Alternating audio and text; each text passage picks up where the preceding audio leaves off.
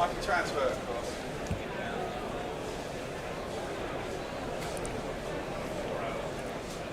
Guerrilla cricket. Whoa. Guerrilla cricket. Whoa. Guerrilla. Take guard, man the barricades, patrol the cover boundary. At last the time has come, this is a cricketing emergency. Hear this call to arms for every cricket revolutionary. Take up your bats and stumps for the test match insurgency. At first they tried to silence us, but we would not. It's offensive, I like it. Threatened us with lies, so we threatened them with violence. Che Guevara, Hello. Sangakkara, Joseph Stalin, Douglas Jardine, Robespierre, Carol Hare, Bar alarms, it's great Vladimir stuff. Lenin, Right, here we go. O'Brien Kevin, Guerrilla cricket. It's not about the winning, it's about how many rules you break. Even in cricket commentary, this is the best advice to take.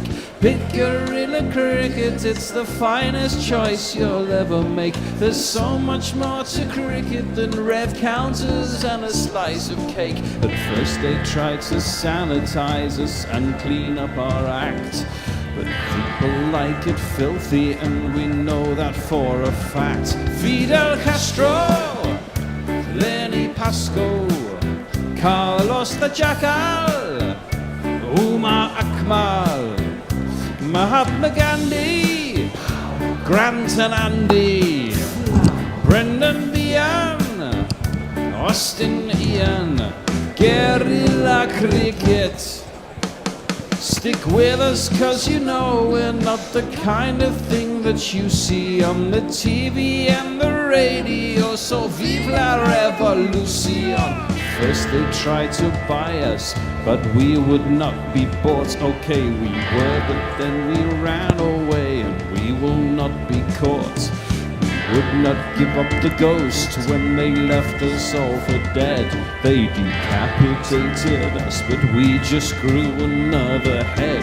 Chairman Mao, Jamie Howe, Ho Chi Minh, Asif Din, Václav Havel, Graham Saville, No Surrender, Percy Fender, Che Guevara, Sangakkara, Joseph Stalin, Douglas Jardine, Robespierre, Darrell Hare, Vladimir Lenin, O'Brien Kevin, guerrilla cricket. Well, welcome to Guerrilla Cricket. It's Mumbai again. It's the Wankhede, home of Rudyard Kipling. Mumbai generally, not the Wankhede Stadium specifically. And if I've rather ruined my lead in there with a Kipling reference, if England can win today, that'll be their second win. But if West Indies win, it would be their second win as well. The shadow of Eden Gardens in 2016 looms large over this encounter, as it always does. And of course, we are back in India. I'm joined by not only the guerrilla tribal elder in Messi Jez. Hello. But a new debutant younger in the shape of Emma Seligman. Hello, Emma. How are you? Welcome.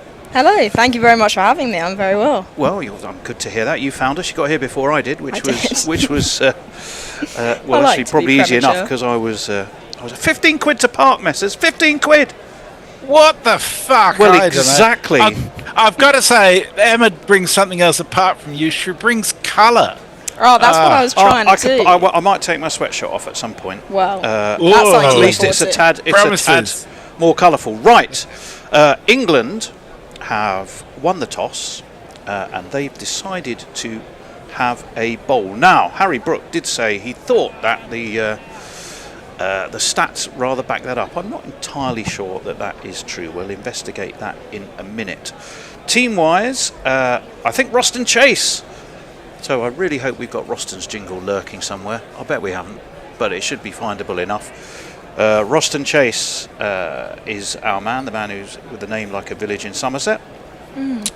So the West Indies, they're going to line up as Brandon King, Shai Hope, Shimron Hetmyer, Rodman Powell, Shafane Rutherford, who's tormented England in the past, of course. Took a hat-trick in the last game, didn't he? Was it Rutherford? He did. He did against Was Scotland. it him? Yes, no, Yeah, he it was. took a hat-trick and then... Romario a fiver. Shepherd, Roston, who's in for Matthew Ford, Jason Holder, Akil Hussain, Shamar Joseph and Gudakesh Moti. England, well, they always announce their team in advance.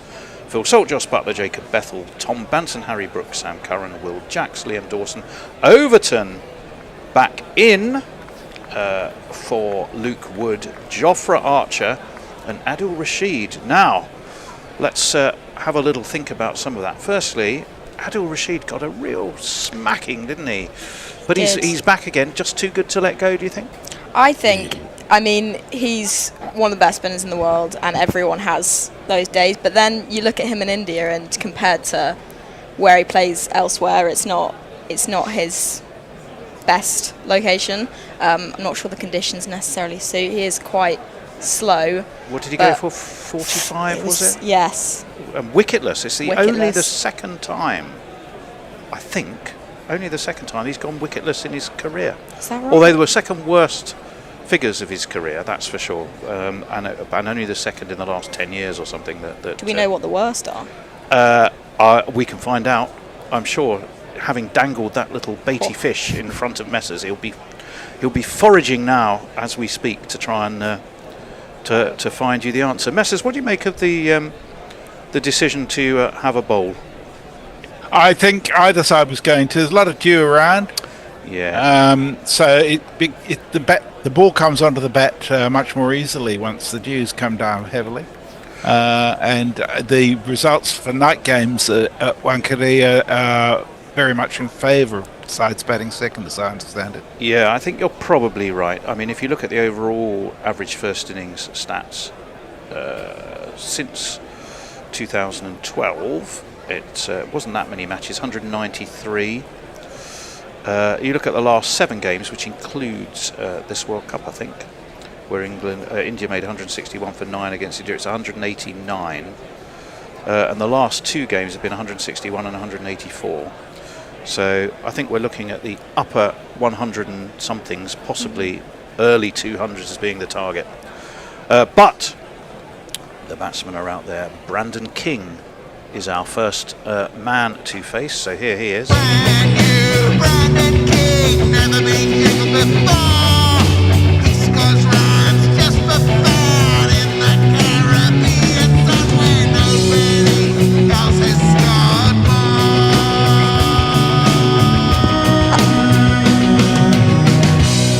Shai Hope, of course, the other batsman, and another man who got a fair amount of tap, and I think also went wicketless. Am I right? He also went wicketless, yes. He did, yeah. Is going to be, of course, if I can find him, this fellow.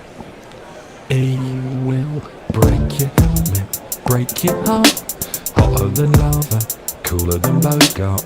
In your face, at your stumps, on your toes, on your mum.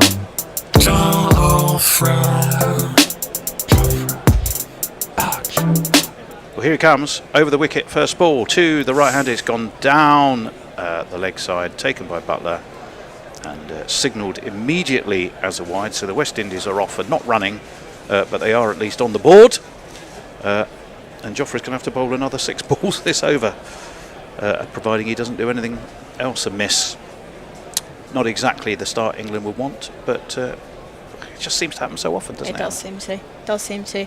But I think, yeah, he's just got to kind of find his way into this. I mean, we know what he's capable of when he's at his best. And well, we'll hold that. That one, a little bit of movement there, just seemed to duck in a little bit at the last minute and was defended by Brandon King back towards Jofra. There was no run. well, that's an improvement. Well, it was indeed. Donovan Cock, South African, I think I'm right in saying, is one of our umpires, and the other one is Aludin Palakere. standing apparently in his 69th T20. They do come and they go pretty fast, quite a heavily laden offside field for Brandon King. A slip in place as well. That's short and wide and dabbed down to third man though. Or third, I beg its pardon. And it is Adil Rashid, who we were talking about earlier. Emma, what do you make of England tending to choose pace? It just seems to me every time in T20s you want to attack with raw pace, which is England's way, and it gets biffed all over the place because the pace on the ball just helps it to go quicker to the boundary, and it always frustrates me. Is that just me? Or? No, I think that's fair enough. I think if you...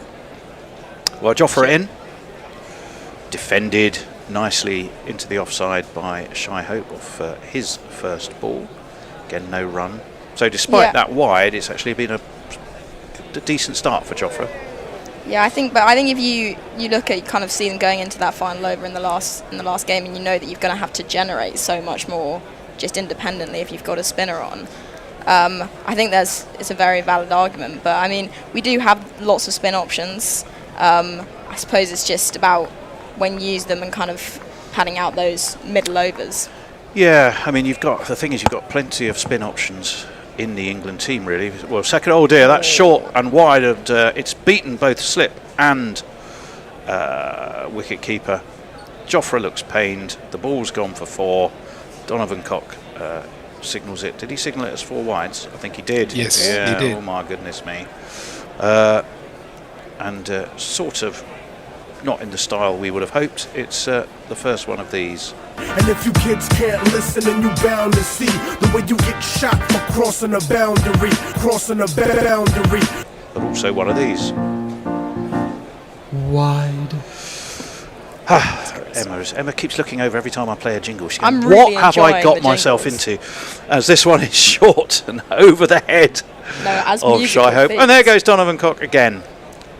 Oh dear. His name may be Cock, but it's his arms that are getting plenty of exercise because we keep seeing wide signals. Sorry about that, missus.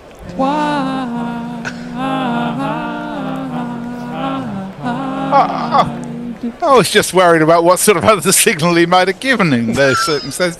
I hope you've warned Emma that she's going to be quizzed to within an inch of her life about everything she's done up to now. Well, we are going to come on to that, and that is defended in its offside.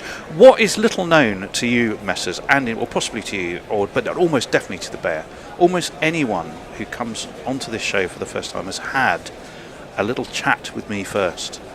We don't just let anyone walk through the door and just chuck a microphone on themselves, you know.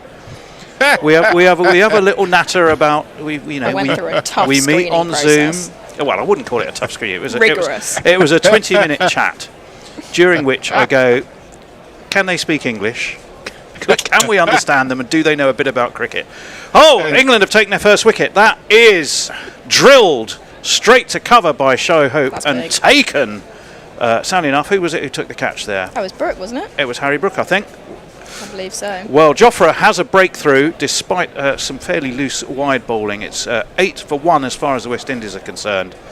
Let's have a look. Was it Harry Brook? It's hard to tell under that cap. But there's a pat on the head for Jofra from the peroxide mulleted man. Was it Banton? It was Tom Banton. Shai Hope's gone for a duck, looking to get the West Indies off and running, and England, I think, will take that after a fairly loose over. We'll give him a touch of this, I think, Shai Hope. You silly little boy, what on earth were you playing at? Oh! There you go. Can't whack a bit of Stephen Fry, That's can incredible. he? Now, you'd think it would be the end of the over as well, but of course it isn't, because we've had a wide, 4 wides, another wide, just the one off the bat, and then a wicket. It's been a bit of a curate's egg of an over. Yes. I'm not convinced this over's going to end. Well, who knows? Well, they're talking about... Did you see the super overs this morning? I did not. I woke my up to word. them. Did you see them? Oh, well, yes. Our chat group was not surprisingly bet it was. absolutely humming as people realised not one super over, Right. but 2. And do you know what? The really crazy thing was, I think Afghanistan, they had a free hit off the final ball of normal play, I think. Decided to try and turn 1 into 2 and then got run out. And there was still another ball left. So they effectively had another ball left, and surely they could have hedged their bets and gone, well, all we got to do is now to win, tickle a single, because we've already guaranteed the super over. But they went for the second. It was a sharp piece of fielding, a nice piece of wicket keeping. How different could history have been? Right, wicket taker Jofra Archer is coming around the wicket to the left-handed Hetmyer, who was late to play that. He was late arriving in India, and he was held up by visa issues. But it's the end of the over. Finally, it was a good ball first up for Shimron. 8 for 1. Jofra's got a breakthrough. Messers. We have a super chat from Jay Grover. Of course. Sends us £2 to say hello to Emma. Hello. And then punch Tony. What for? Why? Any reason? I feel I've got a conflict of interest here. Remarkably harsh. Well, I'm a bit worried you even considered it as a potential option. I mean, £2. You've got to do as you're told. She's talented and cheap, apparently. But there we go. Right. Hey, that's what I tell everyone. That's my opening line. It's 8 for 1. Right. Lots of people with us. I'll just list them. Go on, fire away, Mrs. Jay Banana Brooks, Rich Turner Music, Eric J, Leah, mailboxes, etc. Headington, whose name I can never remember. Hold that thought, because Sam Curran's into the attack, the left armour, and he tends to be expensive early on. He might have a wicket first ball. He has. It's been launched to deep point, and diving forward was the old salty sea dog. Bearded, capped, and now with a catch to his name. And Sam Curran has taken a wicket first ball.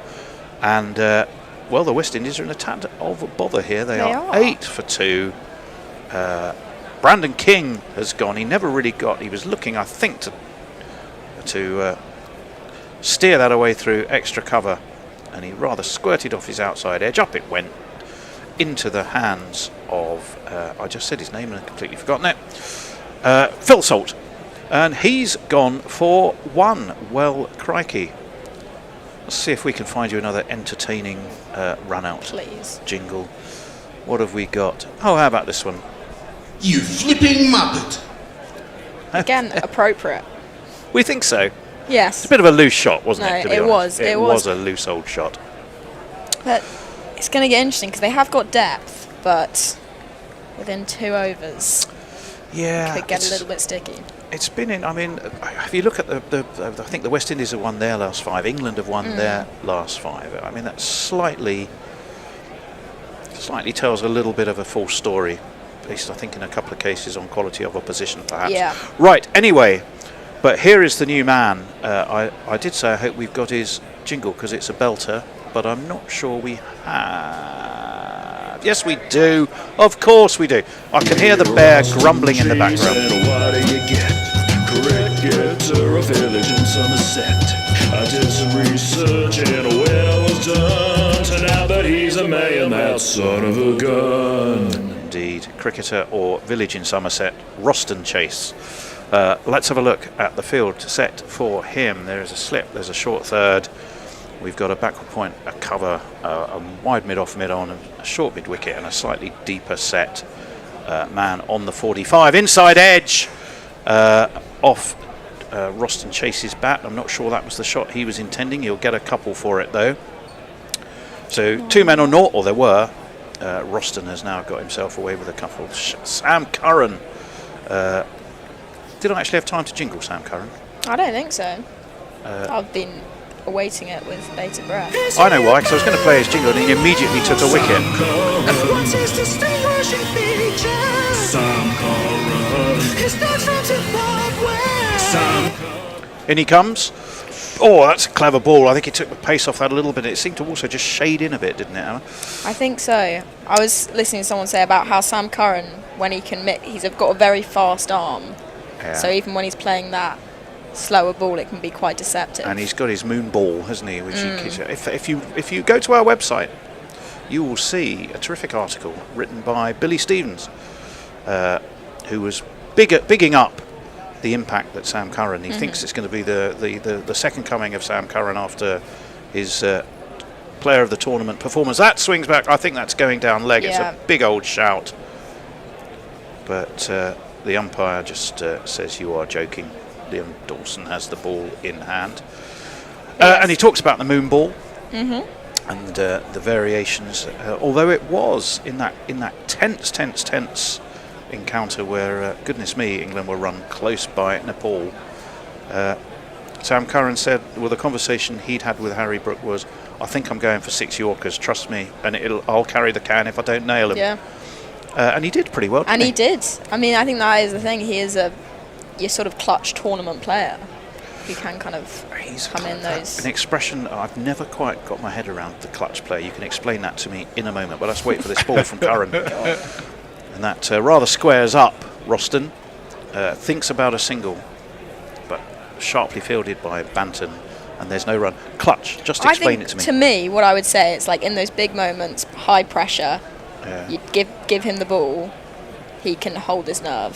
That's what I would say. That I understand. I get that. What I don't understand is the origin of why it's clutch. Well, I can't help you there, but is it? Not to worry. It's when you Is it in clutch a your car? balls and hope it all goes okay. Yeah, Well- bang on. We look up the etymology. Well, possibly. Right, Sam Curran, that's a good ball too. Right on the money. We've seen Sam Curran be a bit expensive of late, early on at least, although he's hauled it back. But there, he's gone for just 2, and he's taken a wicket. Yes, that's a very good over. And it is quite a magnificent over. Right, Messers. Lots of chat on the chat about the Afghan-South Africa game. Some people traumatised by it. It really was an extraordinary thing. But I think, was it Banana Brooks? Eric J said it was the craziest end to a game he's ever seen, and it really was. It was absolutely I would go nuts. along with that. It sort of rivaled the England win at Lord's in the World Cup. Right. Archer continues. That's a beautiful shot by Shimron Hetmyer. He's absolutely leathered that away through cover and got his first boundary, indeed his first runs. He's away with one of these.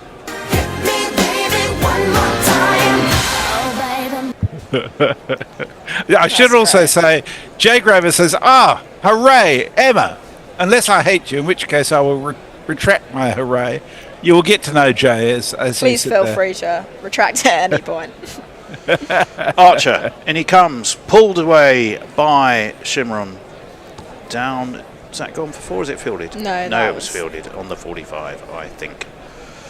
So 5 off Joffre's first 2. And also a welcome from Stephen Kelk in the Netherlands. He says, well, hello there, everyone. A new face wearing non-grey clothes. I didn't realise there was a dress code, so. Well, It's not a dress code, it's the default. But if you wear grey or brown, Genuinely you don't have harsh. to wash it too often. That's a very good point. Genuinely harsh, is that? I seem to have completely lost my West Indies notes. Maybe I forgot to copy them into my file. Never mind. I'll make it up as I go along for now. But it's going to be Roston who's going to face Joffre. That was a leg by that got him onto strike. So he's going to be bowling to Roston Chase. He's faced 5 balls so far. Oh, that's a clever ball too. Not the quickest he'll bowl. Sort of almost floaty hammer outside of off stump, but it rather fooled Roston, didn't it? Yeah, I think he just misread that one. But he's just got to kind of get his iron, mix those up. Well, they're going to be, yeah. No, you're right. I'm sorry, I didn't mean to interrupt you, but I was going to say that both Sam Curran and Joffre have notably taken the pace off the ball rather than, well, in Joffre's case, of course, raw pace is his asset, but it can be his weakness, I think, in T20. But he's varied things quite smartly today. He's coming over the wicket to Roston Chase. That's a nice draw. That's beautifully threaded between cover and extra cover. Big old smile from Darren Sammy, isn't it? And it's 4 runs.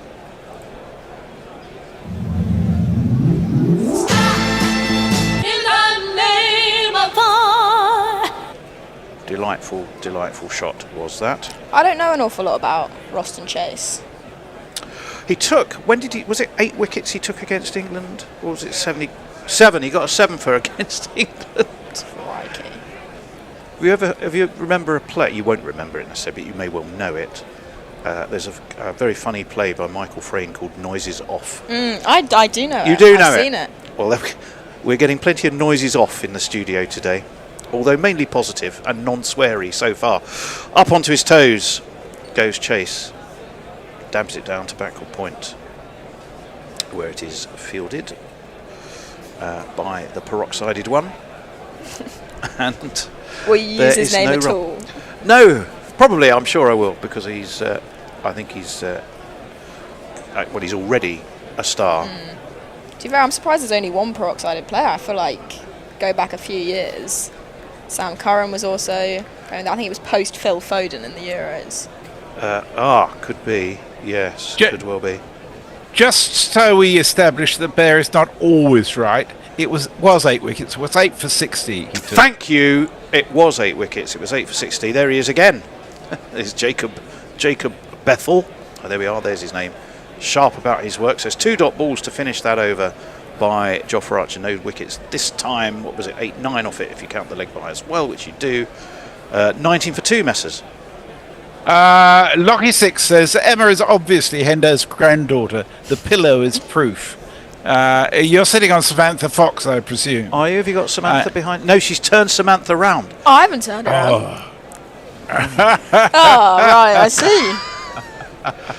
Nice one. And in relation to your guardianship of the space, Stephen Kirk says one does not simply walk into Mordor.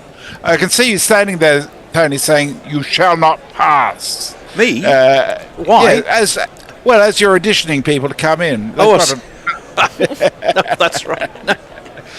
I do. Well, I take the quality of our show seriously, even though we have fun. Banana Brooks may be on the slippery side. He says, first wicket, first tot of rum, lovely. Well, if the West Indies collapse, you could be in a mess. Sam Curran is going to be bowling to Shimron, who defends stoutly.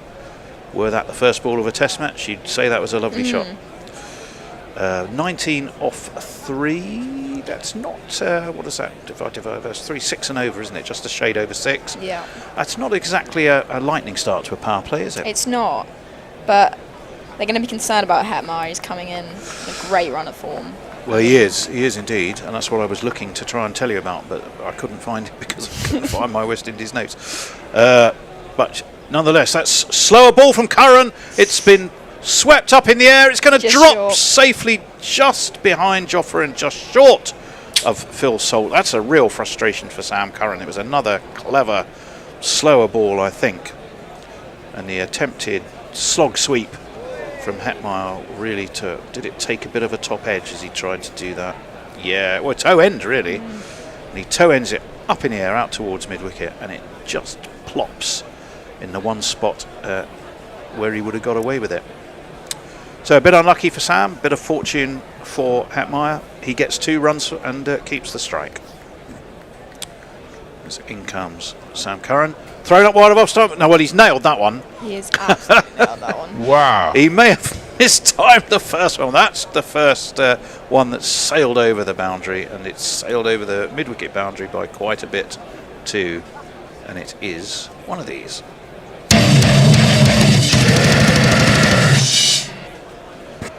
He absolutely got hold of that, didn't he, did Shimron? An unbelievable shot. And they I think it was 2-3 days ago they put number 6s in a tournament, and we said, really, what? How many? But it was some. I don't know how many it is now. It was 66 at the time. It was 66 at the time, yeah. And then we thought, well, actually, no, probably that's obviously correct. Right, that's neatly clipped round the corner by Hetmyer. Emma said he's been in a shade of form. Well, he's got 12 off the last 3 Sam Curran balls. And against Scotland, wasn't he? Was that fastest West Indies half century? He could well have World Cup? been. Right, okay. I'm going to test your musical knowledge now. Oh, no. This wasn't in the audition. Band that inspired this jingle. Not your generation. Blur. Right, okay. Don't slam the door on your way out. Is it? Am I even the right decade? No, not even close. Not bad. Right. Not that far away. Right, Sam Curran. Oh, inside edged. They're going to take a very sharp single. The man on the 45 gets there. A wayward throw comes in, and they do ultimately get a single. It was Overton, he of the lantern jaw, who put in the throw. But they got themselves a single. The score moves on to 32 for 2. It's the Ramones. The remote, right? Okay, what era is that? 70s. 70s. Birth okay. of punk. Okay. To be fair, I'm actually not terrible at 70s, and that wasn't a great. We used to have a 70s CD in the car, but I don't think that was on it. We used to have a 70s CD. Yeah, it was now. Marvellous. That's what I call 70s. We had an 80s one. Well, there wasn't much music in the 70s. 32. So I only know about 30 songs. Much of it, let me assure you, is best forgotten. As that one is hauled away to deep backward square. It gets himself another single. And is that 33 for 2? We can go back to Tribal Elder Messers. Graysake says, pity you guys didn't cover the Australian-Ireland game. Commentary gave me the absolute shits. One of those commentators should be banned. Shouldn't just be banned from commentary. He should have his lines removed. I think you may be referring to Matthew Hayden, who's a pain in the arse. Is he still wearing his big hat? I didn't notice, but it was a dreadful game because Ireland are so rubbish. Australia aren't very good. Poor. Yeah. Well, as soon as they lost their captain as well, it was just. Yeah. Mr. P in it says, "Oh, Tony gets all polite with the new lady." Who says this? I am polite. Why would I not be? Right. Change of bowling. Oh, here's another peroxided yes. top for you. It is Will Jacks. Very interesting quote from him that, after the Nepal game. That's a good ball to start with, right on the money, and Chase can just drive it straight back to him. Sometimes you've got to win ugly, he said. Well, his hair does, certainly. Yeah.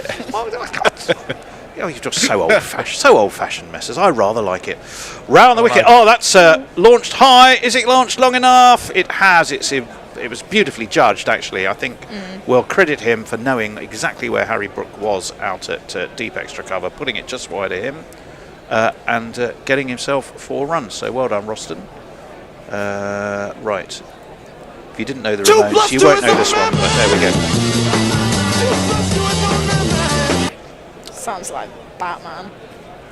So you're bringing us in comes Jack, swept. That's going to be 4 as well. Swept away backwards to square by Roston. He adds 4 more to his score. 4 more to West Indies, 41 for 2. We have a super chat from Stephen Kelk, who sent €2 just to say, Tony is my hero. Why?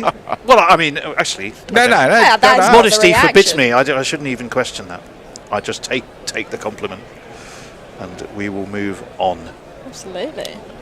8 off this last 2 balls. That's Fuller from Will Jacks, but it's threaded through the narrowest of gaps between cover and extra. What a shot that was, Emma. That was a very good shot. He just saw it completely cleanly. I mean, a bad ball, but took advantage of it. Talking of taking advantage of it, Jake Raver's taking advantage of your cheapness, Emma. He sends a £2 super chat and says, Emma, and be rude about Bob Dylan. No, I'm not having that. Be rude about Bob Dylan? Don't. No, hey, I know at least 3 Bob Dylan songs. Well, that's... Okay, now you've intrigued me. I'm going to need to know which ones. Films. Oh, well, very good.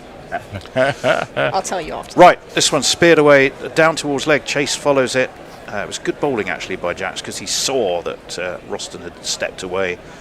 But Roston gets a single because he pushes out to deep mid-wicket. Okay. Well, Jay feels he's misled, I think, because you said if you were paid, you would do what you were paid to do. I said and I would all of a sudden, well, I'm now. You left me hanging on the 3 Bob Dylan tracks you're going to mention. Mr. Tambourine Man. Very good. Like a Rolling Stone. Oh, absolutely.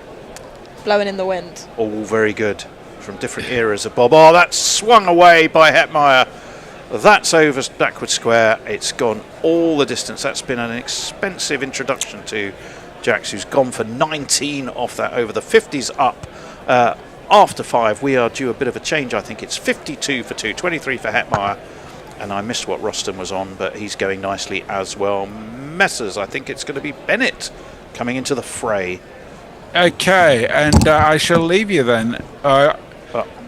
Who's on? It should be Will. Socials? Yeah, It should Will. be Will.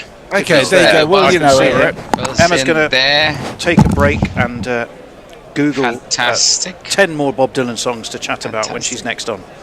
Awesome. Greetings, everyone. Hello, Tony and Will. Greetings to all of you, wherever you are. As you can see, the sun's shining brightly on my face here in the south of Wales.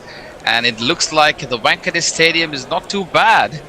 For a winter's day, it's looking really nice over here. How is it over there, Will and Tony, wherever you are? Oh, it's sun shining now, but it's been raining plenty earlier. Oh, hello. Oh, it's Craig Overton, a change of scenery here from the bowling point of view, and this one's outside the off stump. Chase looking to play a lofted shot, didn't get hold of that. The ball ballooned towards the mid-wicket area. Hetmyer is also looking for a single, but no damage done. A bit of drama to start off the Overton spell. So England, after getting on to a good start, 2 wickets, 2 cheap wickets, Will. Not off really good balls, but they were lucky to get the 2 wickets.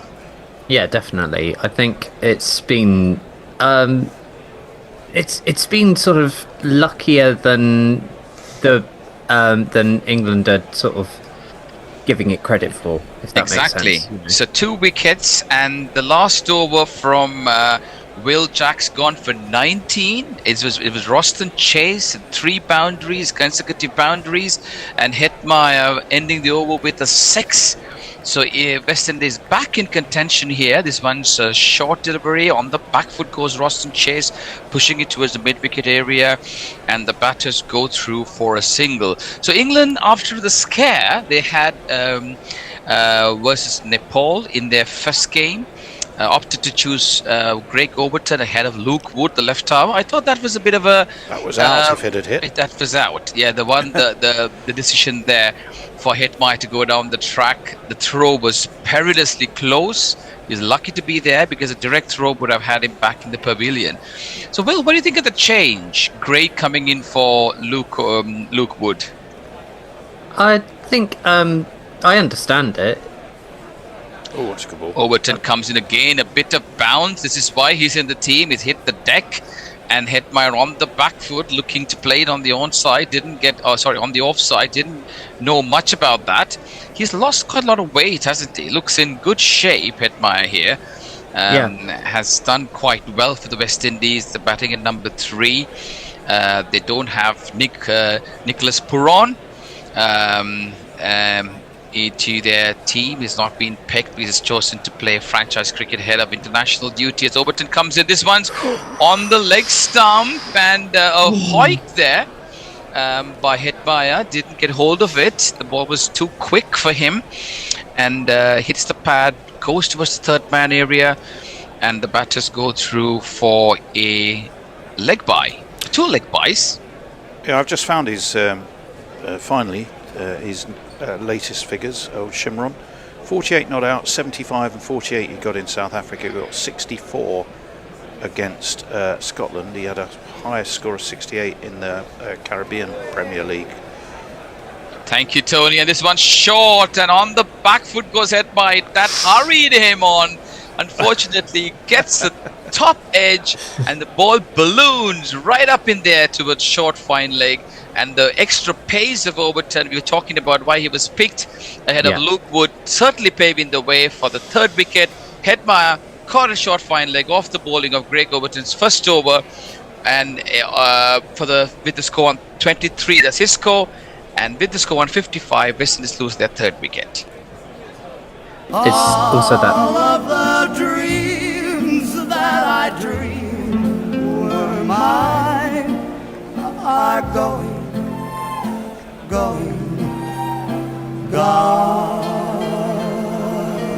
Breezy. I think you described that as a breezy knock, wouldn't you? Breezy indeed, short and breezy. Will, what are your thoughts?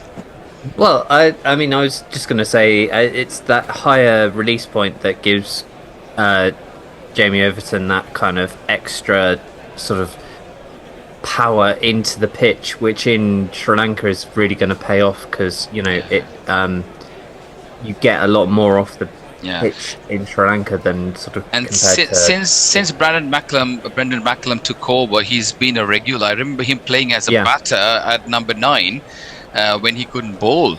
So that's how highly he's rated. He was picked ahead of Sam Curran for a number of white ball series and dropped in the first game for the left arm angle of Luke Wood. I don't think Luke Wood did much wrong, but Overton preferred, and very convincing, and certainly sort of paying off dividend here with the kind of bowling that we've seen. Tall, hits the deck quite hard.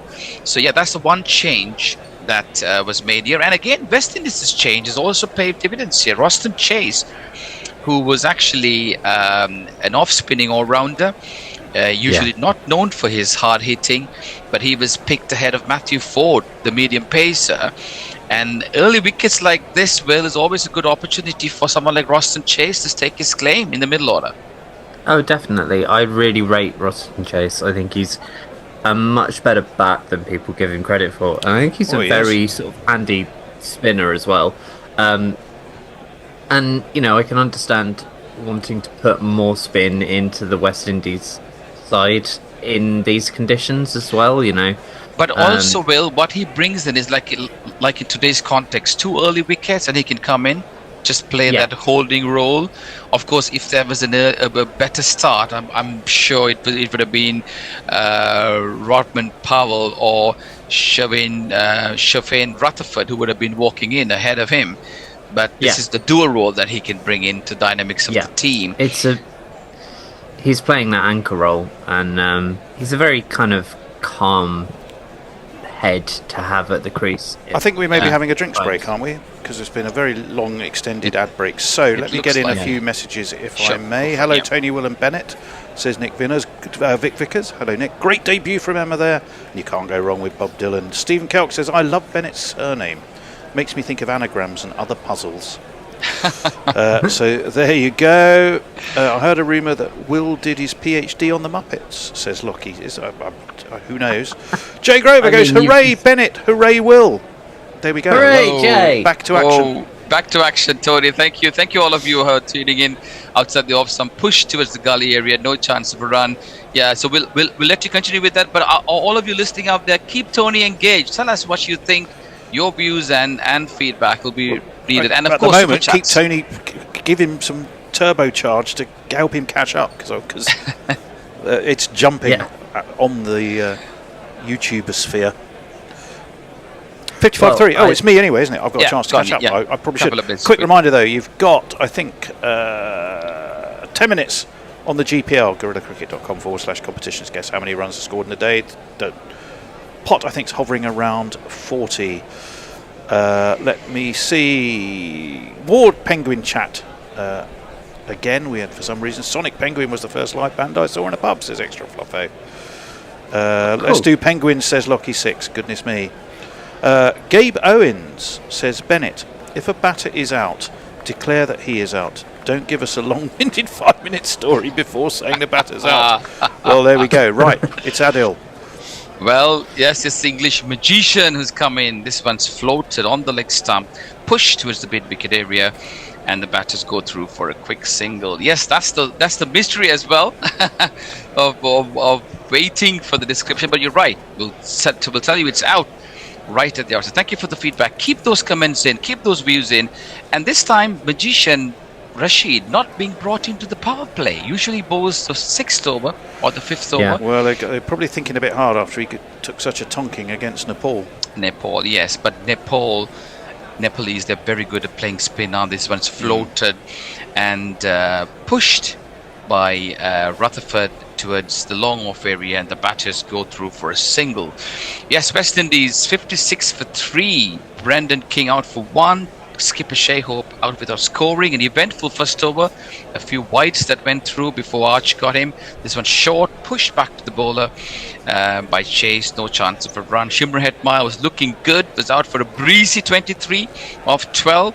Chase 21 of 18. Shervin Rutherford, known for his lusty hitting, has joined him.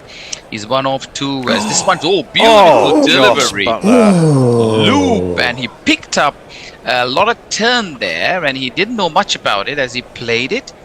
And goes past the wicket-keeper. The batters go through for a single. I'm not sure it should have gone past the wicket-keeper, Will.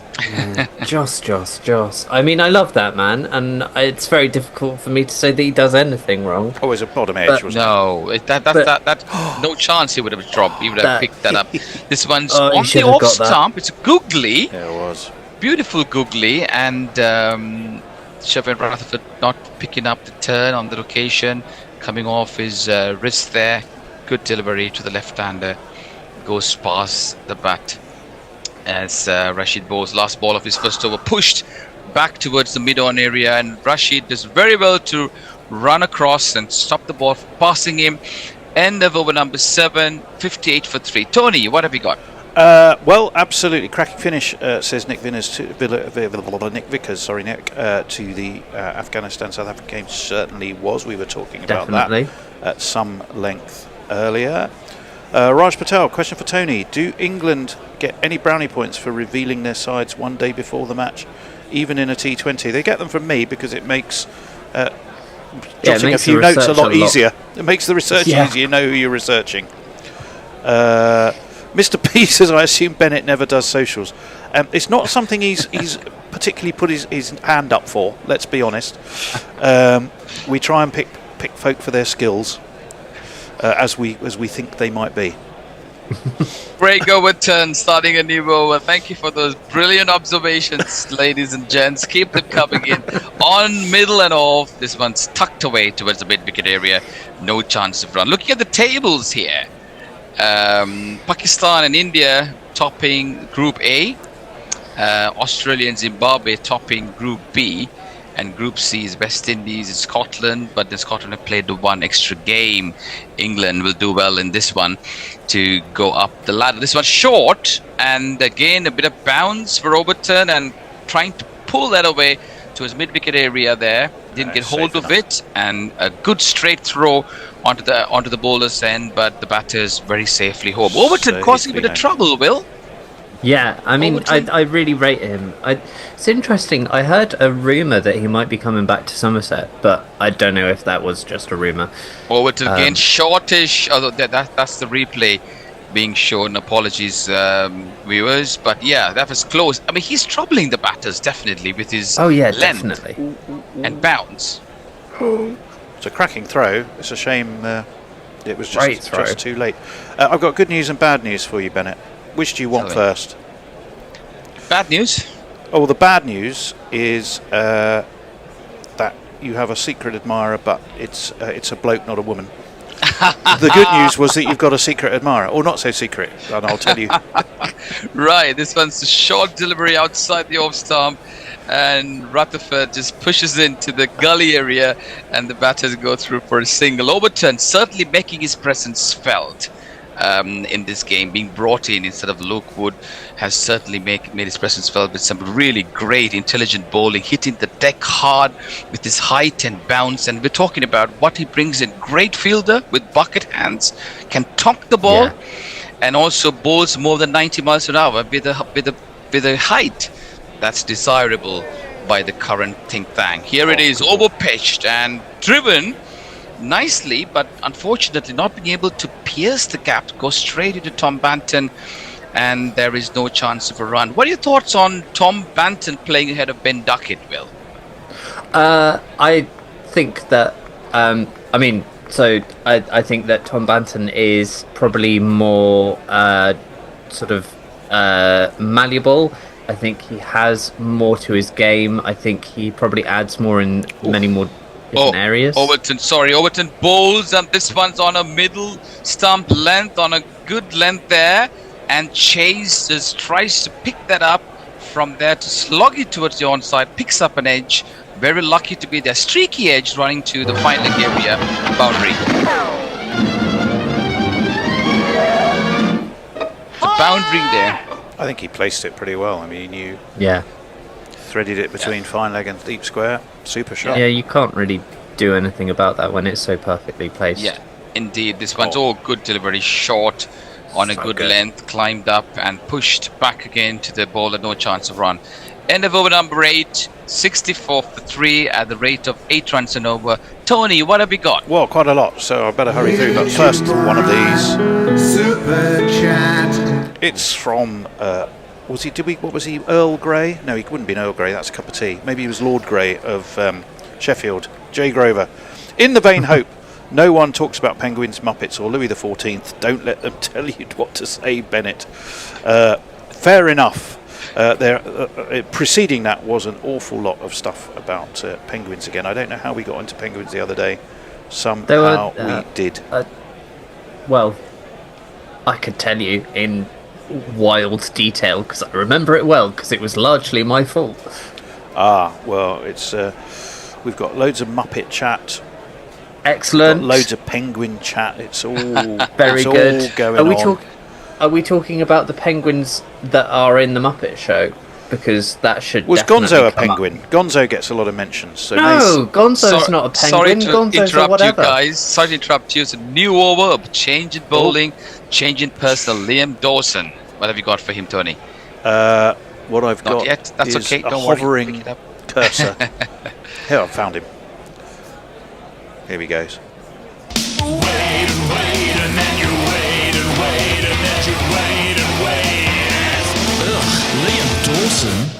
Liam Dawson again. This one's on the off stump to the left-hander. On the back foot goes Rutherford.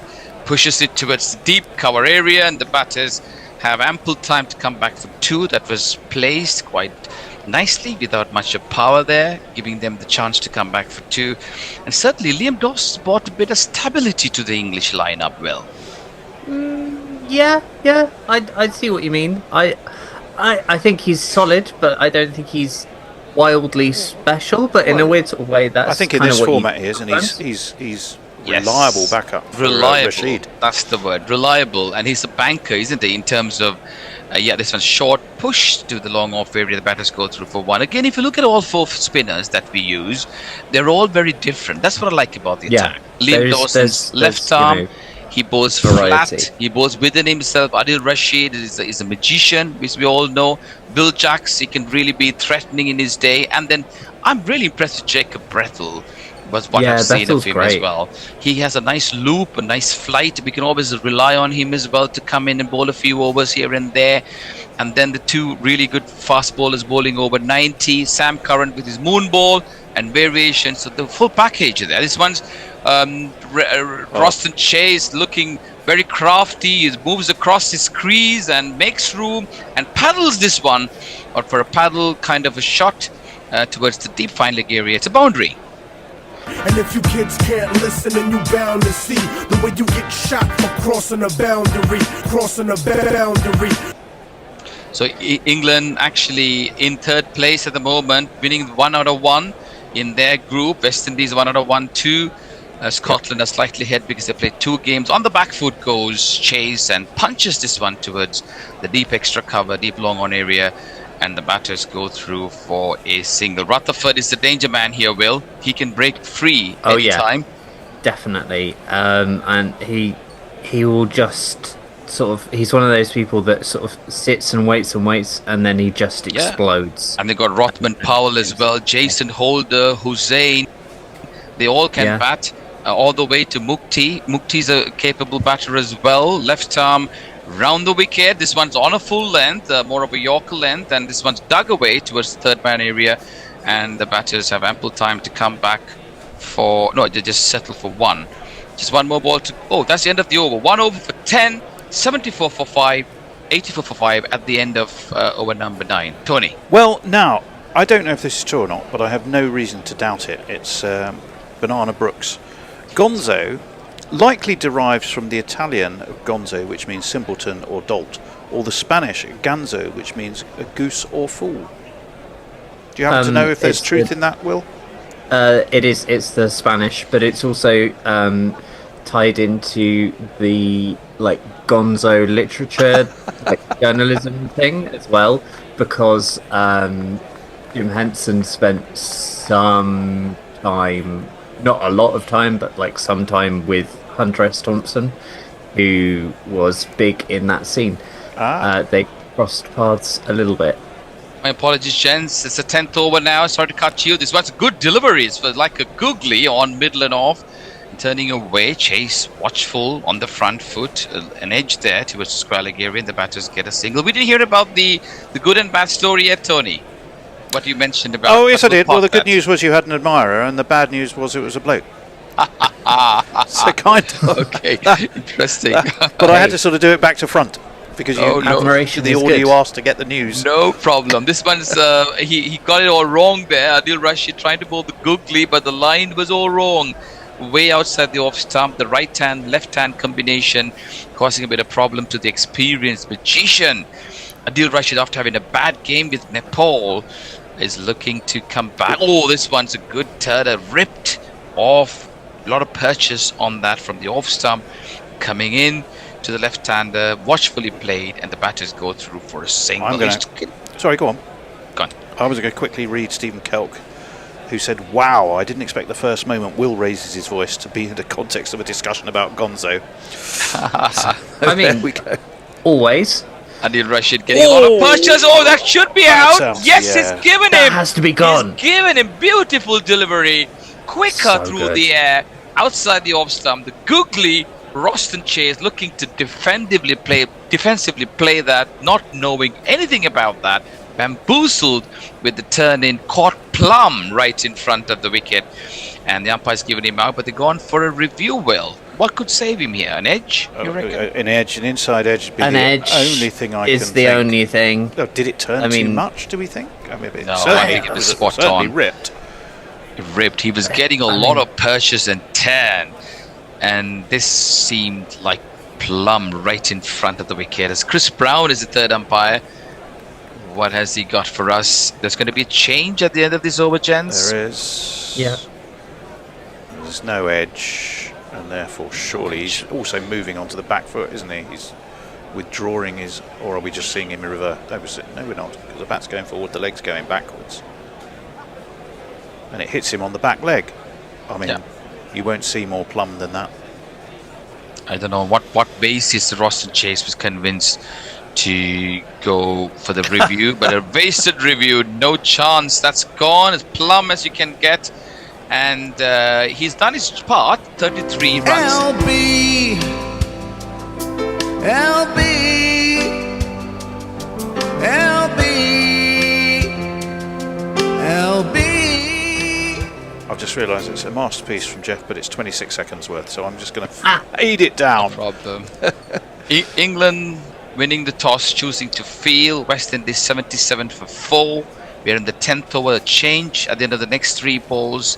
Just to give you an idea what's happened here, Brendan King, Shea Hope, the openers out very cheaply for 1 and not. England lucky to get the wickets off very mediocre balls there.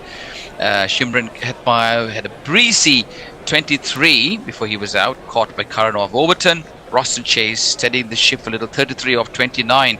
He's just been given out. Plum LBW for a magnificent turn, a googly by Rashid, the 33, and Shafin Rutherford on 8. I'm sure the new batsman is Robin Powell. Yes, the former T20 captain's there. And in the bowling, Archer 2 overs, 1 for 16. Sam Curran 1 for 16. Will Jacks is on for 19. Rodman Powell's got an awesome name. It makes him sound like he's a spy. Rodman Powell's got an awesome name. Oh, I bet his life's full of girls and cars and lots of fun. He's Rodman Powell. It's me. I think that's a bit of Mog in almost country and western mode. This partnership will be crucial for West Indies. This one's so outside the leg and turning again viciously onto the stumps. No chance of a run. Powell watchful. This partnership will be crucial for West Indies. They've got still Jason Holder, who can really give it a bash. Romario Shepherd, he's been the dangerous player who got a hat-trick in the first game for West Indies. Akil Hussain can bat through. This one's a beautiful delivery, looped beautifully in the air, and then on middle and off, a bit of purchase and turn. Prodigious turn on. Adil Rashid back to his best, Will. Yep, definitely. I just hope he kind of. Well, he obviously hasn't let the Nepal game get in his head, but he's too much of a clever operator. England to do really that. missed his meisterly bowling. Oh, this one again, short and a beautiful turn there, but on the back foot was Powell, thumps it towards the deep extra cover, and there should be easily 2 runs taken for Powell to get off the mark. And at the end of over number 10, West Indies 79 for the loss of 4 wickets at a run rate of 7.9. We're due for a change. It's going to be David Brook, Messi. It will be David, we hope. I always add that whenever David Brook's on. It's definitely the Bear because I can see him large in front of me. Well, not that large. He's getting smaller these days. And 79 for 4. T, can you do me a favour? Possibly. Can you ask Emma if she thinks that that Park Life is by the Clash? Alright, see you later. See you later. Oh, by the way, Will, I'm forwarding you a piece called Fear and Loathing on Sesame Street by Hunter S. Thompson. Hunter S. Thompson was a legend. Fear and Loathing is a classic book. The film was pretty shit. All right, Dave, how are you, mate? All right, Bear, good to hear you, man. A bit of an echo on my voice. Is there echo at your end? No, shouldn't be. Okay, good. It's the miserly Dawson, went for 10 in his first over. That's played out by Rutherford for single. How's it looking for you, Bear? How are you? I'm very well, thanks. Enjoying the tournament so far, enjoying the Olympics. There's so much sport on at the moment, it's quite crazy. To be fair. How not to play the googly by Roston Chase. He was absolutely stuck on his crease, wasn't he? Should have gone forward to that one. Well, it's T20, and you're trying to create time and space, and mate, he probably didn't pick it by the looks of things. To be fair. So it's Rodman Powell. He's the new man. He's on 2. So halfway stage, 80 scored by West Indies for 4 wickets. Forward defensive goes Powell. The danger man was really Hetmyer because he's been the man in form. He made a sort of late bid for his World Cup number 3 position because he suddenly hit some form. But he's back in the hutch. He hit 80, didn't he, against whoever it was they played first up, Scotland, wasn't it? Yeah, I think slightly less than that, but he only got in the 60s. That's how it played up to mid long off for a single by Powell. So they're going to be putting an emphasis on these 2, I guess. You've got Jason Holder in after that. All the tail enders sort of can play a shepherd as a kind of a hard-hitting all-rounder. Akil Hussain fancies himself with the bat as well. Moat is good for some runs, but they'll be looking to get it. Well, they need to more than double the score, don't they, to get England concerned here. That's played out onto the leg side by Rutherford for a single. So this is a tight over from Dawson. His first over went for 10. And notice Jax came in there, and his first over went for 19 because Hetmyer took a try into him. Yeah, Jax can be a bit like that, can't he? I mean, he's very hit or miss. He's not very consistent. But, I mean, give him he certainly gives it a rip. I mean, in the last game against Sri Lanka, he got a 4-fer and really took them apart. Squeezing an ad in between overs, I see on the coverage. That was a bit confusing there. That's played back to the bowler by Dawson. It's the ICC, you should know about by this Powell stuff, of Dawson, yeah. Well, you know all about them too, Bear, having done the last World Cup from the UK ICC radio production. Here's Dawson to finish off the over. That's played out by Powell. They're going to take a single, and a very good day to Messers, who's on the socials. G'day, David. Good to see you. So Parrot Bradshaw has just joined us from the depths of despair, no doubt. He's been asked about his views about Ireland. He says there should be a root and branch reform. Milan out, Sterlo pensioned off should be a start. Yeah, they were dreadful. They have been dreadful in both their games so far. Yeah, I mean, it was a bit of a shame. I don't know what was wrong with Sterling. It looks like he pinged his calf, actually. I mean, everyone's talking about his hamstring, but the way he was hobbling, I think it was his calf. Initially, I thought he'd hit the ball onto his foot, and he was going to be fine. It was just he was hobbling, but then he wandered off. So he's a large lad. He's getting on a bit. Yeah, they haven't been great. You know, they come up against good opposition, though, to be fair. You know, 2 teams that they might hope to do better against, but will probably be expected to lose against. Clown Cockney says, Bennett is a great commentator with a fantastic first name. Yeah. There you go. New over. It's Jax coming back into the attack after that very expensive first over for 19. First ball's gone up to long off for a single. And Jay just says, hey up, David. Hello, Jay. Oh, you two get along like a house on fire, don't you? I seem to remember. Oh, we do. We get on very well. Yeah. These days. Yes.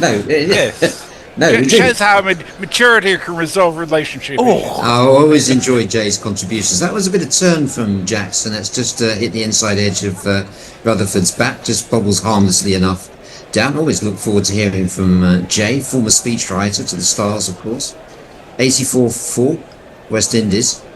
And let's be given some air, and Rutherford accepts the challenge. He's really launched that one all the way for maximum over long on. Lovely shot from Rutherford.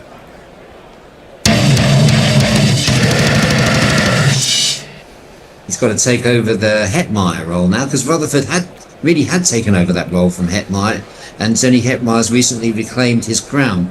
But because Rutherford has been the attacking left middle order batsman in this West Indies team, so West Indies been looking for him to get a decent score here to get them over and above the 80. What would you say would be a winning score, Bear, in this? You need at least 180, wouldn't you say? Well, I often think, I don't know, I mean, that's short. Jackson's pulled that one down, and Rutherford's really launched that one into the top tier, or maybe just missing the top tier of the stand, but it's definitely made the back of the bottom tier.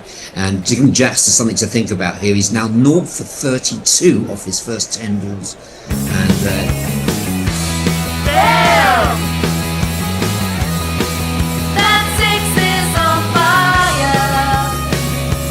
really dragged that one down, didn't he? He really did.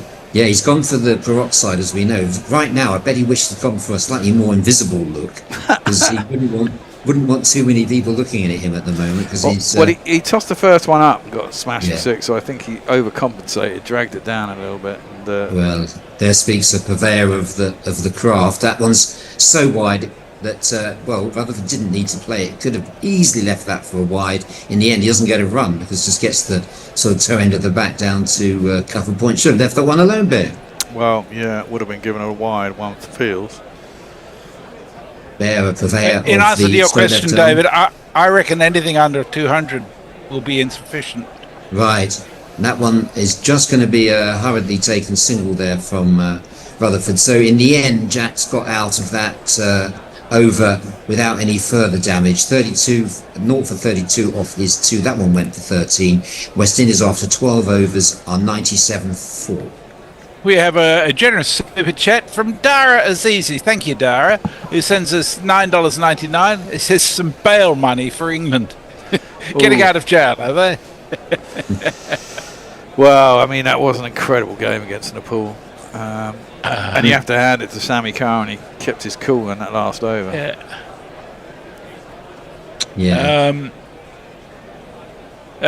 Lockie 6 says, Jay has cemented the word mint in the zeitgeist, much as Bear has done for fuck. Thanks for that one. Tim Wilton Davis says, Fluffy, you are my hero. You are God amongst men. I love you. And Will... sorry, back on. No, we're not. These are replays. These are the wickets. Oh, sorry. I presume they're actually having drinks now, aren't they? It's 13 overs, 12 overs. Oh, it could be. Is this the break where the coach strolls out for a chat? Is that a mandatory feature of this tournament? The coach walking out? Well, I've seen it happen a few times. Have you? I haven't seen it, no. Well, Sammy can. Here's Archer. He's returning to the attack. Hastily taken single. And they get there from Bethel's doing the fielding, I think. And there was that chance for a run out early on, wasn't there, when Archer had a shy at the stumps from very close range, just missed out, could have run Hetmyer out. Anyway, he's got the ball now, and he's picking up after 2 overs for 16. He's in his 3rd over. Yeah, he's been quite expensive so far this World Cup. Joffre. He went for some. He went for 22 off that penultimate over. I mean, that was it. At that point, you thought, Christ, this guy's going to take it over the line. I don't understand sometimes at the end of the game. I know it's not in vogue these days, but trying to hit the Yorker, which is pretty much what Sam Curran did, if you listen to the interview before this game, at the end of a game, is that was exceptional, wasn't it? This one's pitched up, and that's in Powell's range. He really launches himself into that. 2 bounces, 4 runs over extra cover. Lovely shot from Powell. It's Nissan Shi. I mean, I know people try and get underneath it, but it's not that easy, you know. A low Yeah, it full was toss. I think Sam Curran is, much improved player since he's come back into the England team. He's done so well on the franchises, hasn't he? And, Yeah. improved his batting, and his bowling was so good that day, because West England were almost out of it, weren't they? Yeah. Because that was single there to Powell, because you had that, it was the last over but 2 from Archer, wasn't it? He bowled the 18th. The 19th was bowled by Luke Wood, and that wasn't a success either. No, that wasn't. That went for a lot too. Yeah, and that's probably cost Luke Wood his place in the team today. Jamie Overton replacing him, and then the last over, Sam Curran. Yeah, he really did bowl a superb over to close that game out for England. I mean, you got to think of the physics of trying to hit a ball, yeah, right? And I think that's what Sam Curran did. If you listen to, he's got lucky. That's there. a strange shot from Rutherford. What an amazing piece of fielding by Adil Rashid. He saves the boundary, or does he? Looks like he did. It was ended up nowhere near where Rutherford intended to hit it, sort of over his head down at third man. But Rashid, with an acrobatic dive, and the umpire seems to be satisfied with that, saved what should have been a boundary, really. It was, well, they'll look at it. It would have been a 6, wouldn't it? I mean, he just literally caught it, and then he's caught it, realised he's not going to... Yeah, that's... superb. Oh, no, he dropped, it it onto the sponge. That's really unfortunate. Yeah, he sadly hit the Toblerone, as the pros say. And it is unfortunate, because he remembered to release the ball, and he just failed to save the boundary because it hit the Toblerone. So that'll be a 6, as you say.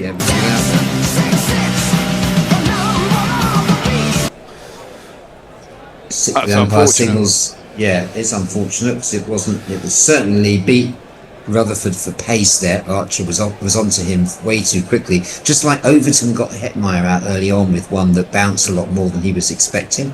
So Archer's working up a bit of pace here on the money, and Rutherford just contents himself with a single out to the skipper at extra cover, watching a real-time replay of that shot. Fantastic get from Adil, though. I mean, he reached out with that and actually caught it with one hand. Yeah. That's unfortunate. Yeah, not bad indeed for the for a man who's a 39-year-old. That's pretty good going, isn't it? Yeah. And Archer and Brook, well, their hands to the sky, not out of frustration, but just how nearly that could have been out. Almost a wonderful piece of fielding by Rashid. As it is, Rutherford gets 6, he's on to 30. It's Rothman Powell, the former West Indies T20 captain, who's on strike now on 10. That's down, it's too leggy from Archer, and that's helped on its way down to the leg side. Fine leg boundary for 4 runs. Poor bowling from Joffa, one has to say.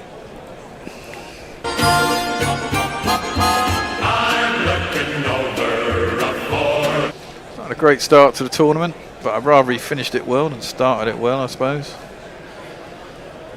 Yeah, don't want to peak too early. But don't want to peak too early. How do you assess England's chances in this tournament? If we get through to the Super 8s, I think we're in the top half of that. I mean, it's T20, Dave. Anyone could win it. I mean, you have to say that India are massive favourites at home. I've got England at second favourites. Yeah, I mean, of the teams left, I think England, South Africa look pretty good. Yes. And you never know with New Zealand. They always come up on the rails. Yeah, they do. I mean, and then of the teams that are left out of that, I mean, West Indies on a day can get a big score. I'm not sure about the bowling. Australia, they won well today, but I mean, you look at that and you think, Christ, that's not strong. They were playing the fucking year fours, and you kind of think that's not the greatest looking Australian side, especially at the bowling attack, because you think, crikey, that looks easily beatable. What other big nations? So, I mean, Sri Lanka, no, not how they played against England. You wouldn't really say they're in there. New over from Dawson. That one's too wide outside the off stump. It's helped on its way by Rutherford. That's 4 runs just backward a point. That was too long. Let's try this one. That's very crisp, that one. Very crisp jingle. Dawson, who's been pretty good for England, hasn't he, in recent times, but that one was a drag down again. This time outside the off stump, helped along for 4.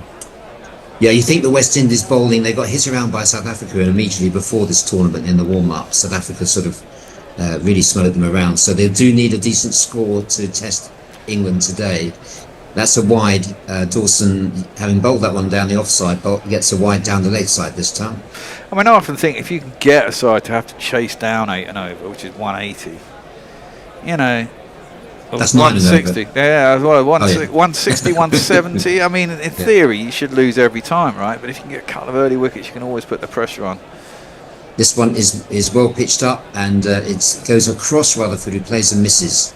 Butler takes 119 for 4. This partnership worth 42 now between these two, so it's just what West Indies needed after those 2 wickets in close succession, Hetmyer and Roston Chase. Dawson bowling over the wicket. That one's thumped down all the way. God, that's just straight into the boundary boards. Lovely shot by Rutherford, showing how dangerous he is. 6 runs to him.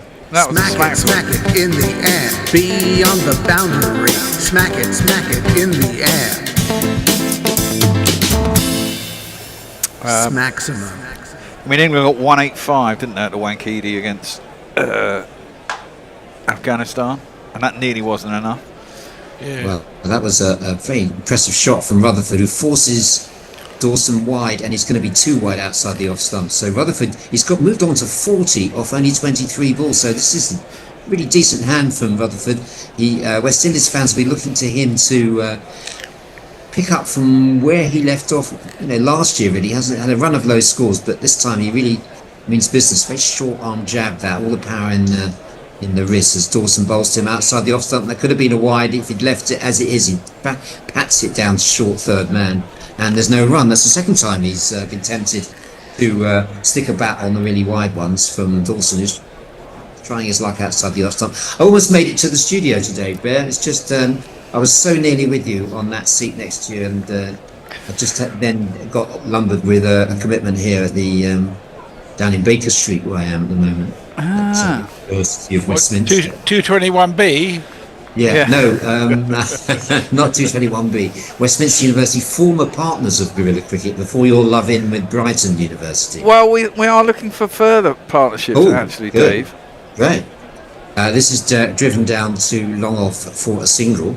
Tell me more, Bear. Well, in fact, they were one of the universities I phoned up actually, but yeah, I mean, we're looking for writers and people who you're the marketing really, aren't you? Though, but I mean, you get in touch with the media department. No, I cover media as well, so I can cover the. Well, in that case, put in a word for us, see how it works, because they said just send off something to this email address, which I've still got on my. I sent a link over to Tone, and we never really did anything about it because Dan Gallen works at East London University.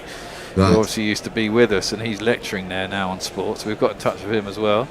Emma's here from St Mary's, which is obviously where a few people have come from before. So I mean, I guess all of the local universities we're into. Good. And that's short ball from Dawson and played out. He'll get through the end of that over. That's the end of the overs. 3 overs for 27. After 14 overs, West Indies 127 for 4. I'm shocked by this. Jay Grover says Norcross dropped the Paul Sterling jingle this morning. I think if he's going to the BBC, go to the fucking BBC. Don't take material with you. He also says Dave and I have been adversarial in the past, but we have put it all behind us due to our love of Sussex. Yes. Banana Brook says England could do with a wicket. Goodish platform. Yeah, they could do with a wicket. There was a super chat from Dave as well. Did you see that? It was about you too. I missed it. Jade just sends £2 and says Jeremy Henderson is now dead to me. What did I do? What did you do? What did Messi do to you? Well, I replied. Somebody was asking Banana Brooks, I think, about a movie. Wild at Heart, is it?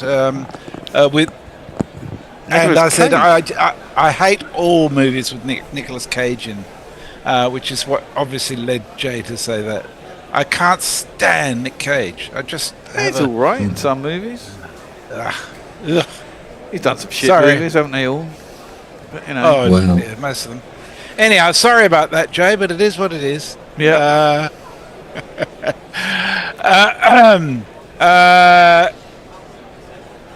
Greystack says any more peroxide in the England team will look like the village of the damned. Oh dear. Lockie Six says unemployed smoker smokes while watching cricket. Gives us all a bad name. That's somebody's confessed to actually buying a pack of smokes when he shouldn't have been. Never mind. It's the way it goes. Smoke's too expensive to buy, man. That's why I vape. Vaping's cheap. Smoking's fucking expensive these days. I need tobacco for my weed, and it costs about 28 quid for a 30-gram packet of tobacco these days. It's tell me about it. I'm funding my wife's smoking habit, and if it wasn't for the triad gangs of China, I'd be in real trouble. How much do they charge for a packet of fangs? I've said too much already. Okay. Yeah. He'd have to kill you if he told you. Well, if it wasn't for vapes, I'd be completely bankrupt because I couldn't afford to keep smoking. That's why I took up vaping. Same here, basically. Khan Cockney says Aussie smokers go to Bali for smoke for a week and drink shit beer. Yeah, that's why Bali's full of Aussies, I suspect. Any particular brand of vape you'd recommend, Messrs? Thinking of future sponsorship deals? Oh, you can't get them now in Australia. I'm living on legacy stuff. You've got to get a prescription to get a vape with any nicotine now. That's ridiculous. No, it's not. It's a really good idea. I look at what's happened in the UK, and you can get a vape everywhere, and it's horrible. Yeah, they stopped doing disposables, supposedly, although lots of places probably do, much like the triad people that you buy your cigarettes off. There's probably a load of those. Well, I mean, every other shop in London is a vape store come money laundering place, isn't it? Yeah, well, exactly. I think it's more of that money laundering, isn't it? You're over from Rashid, and that's played out to short third man, and Rutherford will take a single. Messrs, talking of Australia, how is the social media ban for under 16s? How is that going? Is the government able to? Is that enforceable as a policy? Do you say? I think it's having some impact. If you're really determined to get around it, you will. But I think a lot of parents are relieved to be able to say to their kids, no, you can't do that because it's illegal. Al's gone for a big one here, and it's gone more aerial than distance, and it's gone straight into the hands of the long off fielder, number 75, takes the catch. It is Overton, and Rashid takes his second wicket, 2 for 9, and that's the end of Rodman Powell. The crowd says, you're out. 14 off 13 balls, Powell. You could have done with him going on a bit longer than that. That was just got there too early. He hung his head as soon as he played the shot, and well, up in the air a long way. But you've got to take those, and Overton does. That's why they brought back Adil Rashid, wasn't it? They wanted a bit of control, and they probably wanted a wicket. So that Nepal match was a blip. Rashid's back to his best again today. I didn't see enough of that spell to know whether Nepal just, whether it was. Did they get to him? Rashid, did he end up? They just swung through the line, actually, you know, and picked him up. Some days you get away with it. I mean, it's like any spinner. You can have a bad day and you don't feel you bowled that bad. You bowled a reasonable line and a reasonable length. But, against spinners, because it's not that pacey, if a batsman decides to take a chance and starts eyeing you up, gets it in the slot a couple of times, and, it's very difficult to actually stop them trying to smash you out of the park. Yeah. And it was one of those days for him that just happened. They were really aggressive, took their chances, and got away with it to a degree, Nepal played really well. They did play really well.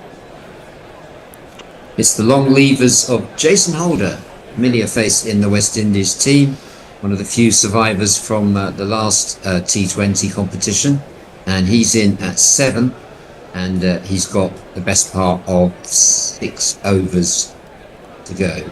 He's on Rutherford's the other end on 40. Talk over the top of it. Oh my word! Yeah, Holder just that was a big vicious leg break from Rashid, and Holder doesn't go fully forward to it and just sort of watches it into the wicketkeeper's gloves. Yeah, Jason Holder. It turned square. Yeah, it did. Now do that with a googly and see what happens. Yeah, here it is. Which one's this? Oh, is it the googly? No, it was the one that went straight on. Out the front of the that's hand. chopped out by Holder, but it's 2 dot balls at this stage of the game. With the run rate still below 9, and as we were saying, West Indies will need to post nearly 200. I agree with what Messrs was saying before, to give England a challenge here. That one is the Goog, and it's played out to. I don't know if Holder read it or not, but it's squirted out to mid. I'm not sure he did, but he gets forward enough, doesn't he? Really. But it was the leg break, slower leg break that got Powell out. Earlier on, we saw a good innings from Hetmyer and Boston Chase in the team instead of Matthew Ford. So Chase getting an outing. He's top scored. Before Rutherford, he was on top score with 33 before he was Rashid's first victim LBW. But disappointingly, Brandon King and Shea Hope both out straight away. One King for one and Hope for no score. Rutherford jogs through for a single. A little bit of a change, a sideways shuffle here. I think we're swapping roles, and Tony is going to take over from Messrs. Good to see you, Messrs. And you. I do want super chat as we change. Jay sends another £2 and says, "Alas, Jeremy does not fear my censure," which is sorry about that. And I think it was Fluffy. I presume you're Tony. Who said, "What the fuck?" Lockie says, "How the fuck would Jez know about the ban on teens?" Well, 3 of my grandchildren are teens, so I know a little bit about them. I'll catch you in the next innings. Yeah, I'll see you in the next innings. Emma has morphed from Tony into Emma. It is nice to have you along. No, yeah, we like to mix it up. Wow, indeed. Overton is going to come into the attack. We've got 5 overs left, 130 for 5. Rutherford is the man to get out, one fears. He could be very destructive here. And he's got a top edge, but it's going to go... 6. It's just short of 6, Dave. But all right, he's had a few lucky hits, hasn't he? Really, I mean, they've gone nowhere near where he wants them to go, which is unfortunately the way of T20. But he's got away with it. He's got another 4. Where I live is the address I give. The 4. I could have gone anywhere. But fortunately for him, it went over the keeper and behind him for 4 runs. 47 now. He's hit that one. He's got that right out of screws, though. And that's gone into the crowd. Faster bowlers seem to be going a long way today, Dave. 50 runs for Rutherford. Yeah, let's give him a jingle for that one, too. You know you lift me with your 50. What can be done about him? I mean, if he carries on here, they will get their 200. All right, and he's got 5 overs left. He's going at nearly 2 a ball. I think England need a test in the group stage. This is their best chance of being given a proper test, and we'd like to see West Indies get to 200 and see if England can get because that's it's a soft group. You'd think this is the game that decides who tops the group, isn't it? That's played up to long on for a single. I mean, England or West Indies expect to win all their games, or should do at least, and therefore if the West Indies win this, they expect to win all their games and be top of the group, and if England win it, they'd expect likewise. Although, if I remember rightly, Nepal have beaten the West Indies recently, have they not? Correct. They beat them 2-1 in 3-match series just last year, earlier in 2025. But that's it. We were doing a test match series at the time. They sent out a second 11, if I remember rightly, though, didn't they? That's pulled out to deep mid wicket. We won, probably 2. Bethel is out there in the deep. Did they go for 2 or did they stop at 1? I think they won for 1. That should have been 2. Oh. Should have been 2. I'd say there were enough of this team. Wasn't quite a second 11. It was somewhere between first and second. So enough of this team playing for it to represent a significant defeat. So you can't write Nepal off. That should be a good game, then. Nepal West Indies. It should be. They'll want a victory. But obviously, with Scotland replacing Bangladesh, it definitely weakens the group and makes this the softest group. It certainly does. Overton coming in, 5th ball of the over. It's already gone for 12. He tries to cut that down to 3rd man. Slower delivery, pace off from Overton. Jabs at it, misses it, goes through to Butler, and there's no run. I enjoyed listening to you, Emma, earlier on today. I didn't realise that was your first Gorilla appearance because you sounded such an accomplished broadcaster. Well, we'll see if I can sustain that. Thank you very much. Moved on to a slightly different role now. Well, so I don't have to think for myself. No. Which is the beauty of this. Just be careful what they make you say on that. You're lucky Mog's not on there. He'd be trying to make you say all sorts of things. 1 ball left in the over. Overton's gone for 19 off 3, which isn't too bad. Last ball and fielded off his own bowling. Hit back to him by Rutherford. And there is no run, 54 off 32 for Rutherford. Over to you, Emma. Well, the main thing going on right now is talk of beards. Beards? Sparked by Gareth Davies saying, we are bereft of bearded players. In this game, although Rashid has a wonderful beard. He does have a wonderful beard, and maybe no one really wants to compete. Well, possibly. Not all West Indians have beard. No, there aren't many West Indian players with beards these days, are there? Ooh, there have been a couple. I mean, we got some stubble, but yeah. But Banana Brooks has now said beginning to forgive the Overton inclusion. Yeah, Overton's he's not a bad T20 player. It's a question of whether they bat him too high. When they bat him at 7, I think he's a place too high minimum. If they have someone else in the team, and here they do, they've got is Jack's batting at 7, or he might I think be Jack's 8. is at 7. Yeah. Then you're kind of okay. He can fit in the side quite nicely, and I think when you have Bethel and Jacks as alternate bowlers as well, then I mean, how many we've used 6 bowlers so far, and Bethel hasn't had an over, so I mean you've got potentially 7 all right bowlers, at least 5 proper bowlers and 2 people who can fill in the odd over here and there. Anyway, Sammy Curran is going to bowl the 17th. Down the track comes Holder, misses it, it's through to the keeper and there's no run. Do you think Sammy Curran will get to bowl the 20th over today, Dave? Definitely. He's put himself first in the line for that after his tremendous performance against Nepal. My mate James over in Thailand watching this has gone over on Hetmyer. Well, I wonder if he's gone under on Salt, King and Hope, so he's doing well there. But you've got to hope that Salt gets out. Has he got enough of that? He has got enough of that, you know. He's got big levers as Jason Holder. He didn't seem to hit that too hard, but he hit it well enough, timed it beautifully. And it's gone all the way down for 6 runs over long off. Well, he isn't a long off. 1, 2, 3, 4, 5, 6.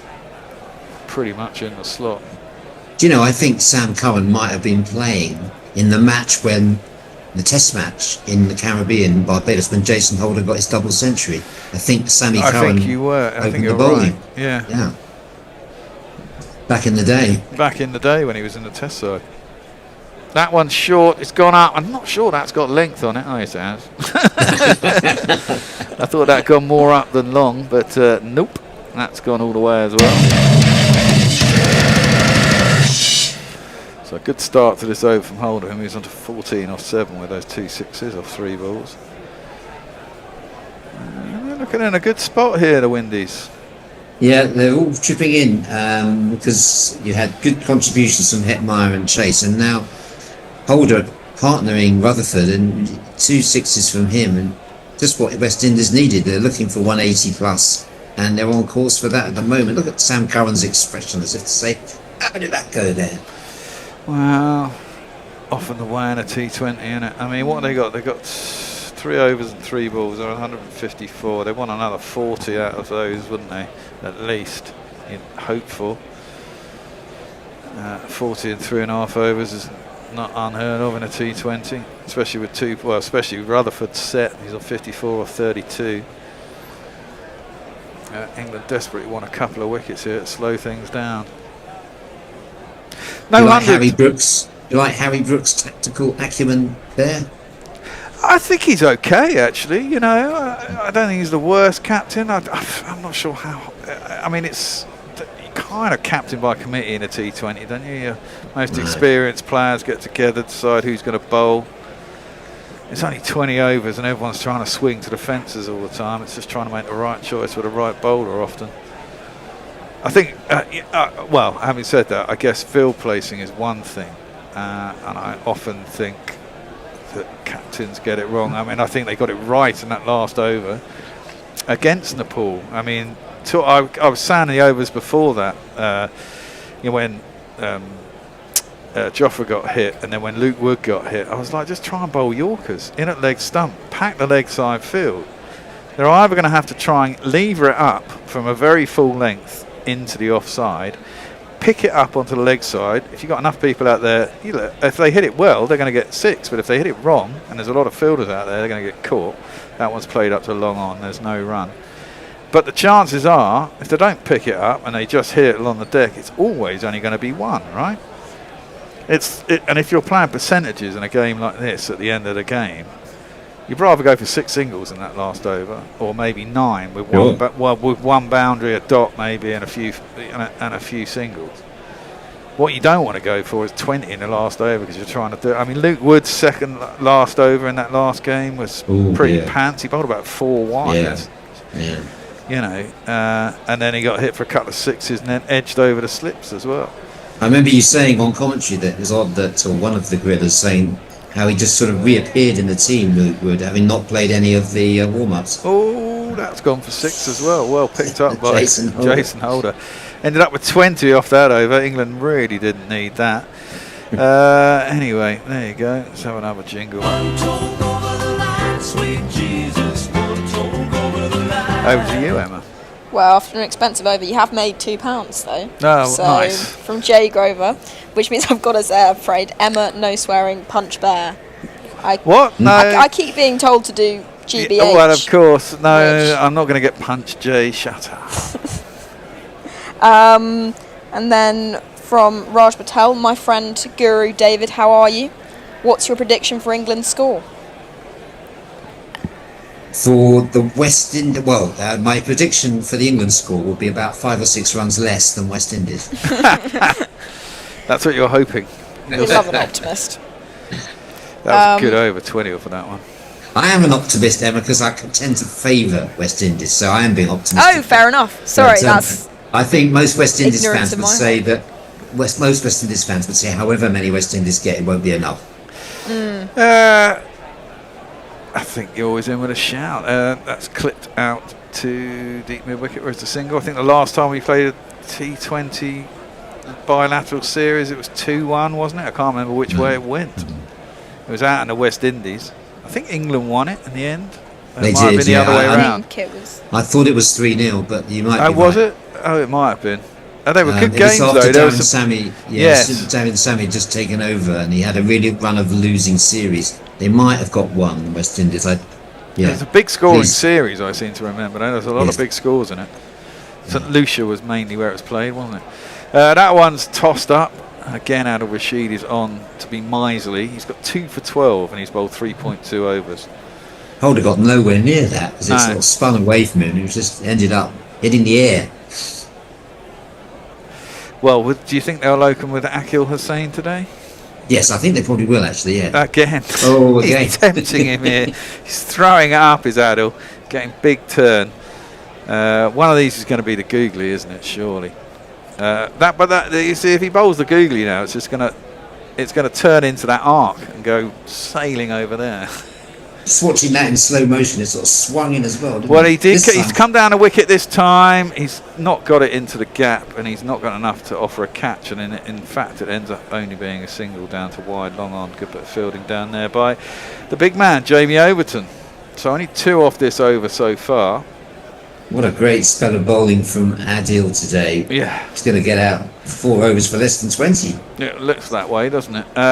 Considering he went for over 40 the other day. It's all swings and roundabouts for him. Tossed up. And that one's gone straight up in here. This could be the end of Shafane Rutherford. It's going to be caught and bowled. No, it's not! Adil Rashid, you fucking idiot! He's dropped it off his own fucking bowling. Then he's thrown down the stumps in anger, and they're going to get an extra run. Muppet. Absolute muppet. Oh dear, you cannot do that. I mean, yeah, it went a long way up, and yeah, it was over his shoulder. Maybe he should have left it to someone coming in, but Bear turns the air blue in the crickets. Fuck me, that's so annoying. What? Yeah, he ended up snatching it. He wasn't close enough to it. He ended up putting his hands out right at the end. That's always the way. I think when it's coming over your shoulder, it's a lot easier to deal with it when it's coming at you. You should have probably left it to whoever where that was coming in from extra cover. But anyway, he bowls a googly to end the over. It's driven out to the cover boundary, and it's a single. Rutherford's smiling. Adil Rashid is angry with himself, and Rutherford offers him an arm round the shoulder. That probably won't make him feel any better. His figures are good though, 2 for 16. Yeah. Should have been 3 for 13 really, but he's bowled well today, Adil Rashid. Emma, did you share Bear's displeasure at that? I certainly did. Yeah. No, I think that was poor form, I would say. Yeah, poor form. Poor form. We've got $2 from Brian in Brisbane. It's not really a question. Emma's first Bear tirade. Yeah. Yeah. That's what it gets like here, you know. We get involved in our cricket. Yeah, absolutely. Nick Vickers, crikey, will have to beat Scotland if we don't win this. Yes, we will, which last time we played them was looking dodgy, wasn't it? But fortunately it got rained off, I seem to remember. Yes. What else we got? Bear fuck counter at 58 so far. Oh, okay. Who's counting? Lockie 6. That's pretty good. That's not bad. Quite sweet that he's counting. Yeah, well, I know. It's only 10 overs. That's 6 Do you not have one in the corner of just... Archer is in, round a wicket, first ball to Rutherford. And he drives it down to long on for a single. We've got 2 overs left, 168 for 5. Now, if they could keep them down to 190, I think they'd be reasonably happy. Oh yeah, I think they will. As you're saying, Bear, the harder they come down, the harder they're going at the moment. So Archer's gone for 33 off his 3. So it'll be interesting to see what he can get away with in this over. Can he get one of these wickets? That was 90 miles an hour. Pretty rapid. So they've got Moti, Akil Hussain. What are the Shepherd, of course. Chase, of course, replacing. Oh yes, of course. So they've got a choice of 3 spinners. Yeah, and the wickets taken turn. Then they've got Holder and Romario Joseph and Romario Joseph. Yeah, so they've got 6 bowlers as well. Good shot from Holder. He's given himself some room outside leg stump, chopped it square on the offside. Bethel is much straighter at sort of a normal cover position. It's gone just behind square to get himself 4 runs. Get some 1, 2, buckle my shoe. 3, 4, shut the door. Get some sympathetic applause from Archer because he made a good effort to get that, but it eluded diving Bethel on the cover boundary. Bethel's a Barbadian as well, isn't he? He is. Yeah. Attempted Yorker, but it will only be a single. See, that's generally what happens with a Yorker. If you miss it, it doesn't tend to go too far. They're very proud of Bethel in Barbados. He gets a lot of coverage. They follow his every innings because he was in all the junior teams, right up to the age of like 14, 15, I think. Yeah. Did he get when he went to Millfield? Is it Millfield he went to? I'm not sure. He got a full scholarship somewhere. Somewhere. I'm not sure if it was in the same way that all the others did. Shea Hope, of course, got a scholarship to Bede School in Sussex. Turned down by Sussex he went for a trial there. Oh, now has he got enough of that for Rutherford? Oh, just. And it's just gone over. Pretty big hit there. It was a pretty big hit, but he didn't get all of it, did he? Because it looked like it was coming down just around on the rope. Bethel actually, I think, caught it again as he was diving over the ropes, but he couldn't haul it back into play. Just dropped it in a sea of peroxide. Yeah, yes. And it went for 6. No, he didn't catch it. I thought he caught it. A flash of peroxide. That's what I meant to say. Just flashed a bit of peroxide as his cap got dislodged as he hit the serve. Number 82, Bethel. Well, 12 off this over so far. 2 balls to go. Again, you see, the fuller ball, sweet. Goes out to long off, maybe 2 this time. But, I mean, that's always acceptable at this time in the game. What you don't want to be getting hit is picked up over the boundary.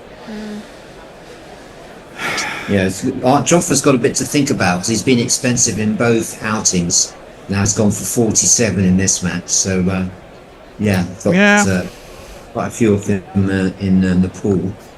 That's true, but as I said earlier, I'd rather he ease himself into a tournament and I think sometimes when he's played enough in the IPL, he should know how to bowl in India, but sometimes you've got to pick the pace of the wickets, realise how it's going to work, what's going to work at what point in the day.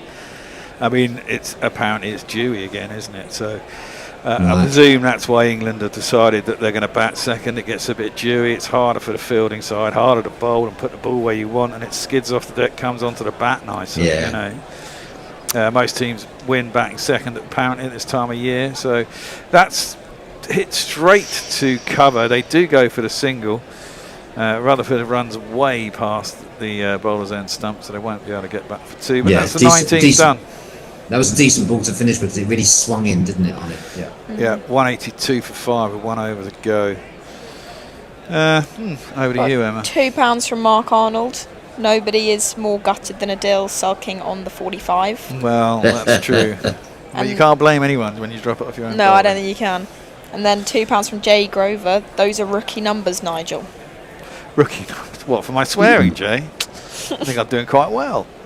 Well, hey, the day is still young. The day is young, and there's a couple of beers still in the fridge.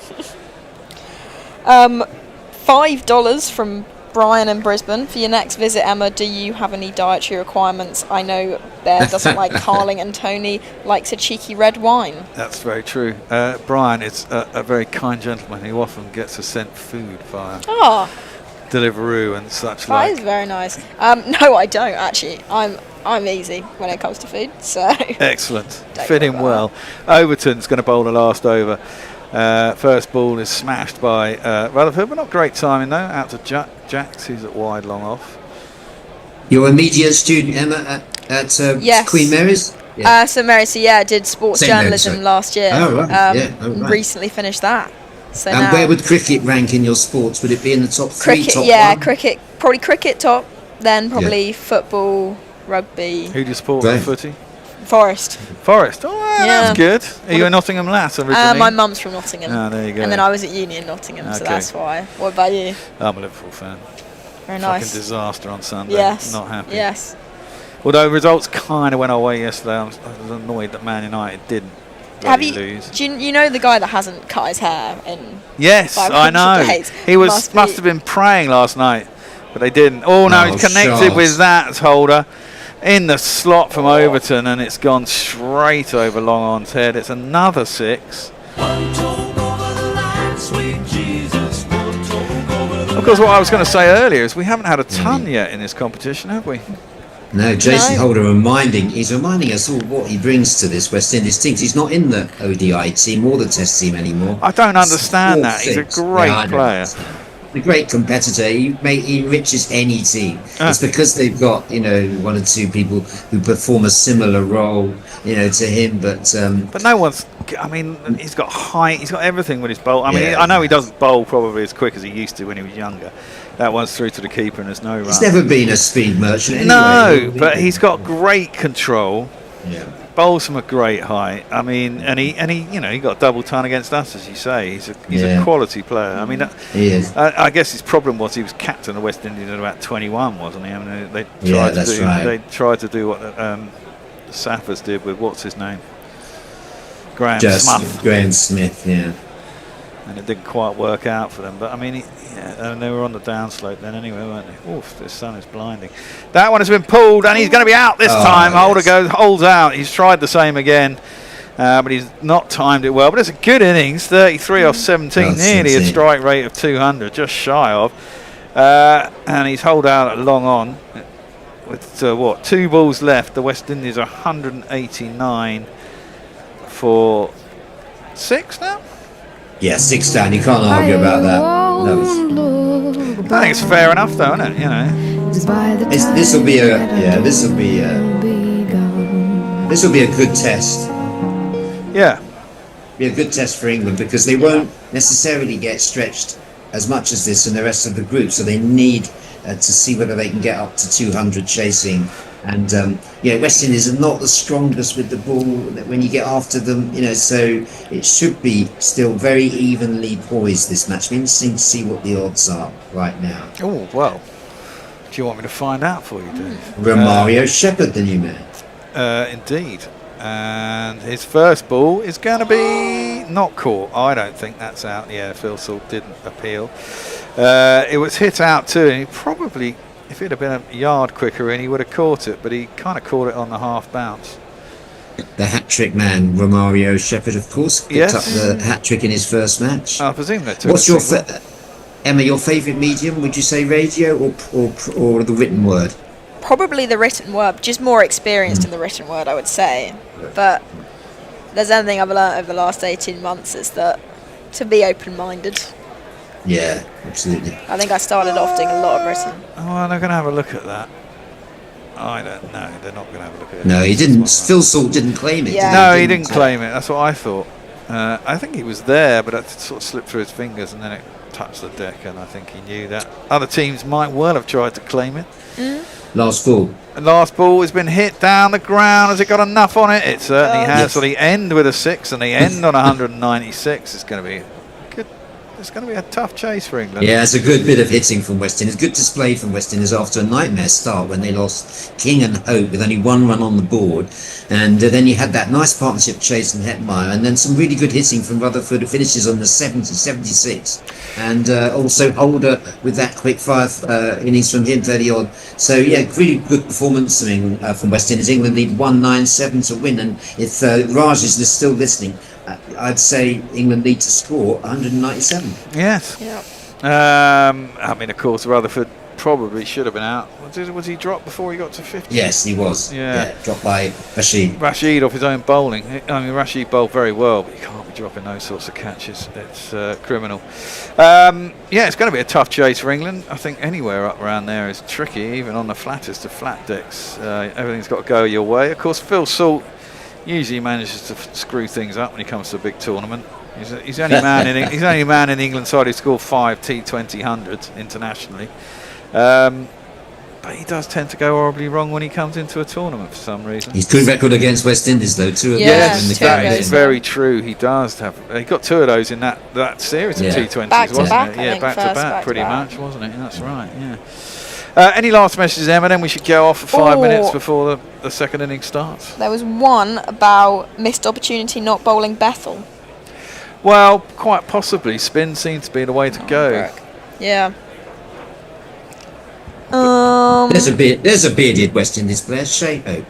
Yes, a very Exactly, a fake cultured news, beard. I'm not even sure Brandon King hasn't got one as well. Yeah, they tend to be the sort of close. Well, what we're talking about here is bushy beards, man. Oh, I see. I think, anyway. Who knows?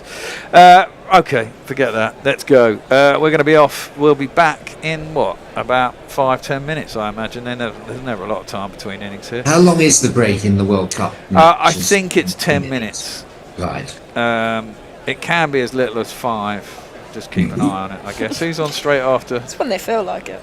Myself, with Bennett and Tony. Oh, Bishop and Bear, but we heard that one loads. That's why I was playing highlights from a cricket game, Dave. I mean, Tony. Right. That's all right. You just crack on with that. It doesn't really matter for 10 minutes, does it? Straight after the interval break, it's David. You're back on Ball by Ball. Tony and Bennett are joining you. We shall see you in 5 minutes. This podcast is part of the Sports Social Podcast Network. The Bishop and the Bear, the Bishop and the Bear. And if you are on Patreon, then this is what they'll share. There'll be guests and chats and rants and things. Who knows what fun they'll win. Not affiliated with the Mad Bishop and Bear pub at Paddington Station. The Bishop and the Bear, bands beyond compare. Buckets of savoir-faire, the Bishop and the Bear. Well, here we are.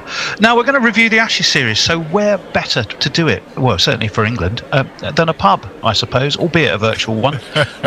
But definitely the internet's favourite virtual pub, where we do serve any drink at all. And Port and brandy, please. well, you've already heard the voices of our guests screaming desperately for alcohol at 9:30 in the morning, which tells its own story. It is, of course, the Terry and June, the Sonny and Cher, the Peters and Lee Marvin Gaye and Tammy Terrell, Roberta Flack and Donny Hathaway, Peaches and Herb, Bonnie and Clyde, Mulder and Scully. The list goes on, but none of them are remotely as legendary as Annie and Messi, who are both looking bleary-eyed and propping up the old B&B bar. So as they've been craving alcohol, we better ask them what they want to drink. Annie, what do you feel? Port and brandy. Port and brandy, please. Brandy. Yeah. What is it? Oh, Jesus. Wow. Right. It's medicinal. Are you going to be able to get through an hour or so's chat on a couple of those? Absolutely.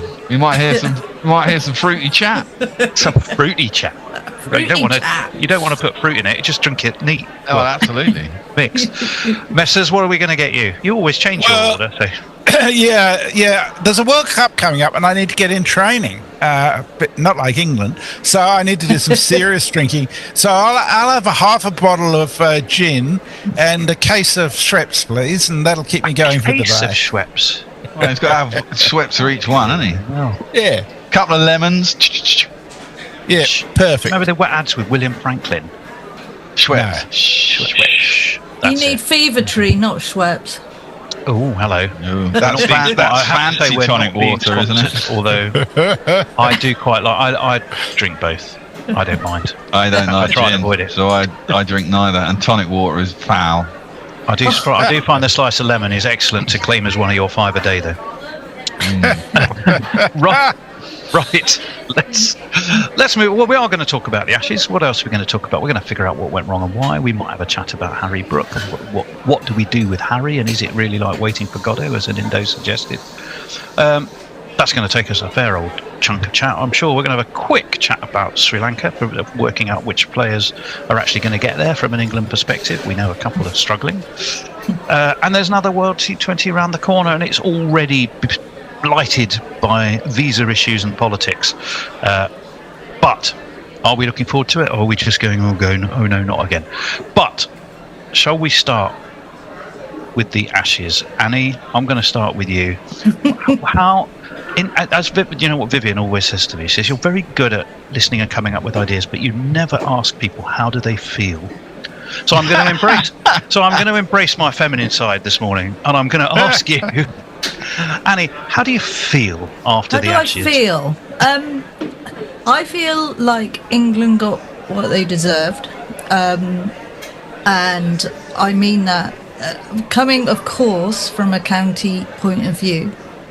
I feel like the management have disrespected, ignored, blatantly been antagonistic about the county game and chosen players randomly that they wanted, that that they've been watching and have nothing to do with the county, and underprepared themselves. They took players that haven't been playing the long format game at all.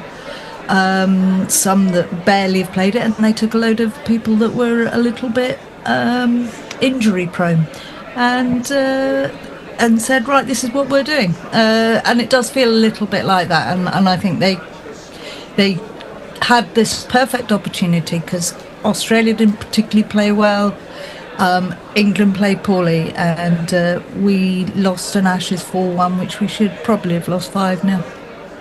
I don't think we should have lost 5-0. But here's a question for you. Annie. No, I don't think so. I think we had a chance to win it, and that's what's so irritating about it, because if we'd won the first one, it would have been different. I think so. But I mean, you went into that Ashes with actually Crawley and Duckett being the highest averaging opening pair for the last year, and they, Duckett was, yeah. But I mean, everyone has bad form, right? Everyone do. goes up and down, and Duckett had been fantastic for 2.5 years, and actually his drop in form happened at wrong time. But here's a question. But it was quite a continuous drop there. It had been going on for a while. It wasn't like... Well, in ODIs, I don't really count it in ODIs. I mean, he was overplayed. He looked like he was exhausted at the end of the summer. It had been a tough series, and he'd scored some runs in the summer. And then he played a few ODIs in New Zealand, and his next games were the Ashes. So that's the way it goes sometimes. I'm not too fussed about him. But the question of number 3, me and Hendo were sitting there. Obviously Pope was a busted flush at 3. But you talk about county cricket and going back to county cricket and who should be the number 3, right? So me and Hendo tried to accumulate a list of county number 3s, and none of them seemed to fit the bill. So No, it's a difficult position, I think. but it is a difficult position, but there was no one that leapt out and said, this guy should be a number 3 for the England side. So Well, then so where do you we'll be go? quiet You've got to here, go so, somewhere, and it turns out that assuming Vettel that, was the I can say answer, welcome back maybe. to Or, well, everyone actually, it's too He'd have short. been more the answer if they'd played him before. And They'd actually given him some time playing in his county game, and they would have known that he was the player that he is, and played him earlier. Yeah, well, that's true, but I suppose they went with a guy in the slot scenario, which a lot of teams tend to do, and the man in place was Ollie Pope, and they went with him. But I mean, I think everyone and his dog thought that Pope should have been ditched before the Ashes at number 3. Everyone knew he was, his technique had gone to shit, and he looked like a nervous starter, and he kept getting out in ridiculous ways. And they should have probably changed that up at the beginning of the series. But I guess they thought they owed loyalty to the man going into the biggest series they played for God knows how, well, since India in the summer. But So, Bear, I'm going to ask you the same question as I asked Annie. How do I feel? Metrosexual man that I am. And with my beard, I'm not sure I'm that metrosexual. How do you feel? How do I feel? The Ashes. At the time I get annoyed, but sport comes around so quickly. There's so much sport now. I mean, at the end of the day, there is something that McCullum says that is true. It is only sport. It doesn't end the world. It is only sport, but the Ashes was what they've been preparing for this. I know. Hits the chair, and Tony puts his headset on and can tell me whether you can hear me. I can pardon? Tony, sorry I couldn't be with you in person this afternoon, but really happy to be joining you. And how are you, Tony? I'm doing very well. What's your assessment this halfway stage? It was a pretty decent effort from West Indies. I thought it was a very good effort. I mean, they were 55 for 3 in the power play, so they were going about 9 and over. They then accelerated to 10 and over for the rest of it, and I think they were something like 56 for 1 in the final overs.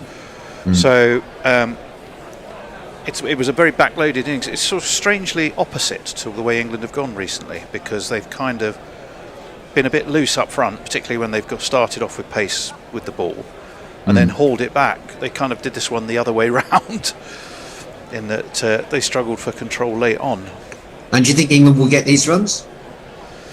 I'd say it's 50-50, and I haven't looked at WinViz, which we all know is 2 blokes in a pub just going, well, what do you think? but if you and I were those 2 blokes in a pub, I'd honestly call it about 50-50 at the moment. The stats favour batting first, but Harry Brook saw stats where they were looking specifically at day-night games, and I think they do skew more in favour of batting second for day-night games.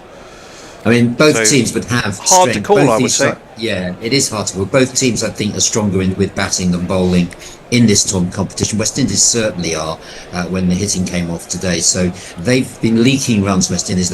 They'll be looking to, one would think they would struggle to contain England, but if they can pick up a couple of early wickets, we'll see what happens. They're going to open with Akil Hussain, the slow left armer. We did think we might see him in action first of all, and he's going to come in and bowl his first ball to Phil Salt, who goes immediately aerial, and he's going to help himself to a boundary off the very first ball. So no respite from West Indies. England are up and running with 4.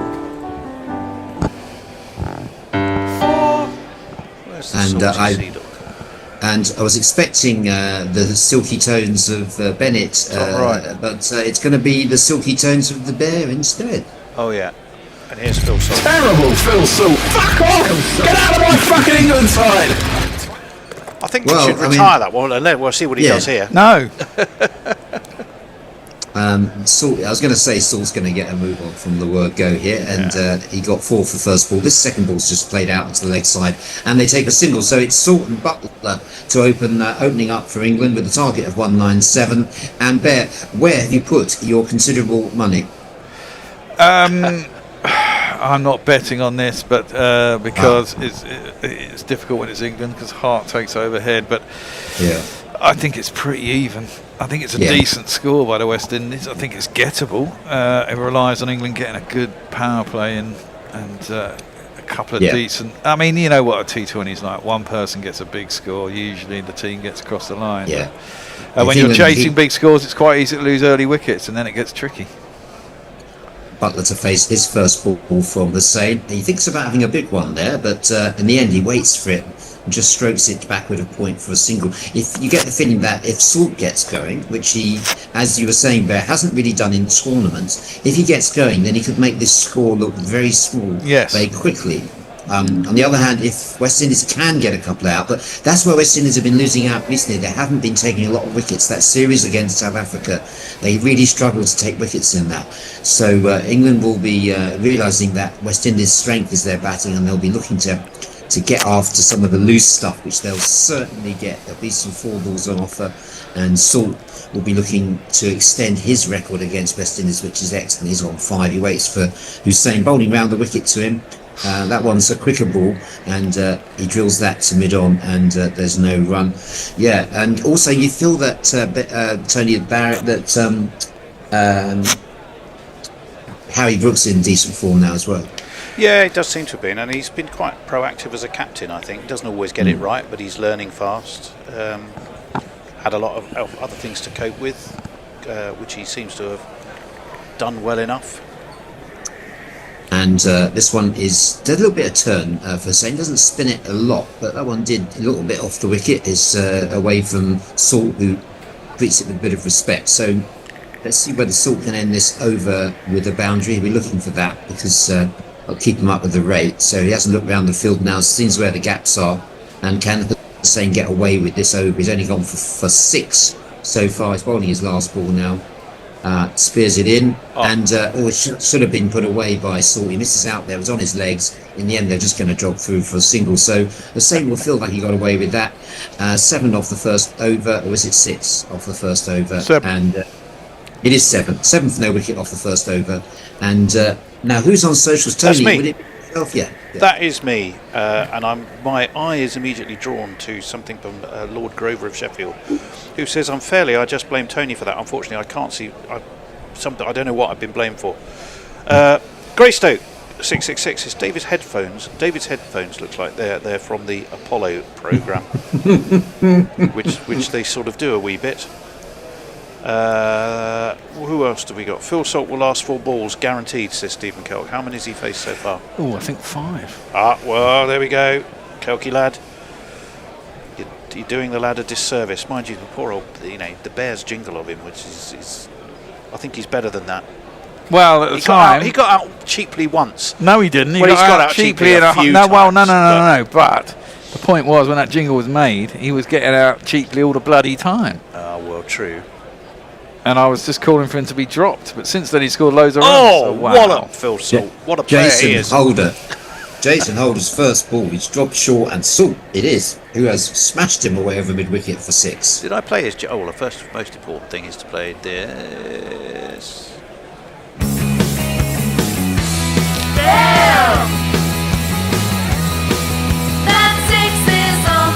Oh no, I did play his jingle, yeah. And the bowler is it Jason? Jason Holder. It is indeed Jason Holder. His first ball disappearing over deep mid-wicket boundary. Here he is, but I'll play it quietly in the background for you. He comes into bowl now. This one is, this time, sit away. It's going to be 4, another boundary. It's 4 this time. Back foot, cut shot by, so Holder under pressure from the start.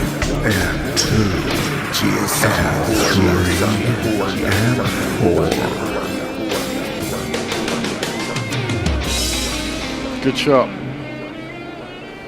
Yeah, so Holder under a bit of pressure here because Salt has put him away 2 successive balls, a 6 and a 4 off the first 2 balls of Jason Holder's over. So Jason Holder's going to have to think of a response here. As I say, West Indies have been leaking runs, not so much in tournament, in all the warm-up matches. Holder comes into bowl to him now at short. This time it's a decent... He's going to get another boundary. He's a bit unlucky, Holder, here, because Salt, that hit his edge, he didn't really know where it was going. Let's 4 more. Well, it went down here.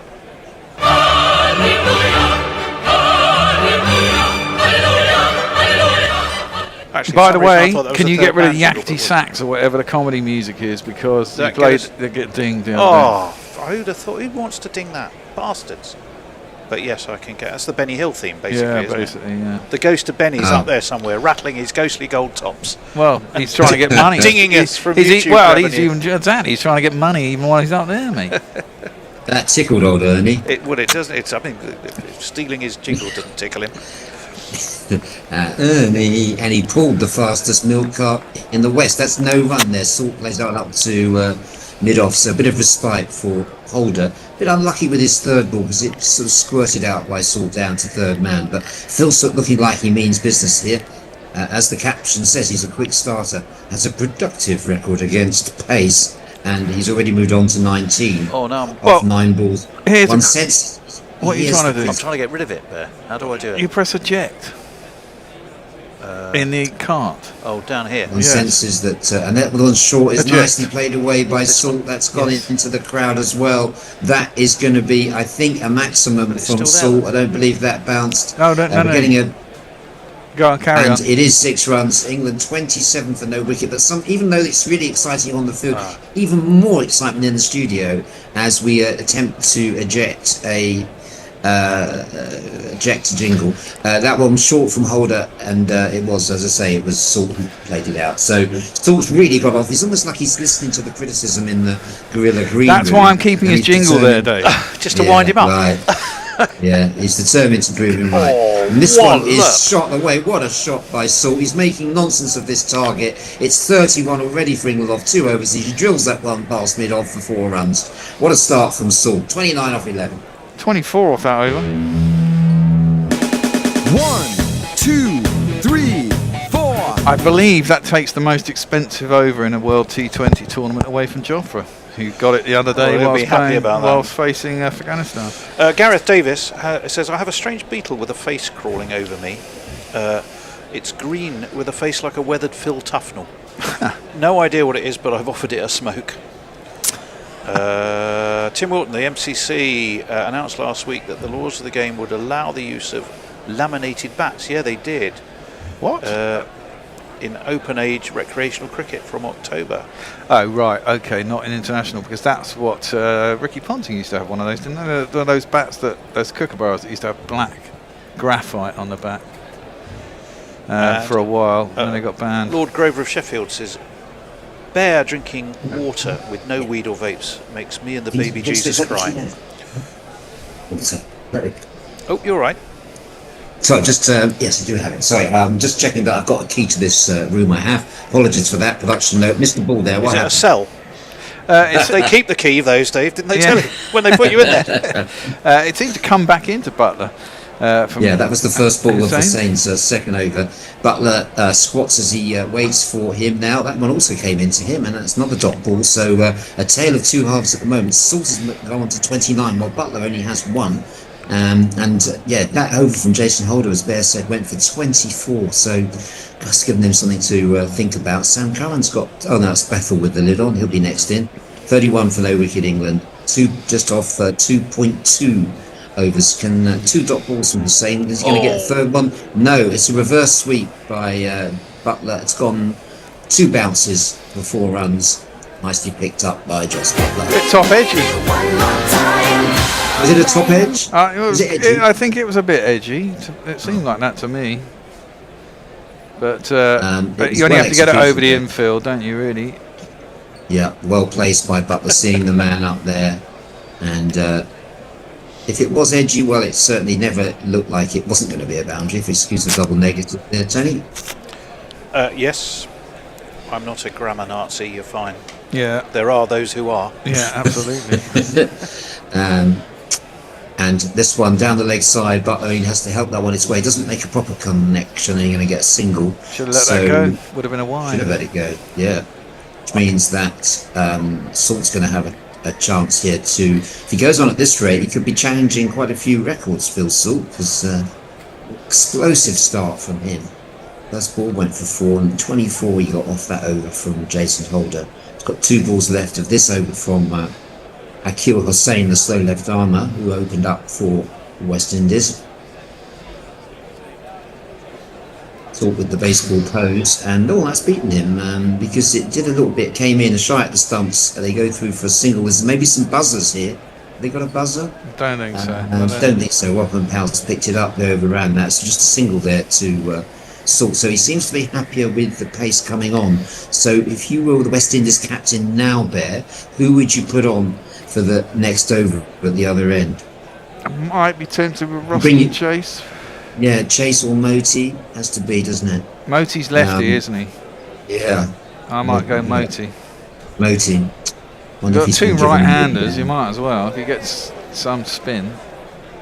And if he's been given the sign by Shea Hope. That one turning into Butler. So a decent over from Hussain. He doesn't. A decent over in 2 overs for 12. And he had the batsman in a bit of difficulty there. So 3 overs gone 37 for no wicket. He doesn't turn that in. He kind of he bowls it, doesn't he? He has it right seam up, so it's very slow. So it kind of drifts in, really. I thought it moved off the pitch. Well, yeah, but it does. It's off the seam, though. It's not because he spins. Not a It's genuine not because he piece of puts spin. revs on it. It's because he bowls basically with a seam like a seamer.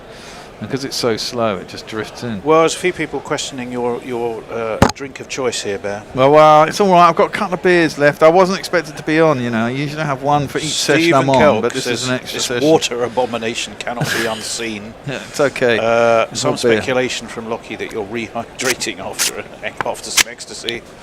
No. Let's see, quite a lot of discussion on laminated bats.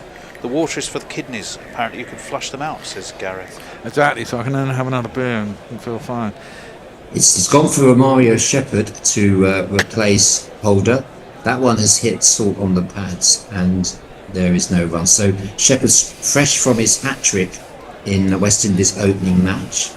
That happened right at the end of the innings, so whether that would have been 4 out of 4, I'm not sure. But can Shepherd keep Salt quiet here after his demolition of experienced Jason Holder?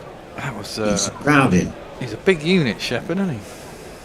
He certainly is. He wasn't required with the bat, just came in with the last, I think he faced 1 ball, didn't he? And Salt waits for him now. This one is down the leg side. Will it be called a wide? Yeah. Yes, it will. Down the leg side. So he has to take that one again. Salt looking dangerous. Wants to answer his...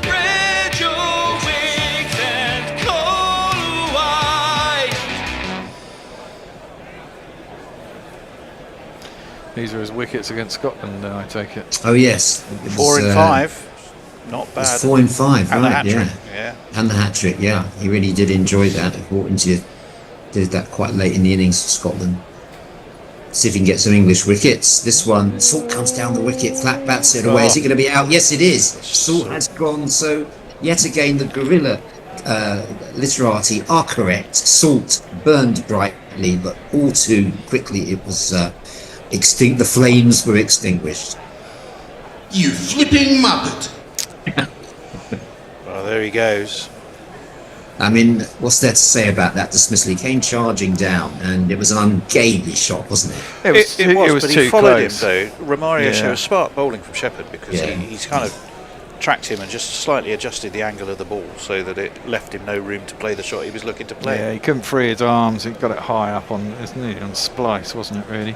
So I think you're not giving Romario enough credit. You're blaming it all on a bad shot, but it was an engineered bad shot by some clever bowling. Fair enough. I guess Shepherd will be bowling with a fair amount of confidence then after that against Scotland. Salt takes a very slow walk off there because he threw that away, I think. I mean, okay, he did. What was he doing charging down the wicket anyway? Well, that's kind of his job. That's why, he's either shit or bust, isn't he, really? If he gets going, he generally gets a high score, but he is prone to throwing it away in the power play. And I think, to a certain degree, when you're chasing 197, you can't be too slow about it, can you? I mean, it is important that someone gets off to a start, and the fact is that he went over to a ball for the time he was in there, and they've got knocked off 38 of the runs in 3.2 overs. Yeah. Well, this is what I want to ask people. What do people think about the top trump square that comes up in the bottom left? That's fucking nonsense, isn't it? What is it top trumping? Well, it's like power. Well, it'll come up again, and next time someone comes in a minute. Shepherd, the new man, is Bethel, plays that too. Yeah, they're in a misfield there, and they're going to take a single. Who was the guilty man? But someone who fields the left-handed. Was it Moti? It's someone who sort of should have stopped that, but it seems to jump up at him though. Anyway, here's the full-on alongside bombshell. They say that he is an all-rounder, but that remains to be seen. Yeah, he got too close. Too close to him to play that shot. He should have altered his shot and just blocked it maybe down a third. He rather man telegraphed for a what his intent was, yeah, which did well. give Romario a bit of time to sort it out. Bear doesn't have kidneys, says Lucky. He sold them to buy a Mercedes in 1993. That's the worst first ball of the tournament, says Greystoke. That's going back a bit. I must be behind. Shepherd to Butler, gets a single down to deep mid wicket. Of course, Butler was best batsman in the world 3 or 4 years ago when it came to T20. Had that season in the IPL. He had a season in the IPL when he got 1,000 runs, didn't he, or something stupid like that? 800 runs in the IPL. Those were the days, Bear. Yeah, that was peak Butler. Peak Butler. Then he had the captaincy, which put him back a bit, didn't it? And now he's in this post-captaincy era. Should free you up, Where? in theory. It certainly did Joe Root no harm. No. No, of course, Joe Root played a lot more cricket, Tony. Butler just doesn't play any cricket, does he? Well, he does, but he's been trotting around the various franchises around the world. I think, no, he's just... was he just in... he was at the lot of SA20 recently. Right. He did alright at that, I think. Yeah, he was quite good there. On the back foot goes Bethel. No run there, so good start from Shepherd. He's one ball away from completing his second over, and he's only gone for 3 runs. So this is his first over. Jason Holder bowled the first over. Oh, you're right. Sorry, I was misreading. Thank you, Beth. Thank God you're here. Well, you know. I'm trying to keep you on the straight and narrow, Dave. Yeah. Thank you. Blimey, I think that ship sailed. Here.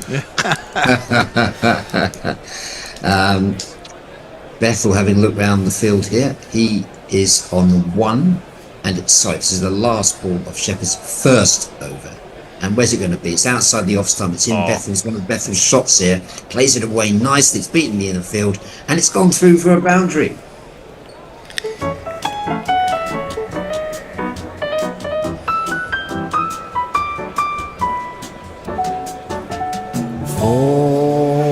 I thought Bethel 44 for 1. I thought Bethel batted well against Nepal actually as well. He did. Lucky 6 said Tony nailing the tech. I don't know what. Just you mean the removal of the the jingle. under instruction, yeah. Doesn't matter. It was done. Gareth Davis says the Beatle decided to hang out for a while. Thought he might be a cricket, but he said he's an all-rounder. Okay. Dear. Let me see. Put Benny on continuous play during the intermission, says Eric, as in Benny Hill. Why not? Jeremy Beetle, says Extra Fluffo. Greystoke says, I thought David's wall looked padded. This one is flayed away by Butler. Again, it could have been stopped in the inner field, but it's gone through for a single. Butler looks at the bottom of his bat. Well, it should have gone into the crowd, shouldn't it? Christ, it was a full toss on leg stump. Should have been put away. Yeah, I'm in a padded meeting room here. Padded M113 at the Marylebone campus of the Are you not lecturing today, or are you done for the day? I did mine stint this morning, but I was called into action at lunchtime in the 1 o'clock 12 till 1 slot, which prevented me from getting to Gorilla Street Towers, which was my original Molding intention. young minds. Bethel on 5, Butler on 8. It's 45 for 1 the target. If you're joining us, 197 required to win after a good batting performance from West Indies. The Saints bowling to Bethel. It's short, it allows him to again punch it through the offside. They're feeding in one of his favourite shots off the back foot. That's gone to the boundary. 4 more. On one of these, don't I? We'll go with that one.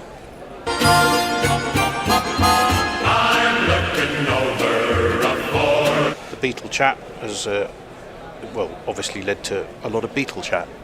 Obviously. That was a good shot, though, from Bethel. threaded the eye of the needle, if you like. There's only 15 minutes between them. Yeah, it's true. It's well placed. It was given a bit of room to play that, though. Yeah, a little bit feeding him outside the off stump. Not a lot of room there. No, he needs to get a little bit more, a little straighter. This one again outside the off stump. Bethel goes for it. This time it's the other side of the point fielder. It's going to run to the boundary. Is it? Yes. No, pulled out by. No, oh, that's hit for. Yeah, it is. It's hit the Toblerone again. Shepherd, good effort from him. But it's 4 more to Bethel. So again, West Indies showing a bit of inexperience here. They can get rattled, and England will. Well, I think. Got to be favourites at the moment because the way they're going, 49 for 1. Will Bethel faced a lot of these guys when he was in Barbados, or is he too young for that? That's a good question. Oh, he wouldn't have played much. No, he wouldn't have played much inter-island cricket. He would have done mostly within Barbados. So it hit him while he was on the Toblerone. Is that a replay? Yeah. Have we already given the 4 for that? Yeah. Yeah. I thought we had. It's 4. Power play is going to be the power play should be to England's advantage. What have we got? 4 balls left of it at 49 for 1. 53 for 55 for 3. And then we got another over after this. 53 for 1. Oh yeah, it's 6. Oh well, England should, in theory, be ahead because they're only 2 behind West Indies' power play score.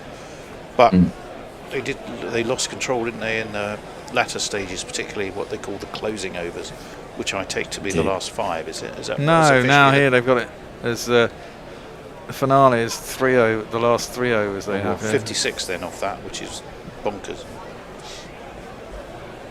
Yeah, well, Holder hit 3 sixes and an over, didn't he, off Curran? And it's 18th.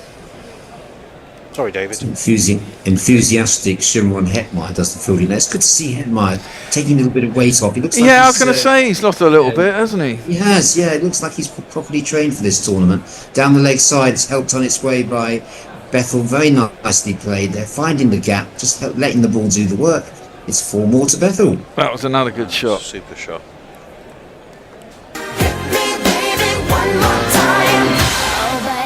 Again, he didn't try to play that too hard, did he? He just guided it, made sure he hit the gap. There's no one out there, so if he hit the gap, a little bit of a change after this ball. I think Bennett, if he's there, will be taking over. Well, it should be Bennett, but we may have to juggle around because I'm not sure he will be. It's me, Bennett, and someone else. If Bennett doesn't, Messi.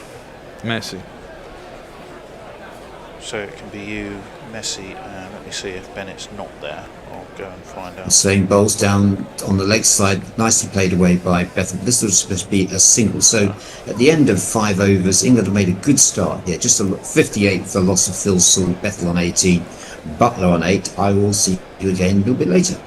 Perfect, thank you. Bennett is here. Right, Bennett's there, fantastic. Who's on social? Me. You. Then that's unusual. I don't know why I did that. You can start with Jay Grover and his Penguins, all in great big capital letters. Greetings, everybody. So what's happening, Tony? After this, am I staying on for the summary, or is? I don't know. It's on the rotor, whatever the rotor says. No. I asked Tony whether it could be a swap. That's okay. Anyway, so greetings, everyone. So thank you for tuning in. Change the thingy. It's over number 6 now. Hi, Will. You okay? Yeah, all good. How are you, Bennett? Oh, I'm great, fantastic. I was supposed to come in for the summary bits earlier, but I couldn't come in. I was stuck at a meeting. But anyway, England swiftly marching along for the loss of Phil Salt, 58 for 1. We're in over number 6 now.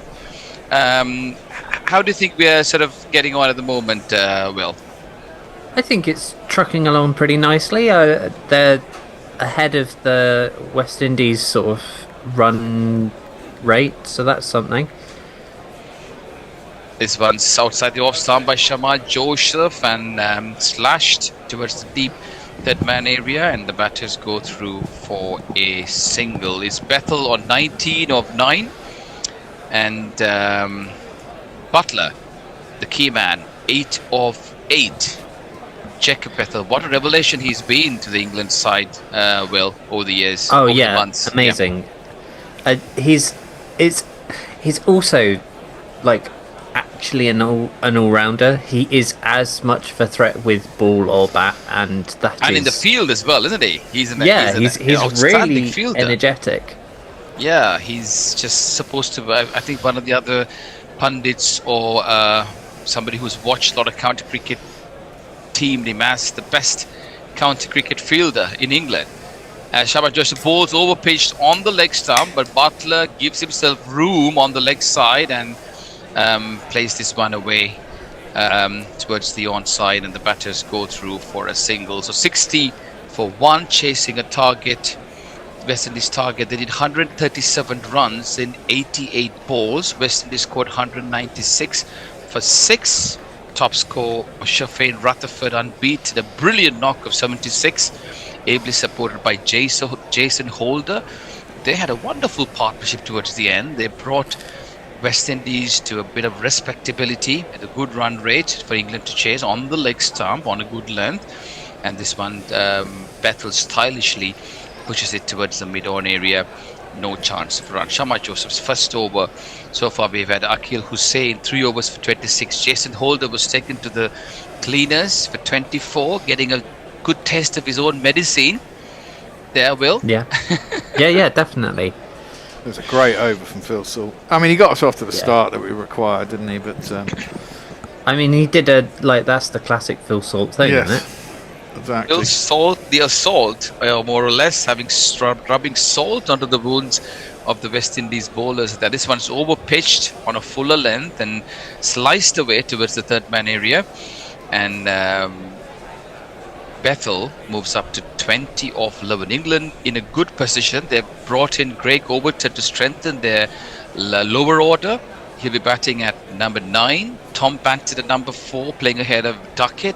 Harry Brook, Sam Curran, Bill Jacks, Liam Dawson, all of the bowlers who can bat there. Sam Curran, Dawson, Bill Jacks adding a bit of depth. We know what he did in the last game that brought England some stability. Jamie Overton, Archer can bat. Adil Rashid can bat too. This one gives himself a lot of room on the onside, and this one's slashed outside the off stump. It's like leaning on to get bat on ball there as it goes to this deep cover area, and the batters go through for 1. So what should be the plan here, Will, for the England batters? Well, I think they are basically just doing the right thing. You know, Joss is doing the usual Joss thing of kind of steadying the ship, and then he'll go bang in the last kind of, if he's still there, I don't know, 7 if he's still there.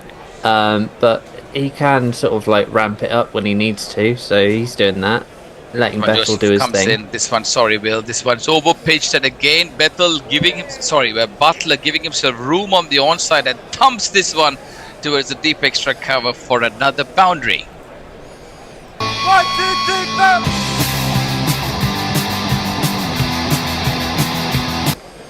The current run rate around 11.17, and England cruising along merrily, Will, you would reckon? Yeah, I think they're ahead of the West Indies rate, and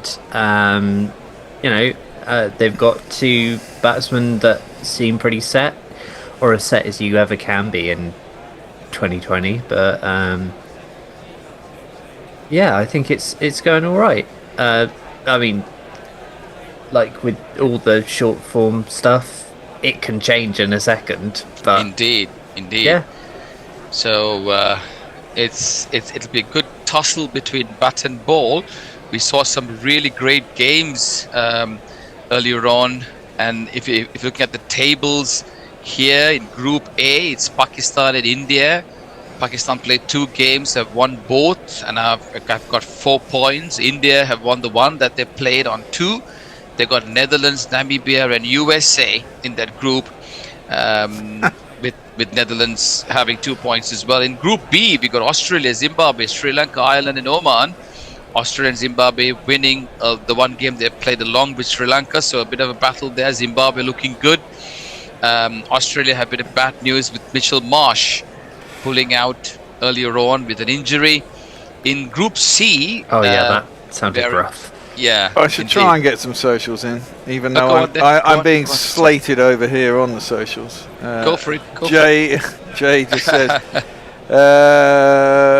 I am paying special attention or careful attention to the socials, Stephen. I'm fully engaged. Well, this is my point. My point is, I know I'm shit on socials, but if you send those little super chats in with big boxes, then I do tend to read them out. Jay says, where was that lovely comment from Jay? I can't find it now. He said, oh yes, no, it was actually, yeah, it was Jay. He says, I haven't made a decent joke all day. Bear treats us with the contempt we deserve. You know, I didn't say that. Jay said that. So, you know, I love you all. Which Matthew Cunham replies, speak for yourself, Jay. I deserve praise and a nice meal. Well, I can't buy you a nice meal, but I'll give you praise. But you know how to do it. You send me a super chat and I'll read it out. To which Richard Peel says, Bear, we all love you. You'll get no skating from me. Thanks very much, Richard. Now we can carry on talking about cricket. Yeah, thank you. I presume they're on a drinks break, actually, aren't they? Yeah, we are indeed. They are just on a going drinks through break. the So group bits. But viewers, just keep us engaged. Keep Bear busy. Tell us what you think. Don't keep me busy. We're looking forward to hearing your comments. Go on, Will. You were saying something. I was just going to completely change the subject and ask what your favourite Muppet is. Because that's always a good way of making people either very happy or very pissed off. Animal is my favourite Muppet, obviously. Excellent, okay. Good shout. I don't think he knows the Muppets, do you, Bennett? No, not much. Roston Chase is the new bowler here in the 7th over of the innings. Roston Chase being brought into the team for this game. This one's outside the off stump on a short of a length. On the back foot goes Bethel, punches it towards the deep extra cover, and they go through for a single. So in Group C, we have England, who are actually playing West Indies now. West Indies have a superior run rate. They're leading the table with Scotland, who play the game more. Nepal and Italy are the other two teams. Nepal almost gave a run for England right to the wire, almost got over the line there. In Group D, a keen tussle there with Afghanistan playing a true beautiful game today, almost beating South Africa shortly still on the back foot. Pushes it back to Chase. No chance of a run. Yes, indeed.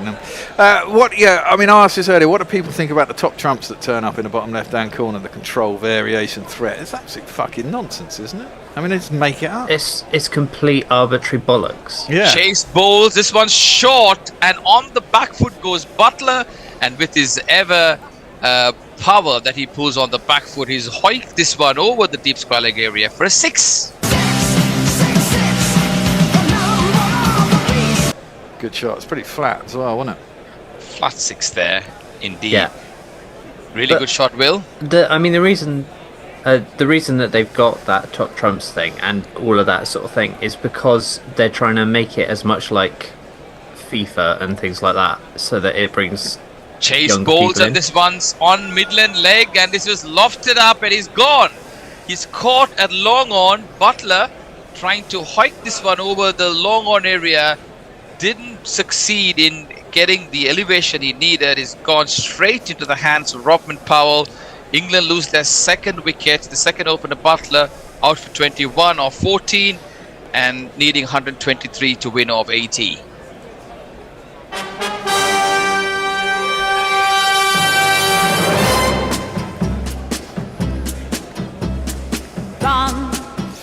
Yeah, just didn't quite get old enough of it, did he? He didn't. I mean, no. Not sure what happened there. It was the timing, the elevation. But anyway, good change of bowling there. And Chase certainly making Butler hit that into Rotman Powell at the long on area. So what do we do here from here, Will? What's England's well, it's strategy? Banton in next, isn't it? Who has the ability to...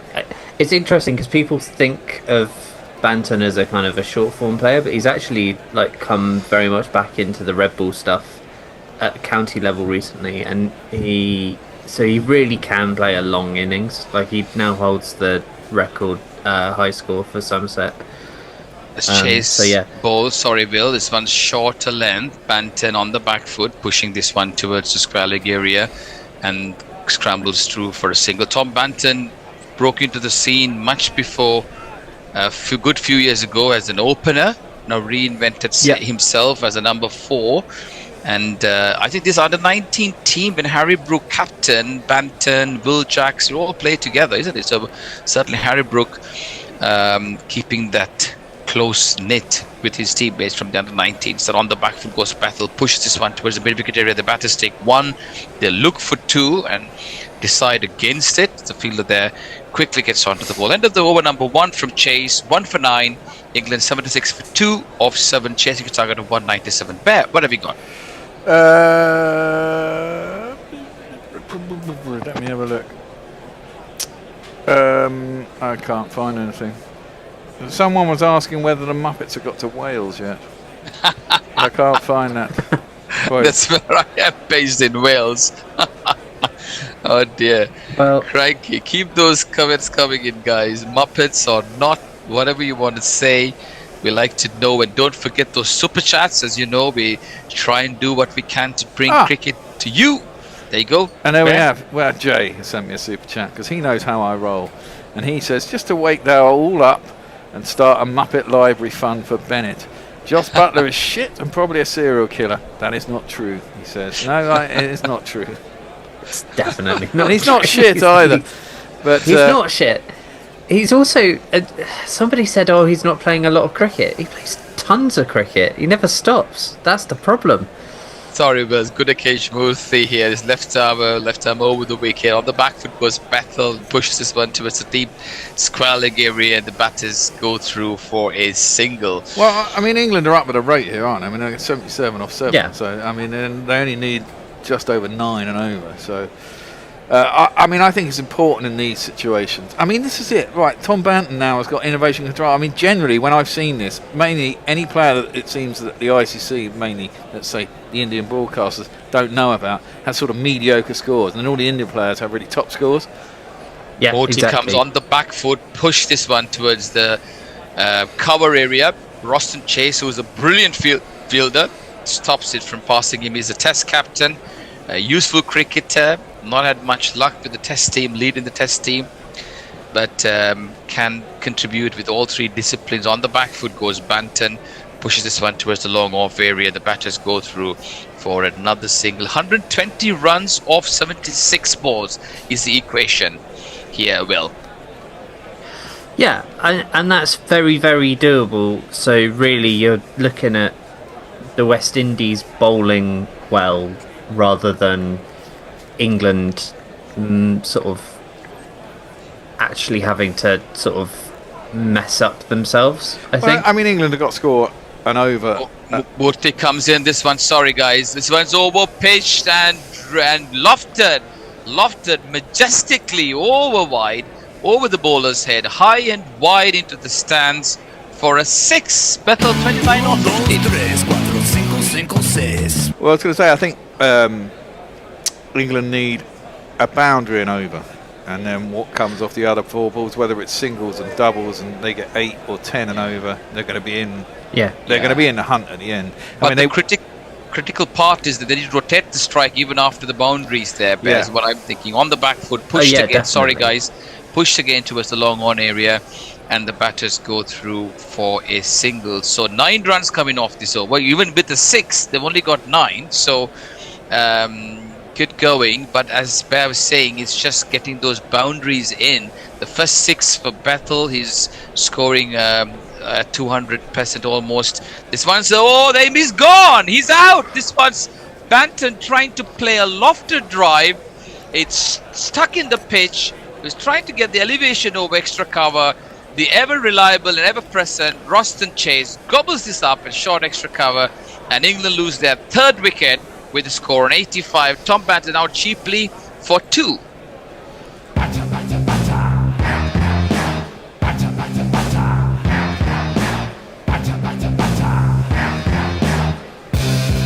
your bike, mate. Bill, what are your thoughts on that dismissal, Bill? I mean, good bowling. I think that's, but also you don't really need to go for that particular shot. at It's that stuck. time, It's stuck in the pitch. I think that ball, Bill. To be fair, it was really good delivery. It got stuck in the pitch. He couldn't get the elevation, and it's just two or three balls old, isn't it, in the innings? So he should have watched that a little bit. Unfortunately, he's lost the opportunity. So, well, yeah. I mean, sorry, Will. It's the way of T20, isn't it? Yeah, it is. It's but you still can give yourself like one or two balls to kind of have a look.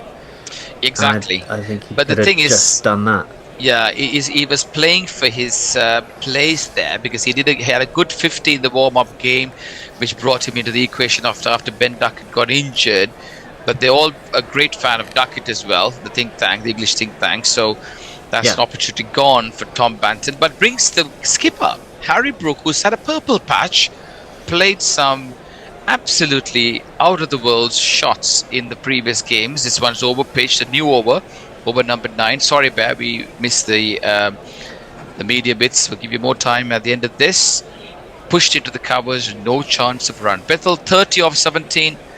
Brook is a new man in, and Bethel will be the key for England. He's been in form, he's been scoring some runs, looking comfortable out there. Chase is crafty wizard. He's got a bit of magic about his thinking. He's very experienced. On the leg stump, quicker through the air.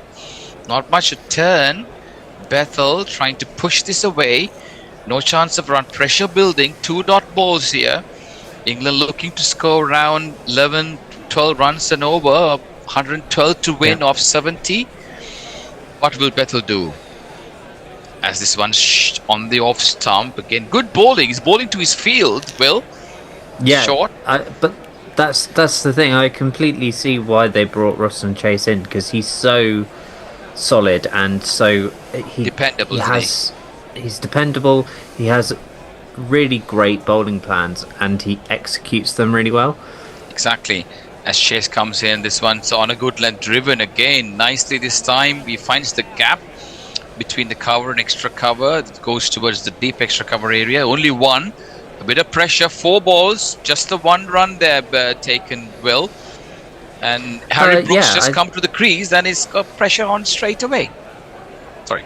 I think it's interesting because if you look at sort of a team like the USA, they have very data-driven field placing, but the difference with having someone like Ruston Chase or like Adil Rashid is that they actually kind of can execute those sort of and bowling to your field and sort of having a plan that you can definitely execute, whereas kind of the smaller sides although it's very data driven. Good observations, Will. Good observations. This one short, but it's just like really a bit of pace on that delivery. He's darted that in on Midland leg and on the back foot, pushed towards the mid-wicket area. Just a single. So only 2 runs coming so far in that over. It's the well-set batter Bethel on strike. He's 31 off 20. It's 110 off 67. Required run rate creeping up.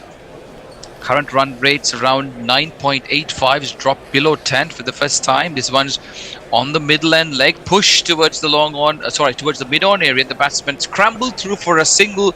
Over number 9, gone. 88 for 3. Bear, what have you got? Well, John Gorman, don't worry. He says, what's Bear drinking? Coconut water? Is he ill? Does he have kidney ailments? This is worrisome. No, it's actually a Brewdog Hazy Jane. I'm back on the beer. Don't panic.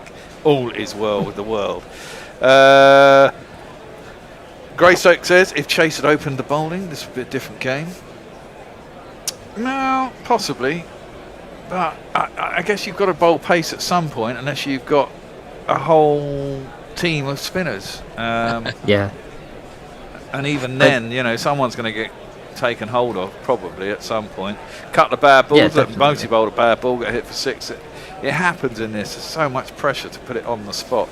Get it slightly wrong, and you're out of the ground. Good over earlier on from Chase. Just 3 runs has brought a little bit of pressure on the batters as Moti bowls. This one's again floated on a fuller length, but Bethel unable to capitalize on that one. He's playing on the wee. He plays it straight towards the long on area, and they pick up just the one. So now 109, 108 of 65, and the required run rate certainly going slightly higher with that Roston chase over. He had a wonderful catch, some important runs with the bat, and some good bowling. He certainly proved his worth, being recalled into this side, the Test captain. The West Indies Test captain, Roston Chase, is the English captain now. Will, what's going on in his mind? Oh, I haven't got a clue. Do you know what? Harry Brook is one of those people that I just can't get a handle on at all. Exactly. He's quality. On the back foot goes Brook, and this one he is. Smothers the spin and plays it towards mid-wicket, and the batters go through for his run. Go ahead, guys. Tell us about Brook. But I would what I mean is he's complete quality, but he's kind of so good that I can't even start to imagine how he thinks. You know what I mean? He's got such fast hands. He's got an amazing eye. Moti bowls. He's quicker one, and he's done him. He's bowled him. Quicker one. Bethel trying to work it on the onside with the single. The scoreboard pressure totally taking its toll, and Gudakesh Moti breaks through with England losing their fourth wicket. The well-set batter Jacob Bethel out for 33 of 23 with the score on 90. England in all kinds of trouble. Another one bites the dust. I think that is going to be out, Fred. Another one bites the dust. I think it's quite even, actually, Bennett. I mean... Yeah, I wouldn't get too worried. I'm worried that we've lost 4 wickets, but they're still batters capable of it. We're halfway there. We're not even halfway through the overs, so, I will be worried because I think West Indies are slightly ahead. I mean, they are slightly, but I mean, it's not like they're battering us. No, and there's two quick wickets, isn't it? The 2 set batters. We had a couple of those instances. I mean, it's just important that they consolidate a bit now. I mean, it's like I was saying earlier. You need to A, keep a little bit of wickets in hand. B, you need to be in the frame with 3-4 overs to go. Yeah. Always try and batter a few sixes if you're within. I mean, I think you need to be within 50 with 4 overs to go, and ideally sort of 35 with 3 overs to go. I mean, you see that so often in the IPL. You think, 35 or 3, they're out of it, and 2 are ball. What I would have done, Bear, is I would have actually got Liam Dawson to come in ahead of all the other guys, because I think Sam Curran, Jax, Jamie Overton, they can all hit the long ball, isn't it? Dawson to bring some consolidating period for England. The next 3 overs, maybe make sure they don't lose any wickets. They go at 6, 7, 8 runs and over. That's what I would have done. But anyway, it's the left-hand, right-hand combination. Perhaps is the way around. That was a wide. Not sure why it happened there. Way down the leg side, darted in. Sam Curran getting bat on there. Maybe you could have left it to go for a wide. We should have left it go for a wide. It was down the leg side. Yeah. But Curran putting the bat there, sort of in no man's land. But he's off the mark on 1. A great delivery there. Gudakesh Moti rattling this off stump. Quicker delivery, darting that through. Bethel beaten for pace. Unfortunate there. 33 of 23 as Moti, clever ball again on the leg stump. Slightly over pitched. Harry Brook plays it towards the long on area and is content with the 1. Again, a great over there. Just the 4 runs and the wicket. England under pressure. We're going to change after this ball. Yeah, I think England will look to, at some point the pace is going to be back on, much the same as the West Indies did. They'll be looking to score big in those overs when they come back on. As Moti bowls, this one's over pitched, a full ball, but Sam Curran on the just swirling it through towards the deep mid. We're not making use of it as much as he would have liked to. End of over number 10. England 93 for 4. Chasing a victory target of 197, 105 required of 60 balls. Thank you very much, Will and Bear. It's a great job being on air with you guys. And it's time for the next set of commentators. Thank you for listening. I'm just going to give you, Jay has got to send us a £2 super chat before I get off. He says, I'm going to execute my skill set now, loppers. Thank you, guys. Cheers. See ya.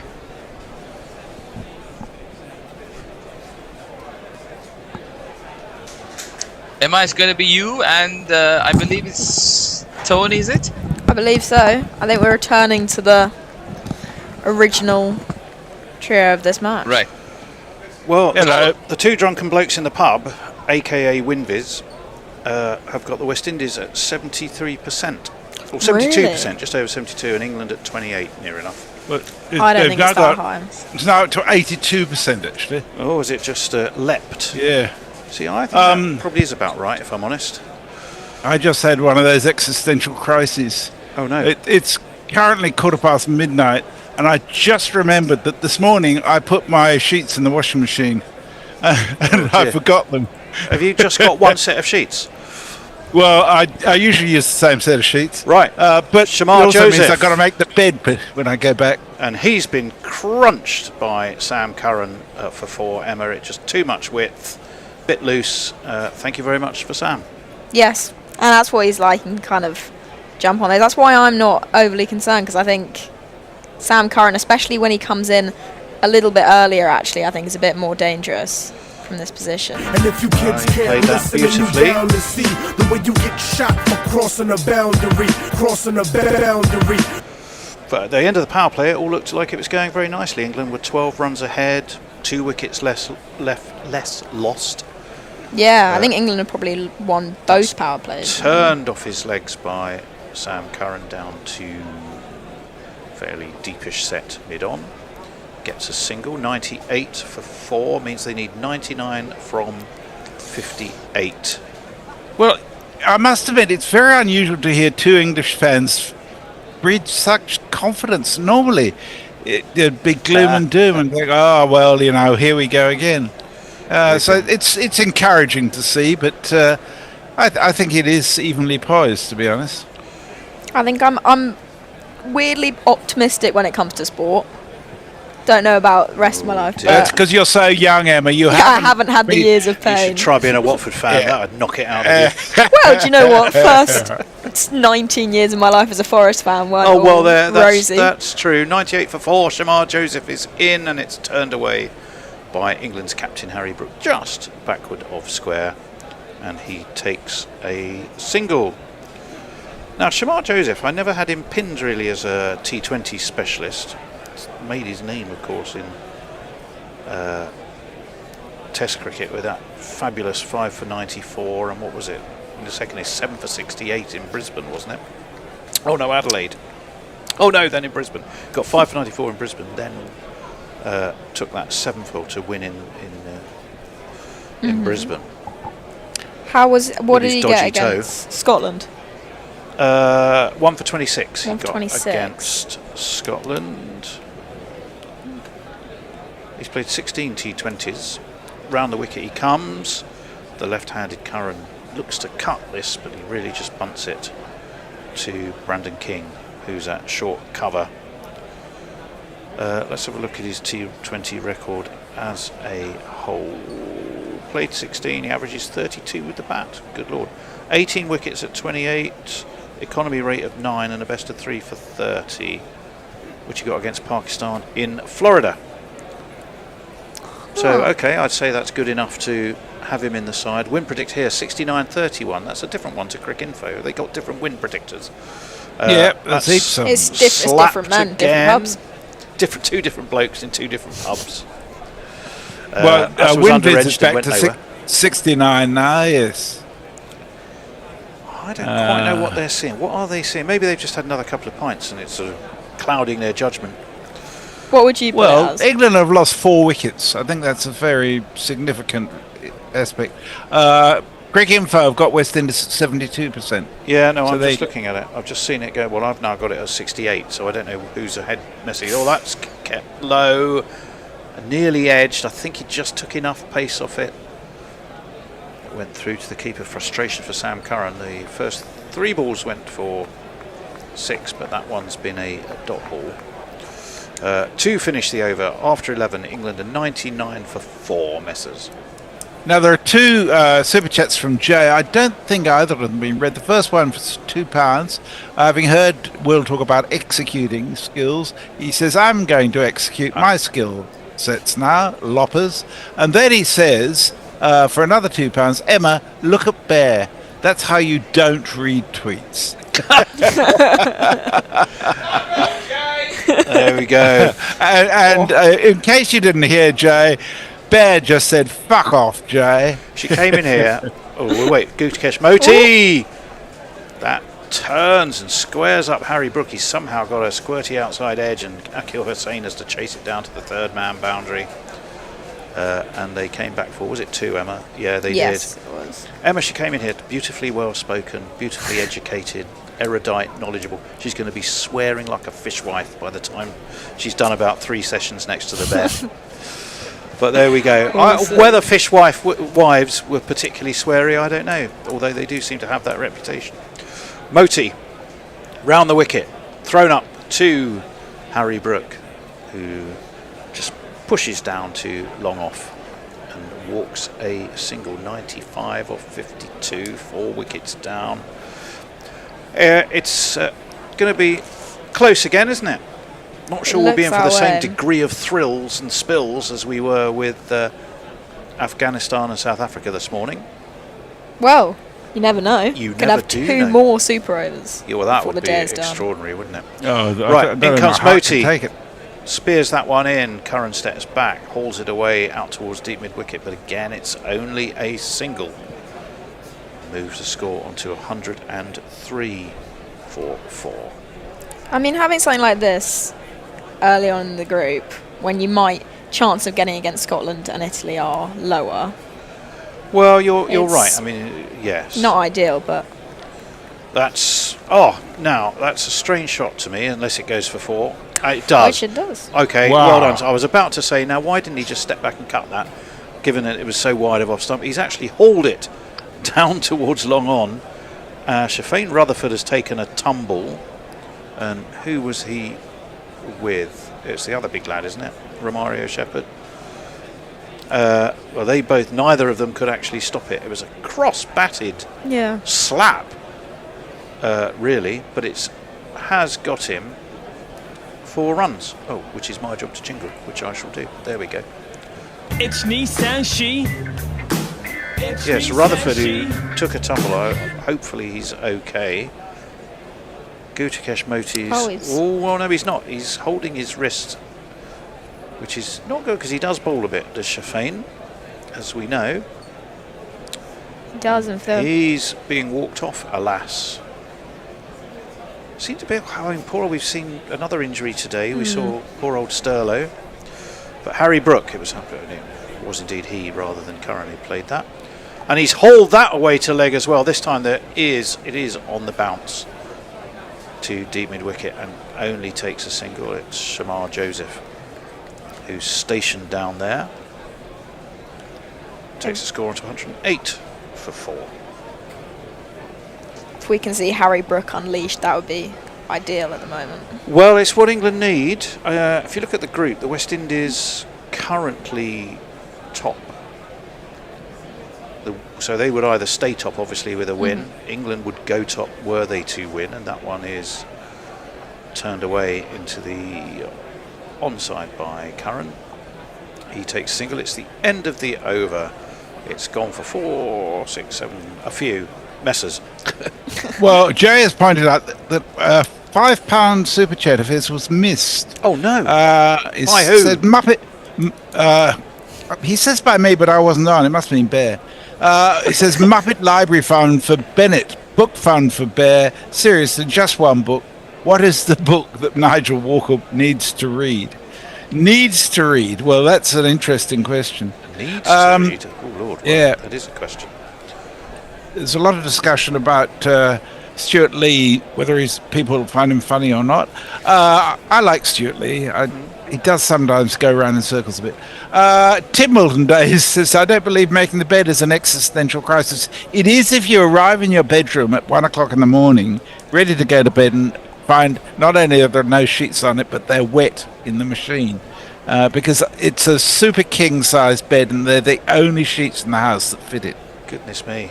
Super That's king. a lot of insights into the weather cave there.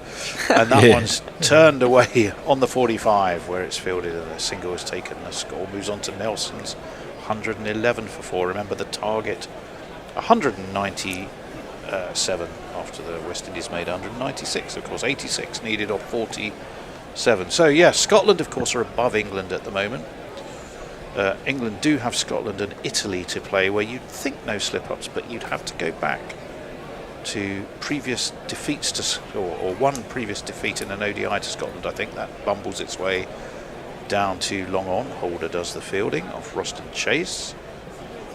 But if you go back to the last World T20, Emma, I think we were talking about this. We were. It was probably Scotland had very much the best of a game that was rained off, and we think that it did England favours and not Scotland. Yeah. That's the thing about T20. So that's we can't necessarily be 100% confident with going through. This could be a whereas if game. you beat the team who are your other heavyweights of the group, then you could feel a lot more relaxed. That's a horrible ball by Roston Chase. Has it been given as a wide? Yes, it has, and quite right too. And the other thing is the weather can really play tricks on you. I mean, if, for example, England's game against Italy was washed out, all of a sudden they've lost what you would regard as pretty much a certain point. Well, that's true. That is an extra factor. That's the same again this time. It's reached for by Harry Brook. Emma, do you think he needed to hit that, or could he just I don't think he did need to hit well? that. I think we've seen a few of those today when it's like one from Sam Curran, only a couple of overs earlier. I have to say, it's hard when the adrenaline's flying. Exactly, to be and you need logical, the runs. isn't it? Yeah. Well, do you play cricket, Emma? That's the question. Hang on a second before you answer that. Oh, that's beautifully played. It's thrown up, down leg, and it's the finest of tickles. Romario Shepherd, who's a big lad, is going thundering after that. Given as wides as well. So that should be... Hang on a second. Did he get a bat on it? No, he didn't. I don't think he did. I think it touched the wicketkeeper's pad. So it's 2 wides. Yes, it did. 2 wides. Means we've got still 3 balls left of Roston's over. It's 116 for 4. It's not his last over. It's his third. There he was again. Reaching for that. If he'd have left it, it would have been wide. They're going to come back for 2.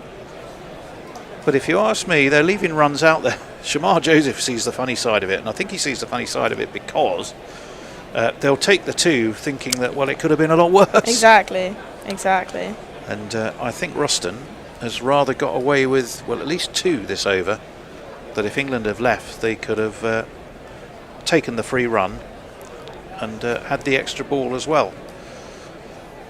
Well, let's see what Roston's got this time. That one on leg, he seems to be alternating, and that was tickled around the corner to back the square. They think about 2. I don't think they should. No, they didn't. He seems to be alternating, Emma, between throwing it wide and then attacking leg stump. But it's literally almost every other ball, so it's sort of predictable. And yet, he doesn't seem to be predicting it. Well, he keeps reaching for those ones that he doesn't need to. Far be it from me to criticise England's captain, who is out there. He's 16 off 12, so he's not exactly going badly. England, one thinks, have just started to just moderate some of their ways of going about things, just to play the circumstances of the game rather than just trying to hit the skin off everything. That's short and smashed by Sam Curran. That did need hitting. It was hit. It was hauled away to mid-wicket by Sam Curran, and it's got him 4 runs. 4 on the floor, and 1 more 4 than the 4 before. That's what 4s are for, to get funky on the dance floor. 13 complete, 123 for 4. Messers, who hopefully now has drying bed sheets, will give you some messages. Lockie 6 is testing our friendship, I'm afraid. He says a possum pissed in Messers' bed. It blamed the goose, but no one bought that line. No. Well, no, we probably need to tell Emma about the goose at some point. She needs to be warned. Woody Schruber says Bessie's got to save 1 set of good sheets in the store cupboard for when he gets lucky. Chance would be a fine thing. Oh dear. There's still lots of talk about whether people find Stuart Lee funny or not. I'll let you continue to debate that up. I know Grubby and a few gorillas are very firmly in the Stuart Lee camp, for sure. I'm mixed. Yeah, I think he says uncomfortable things to some people, and right, it's going to be Gutikesh Moti bowling his final over. That's just tickled out to mid-wicket by Harry Brook, and he gets a single. Missy did jump up all of a sudden during one broadcast, forgetting that he wasn't actually wearing his trousers. Fortunately, he was doing a bit of a Mandelson, to be honest. He was in his underpants. I beg your pardon. Is that what that's called now? And he went running off in his, and we managed to see this pair of underpants disappearing into the sunset, chasing apparently a goose. That's tickled round the corner. Well, he has a goose. You've got a goose in your garden, don't you? I do, and a You have kangaroo, possums, and a kangaroo, and a few other things. Wow. Yeah, and lots of bandicoots as well. Nice. One off this first two balls. That's smashed. That's going to go all the way, surely. Oh, you bet it is. Sam Curran on the attack. It was a horrible ball from Moti. Dragged it down a bit. And Sam Curran said, yep, that's mine. And on it went. So I think they've just, after those two quick wickets, just stabilised a bit and now kicking on. Well, they're going to need to, but it wasn't the best ball from Moti. 71 metres, that's 6. Something is making Messrs chortle. Thrown up, driven out towards deep cover. This time there is a man down there, and it will just be a single. 66 from 38 is what England need. It was Matthew Ford, who I thought might have been injured, but it was a tactical switch, wasn't it, to bring in Roston Chase for Matthew Ford. What? So it's kind of spin for pace, which tells you everything you need to know. Oh, that's up-ish, and it's taken. It completely squared up Harry Brook. Good catch. Spun quite a bit. It had a leading edge, and did Guterkesh take that off his own bowling? I think he did. He dived away to his left. And that is a big wicket for the West Indies, because these two were starting to work up a decent head of steam, and we were starting to think, oh, they're back on top of things. But classic left armer's delivery, beautiful diving catch, which he judged really well, nicely athletic from Guterkesh, and I'm afraid he has accounted for England's captain, and this game very much in the balance. Indeed. John O'Gorman, who's in, I think, County Tipperary. I hope it stopped raining, John. Says, Lord save us, Jez, we'll have to have a benefit for you for news sheets. I'll ring up Midge-Ure and Geldof and try to knock a single out. Or maybe Natasha Bedingfield. Sheet aid. Right, we didn't jingle that, so here it is. Shit. This is really fucking bad. No. Harry Brook gone, England's captain. 5 down for England. Next up, Jacks. Next up, Will Jacks. So you're absolutely right. I mean, there's punch power there for sure. It certainly is.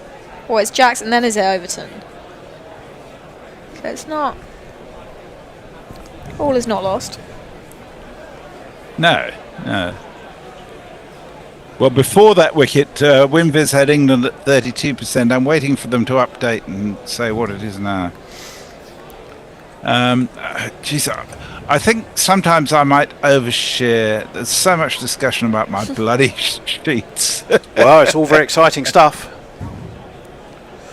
We don't know what's more exciting, the end of this game or with your sheets dry in time for bedtime. Who knows? I mean, it's relatable content.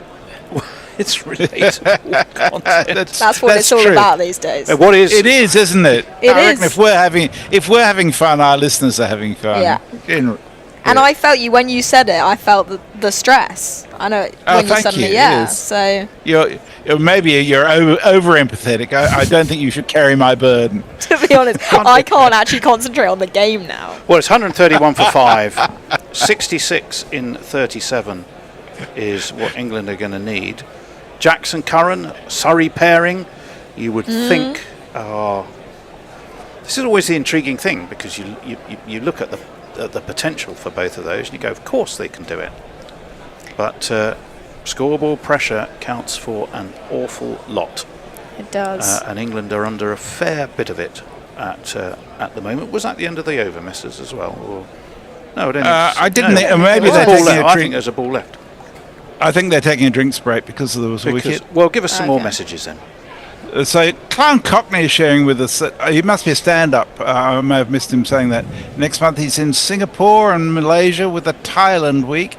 He said he gets completely different reactions to his humour when he's in South Korea and Japan. One lot find them funny and the others don't. He has no idea why.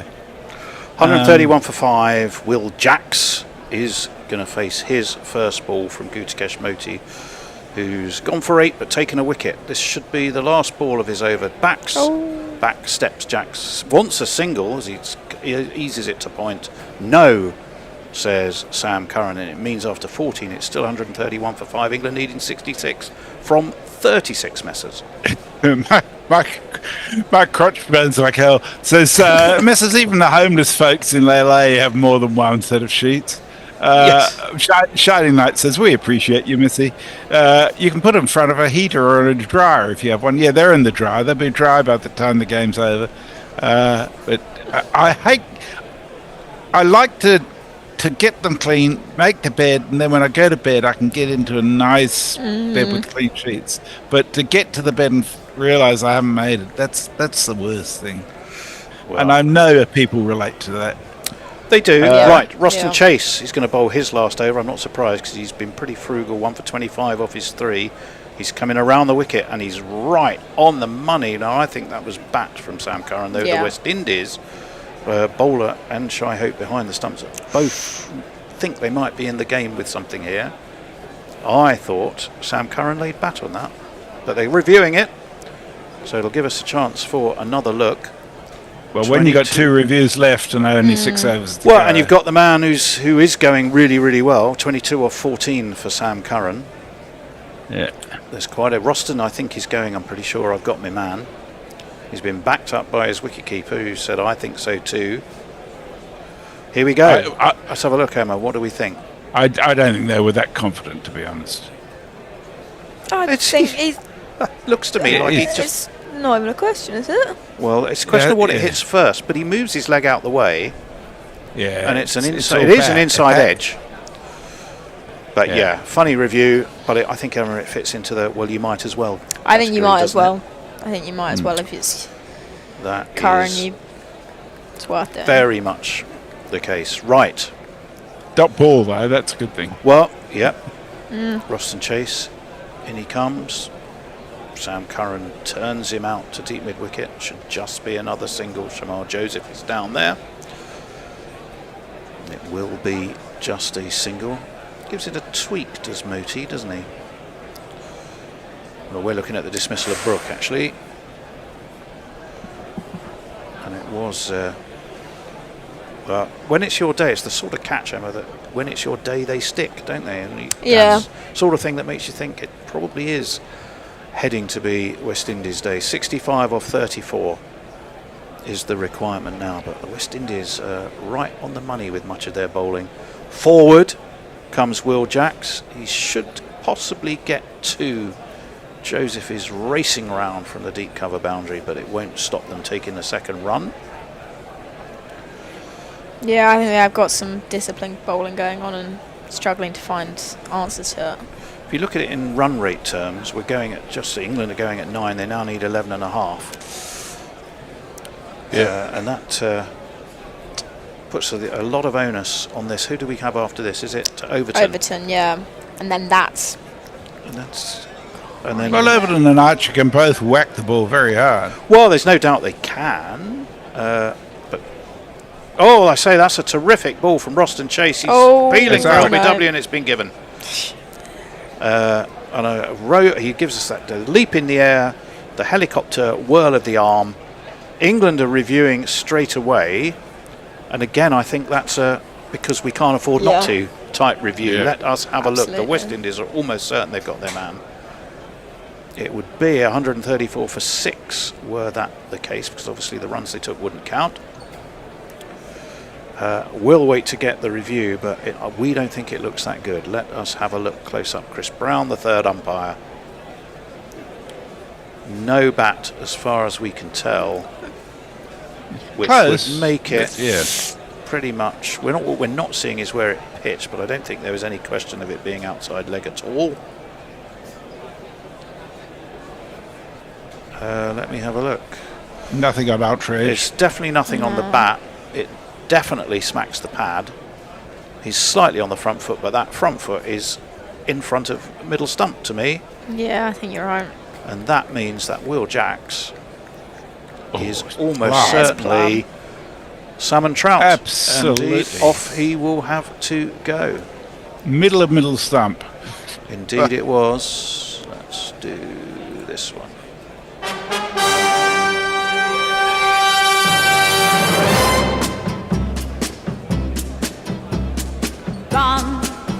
Well, now, how are our two mates in the pub doing, predicting things? Well, they're heading the 31% before that. I reckon it'll be down to 25. Well, at the moment, what I'm looking at, with I think the score is 63 off 32 is correct, isn't it? 134 for 6. Yes. Well, according to this, I'm seeing 67% West Indies, 32 England. I think that's possibly generous to England. And a little harsh on the West Indies. No, Winvis has just moved to 27% England. Oh, maybe one of them must have been at the bar and they couldn't quite update it. Well, they take a while to update it after a wicket. I noticed that. So, Jamie Overton it is. He can hit a long ball, as they say, and he's going to have to if England are going to get out of this particular hole, I reckon. Where are you, Jamie Overton?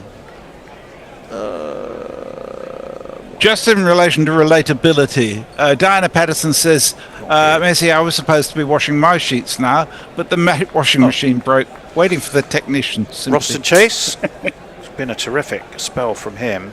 2 for 28 off, 2 for 28 off 3.5, so that was a dot ball. Here's the new batsman.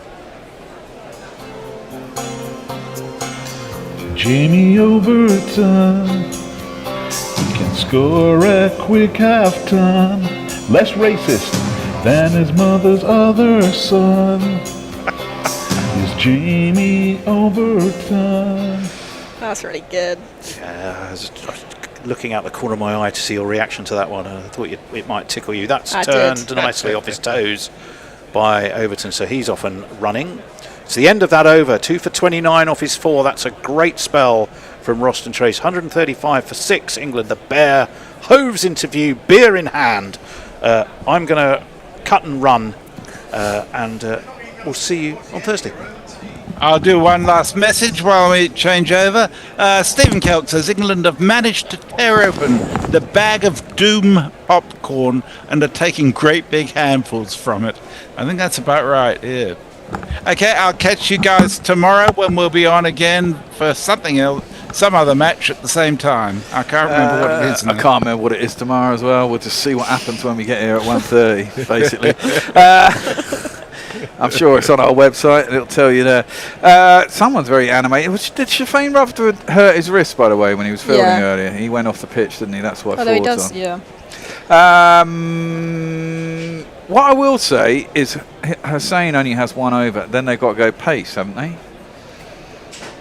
So you've got 4 overs of pace, which has been the type of bowling that has gone for runs today. So it's going to be an interesting last 4 overs, whatever. We've got some bangers who can, certainly hit it a long way. First ball is into Jamie Overton, who knocks it out to Hetmyer, who's out deep cover, and they'll get a single. I think they should stay there. I think they should get rid of this last over, Hussain, see if they can get 6 or 7 off it. And then go, we've got 4 overs of pace. Let's see what we can do, Squirt a few 4s in an early over, put some pressure on, a couple of 12s. Leave it with sort of 24 off 2 and basically see what happens. It's going to be a good finish, whatever. Yeah. Not makes a change, actually. There's been quite a few good finishes. Well, in T20s you can get a lot of games that, as we were talking about earlier before we came on air, that end up being completely dead rubbers because one side gets completely obliterated. Cut well by Sammy Curran, but a man out in the deep. Well, I think it's actually, is that Matthew Ford or was that Shafane Rutherford? David, you'll know. Ford. Is he on for Rutherford, yeah? Yes, he is. Rutherford's in the dressing room, nursing his wrist. Yeah. Do you think he's damaged it? hard, or do you Well, he obviously has temporarily. He's going to have a few days before they play again, so it might be. Hussein around the wicket to Jamie Overton. He tries to give it some Humpty, but only gets it out to wide, long on. They're going to try for 2. They are going to try for 2, and that's well run. I mean, they've done all right against the spinners. They've lost the wickets against the spinners. I mean, they've taken all the wickets, haven't they, pretty much? Apart from... No, even Phil Salt. 3 for Moti. Yeah. Is it 3 for Moti and 2 for... Chase. And 1 for Shamar Joseph. Did he get? I need to check Phil that. Salt, I think. Akil Hussain is in, and Jamie Overton backs away, pumps it up towards long on. He'll get himself a single. Shepherd got Salt, didn't he? Okay, it's Shepherd who got Salt. But they've got to go back to 4 overs of pace now, and that's going to be what becomes interesting. Yeah, they've got Romario Shepherd. He's only bowled that 1 over where he took the wicket for 7 runs, so he'll definitely come into it. And then, it'd be interesting to see whether they go to the experience of Jason Holder or whether they go for the out-and-out pace of Shamar Joseph. Well, pace hasn't been particularly effective today, it has to be said. That's that's going to be out. I think that's going to be out. No! Oh, he's got away with that, Sam Curran. He's tried to hit that over the top of long off. He's got nothing of it, really. Cover's come to try and catch it. It's dropped just outside the circle going out towards long off. Long off was too deep to get in for it, and Cover was too far around to be able to go it. I thought he was going to be snaffled there. Do you think Holder stopped running forward because of that? No, it just went straight in between. I just think he got lucky. It landed in that perfect spot between them. Yeah. Well, England need more than 2 a ball now. They need a big over or 2. I don't think they should target this over. There's only 1 ball left in it anyway. Down the track comes Jamie Overton. Has he got that wide enough? Has he got it long enough? Oh no, he hasn't. He's been caught on the boundary. Could catch. Was that Rodman Powell? I take it down there. Shouldn't have bothered. Should have just knocked that for a single and then waited. No, you're out, Jamie. There's no way he touched the boundary there. He did touch the boundary, but he had to. Well, he'd let go of the ball. He'd stepped over the boundary, but he'd certainly let go of the ball. And they've changed the rule now. You can't do 2 touches over the boundary or something stupid, can you? When you hop in the air, it has to be a 1 direct straight back into the field of play, doesn't it? They are going to look at this, but that is definitely out as far as I can see. It was really nicely done in the outfield, that by Powell. We'll have a look at it now. But yeah, he's got rid of the ball as he stepped over, and nothing wrong with that, is there? No, nothing wrong with that at all. That, I'm afraid, is out.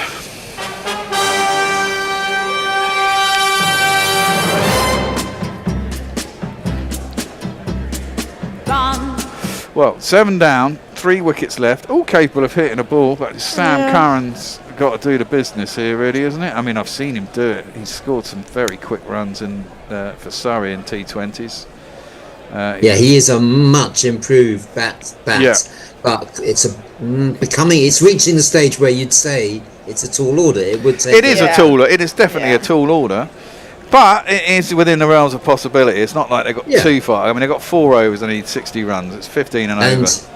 Yeah, and we mustn't forget that West Indies have a track record of losing tight matches in bilaterals. I mean, the question is, they do raise their game in these ICC competitions when they qualify. Is this going to be one of those days? Indeed, the West Indies bowling's been a lot more disciplined, hasn't it?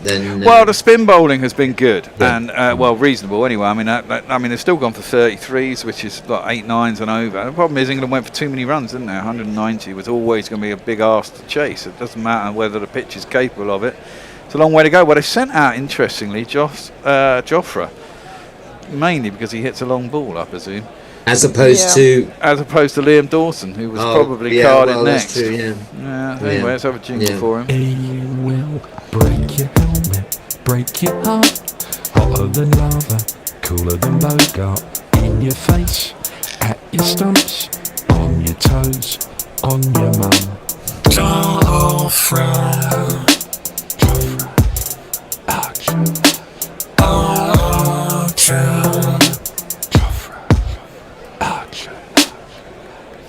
Well, it's the wickets column that's the problem, isn't it? It is, but it's always going to be a problem when you're chasing. I mean, there's the thing. There's no real time to consolidate when you've got to go 9, 10 as an over, is there? Really? I mean, I mean, it was just shy of 10 and over. They had to go up from the outset. For 20 overs, it's very difficult to keep up unless someone goes big. And no one's gone big. There's been a lot of starts. But no one's got into the 40s, have they? There's been a lot of 20s and 30s. That one's played up to long on as a single. Because you're always trying to take a chance. Yeah. And then the wicket of Jacks, because obviously England had the insurance policy of having Jacks at 7, but he didn't last very long at all. Well, you say Overton should have allowed that over just to go past and then target the paces, but he didn't hear you. He wasn't listening to you. No, he wasn't listening to me. It's always, I think it's harder to start against spin as well. I mean, you've got no pace on the ball. If you want to hit runs, you've got to add the pace to the ball. But yeah, they probably should have done. I mean, we saw what Jamie Overton can do at the back end of that Sri Lanka series. I mean, he nearly got us over the line in an absolutely, what looks a completely lost cause, didn't he? Anyway, Jofra is facing up, drives it hard, but Jason Holder's on the edge of the circle, and he can't beat him, so it'll only be one. I'm not surprised that West Indies have turned to Shamar Joseph here, because he's got that extra bit of pace which might discomfort the batsman. Well, yeah, but as we saw from Jofra, it can go a long way, can't it? See, partnerships 38, 36, 11, 5, 41, but nothing huge, nothing big.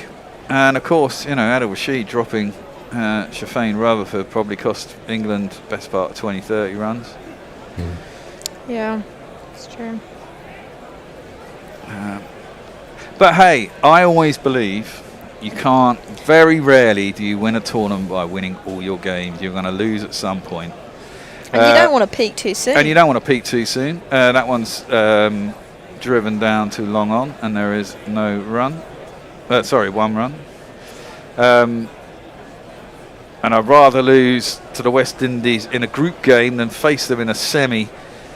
Although probably we can't face them in a semi, can we? Because we're in a semi. I don't know, because we're in a group. I don't know, because now it goes to Super 8s after this, doesn't it? I think we probably can face them in a semi.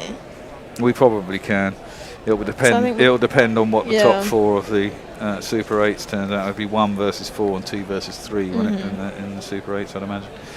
That's a good shot. Jofra gets out. Well, according to his top trump stats, he's not very inventive, but that was pretty inventive.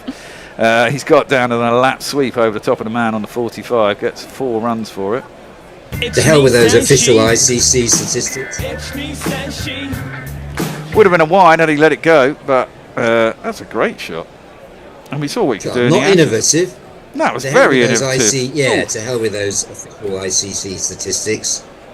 Nearly ran it straight into the guy who's the steward down at long leg. Shamar Overton again. That one is hit hard down to long on. Again, it'll only be a single. Got to find the gaps. So 9 off this over so far. 8 off this over so far. 1 ball to go. Really do with a boundary off the last ball. Time for heroes. Yes. time for a bit of David Bowie. Darren Sammy on the looking almost relaxed, but they're 8 minutes behind on the innings. What does that mean? That means they lose a fielder in the outfield for every over once the time is up, doesn't it?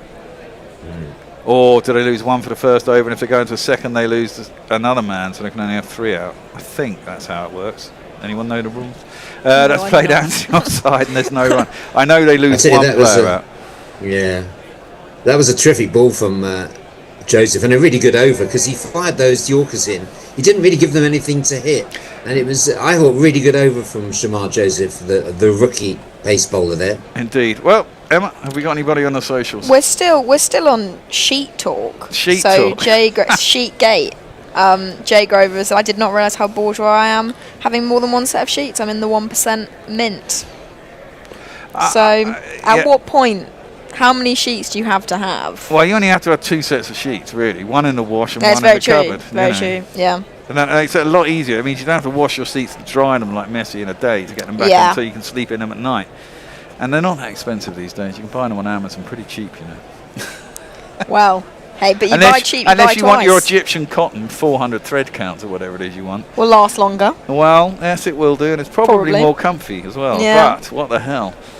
Once you're asleep, you don't really know. Well, Jason Holder, who went for 24 in an over, is going to bowl. He's only bowled 1 over. He's gone for 24. He's going to bowl at Sam Curran, who's 28 off 21. We're in the finish, as they say.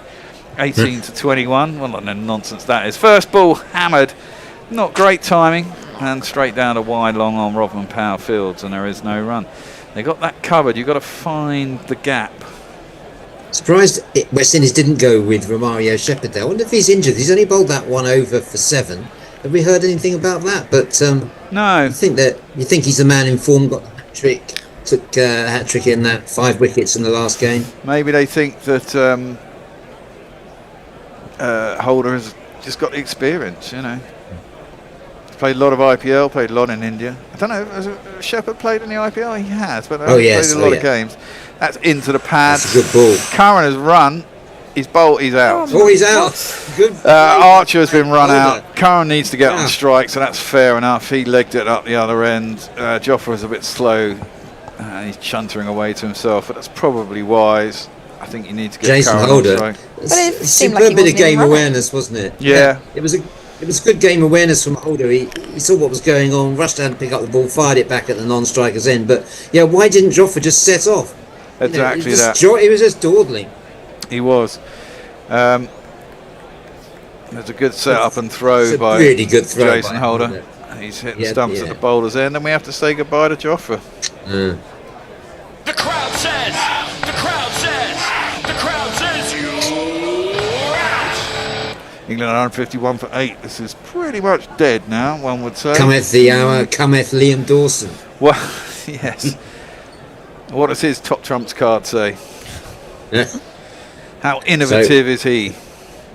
Ravi Rampal giving a bit of encouragement there. He's the West Indies bowling coach. He's on his feet there, giving some more encouragement to the bowlers who've done a much better job than a lot of West Indies fans were anticipating, because the West Indies fans are their own worst critics, and the feeling was that the bowling was weak, but they've done well today. Yeah, sorry, my daughter is calling me. Ah.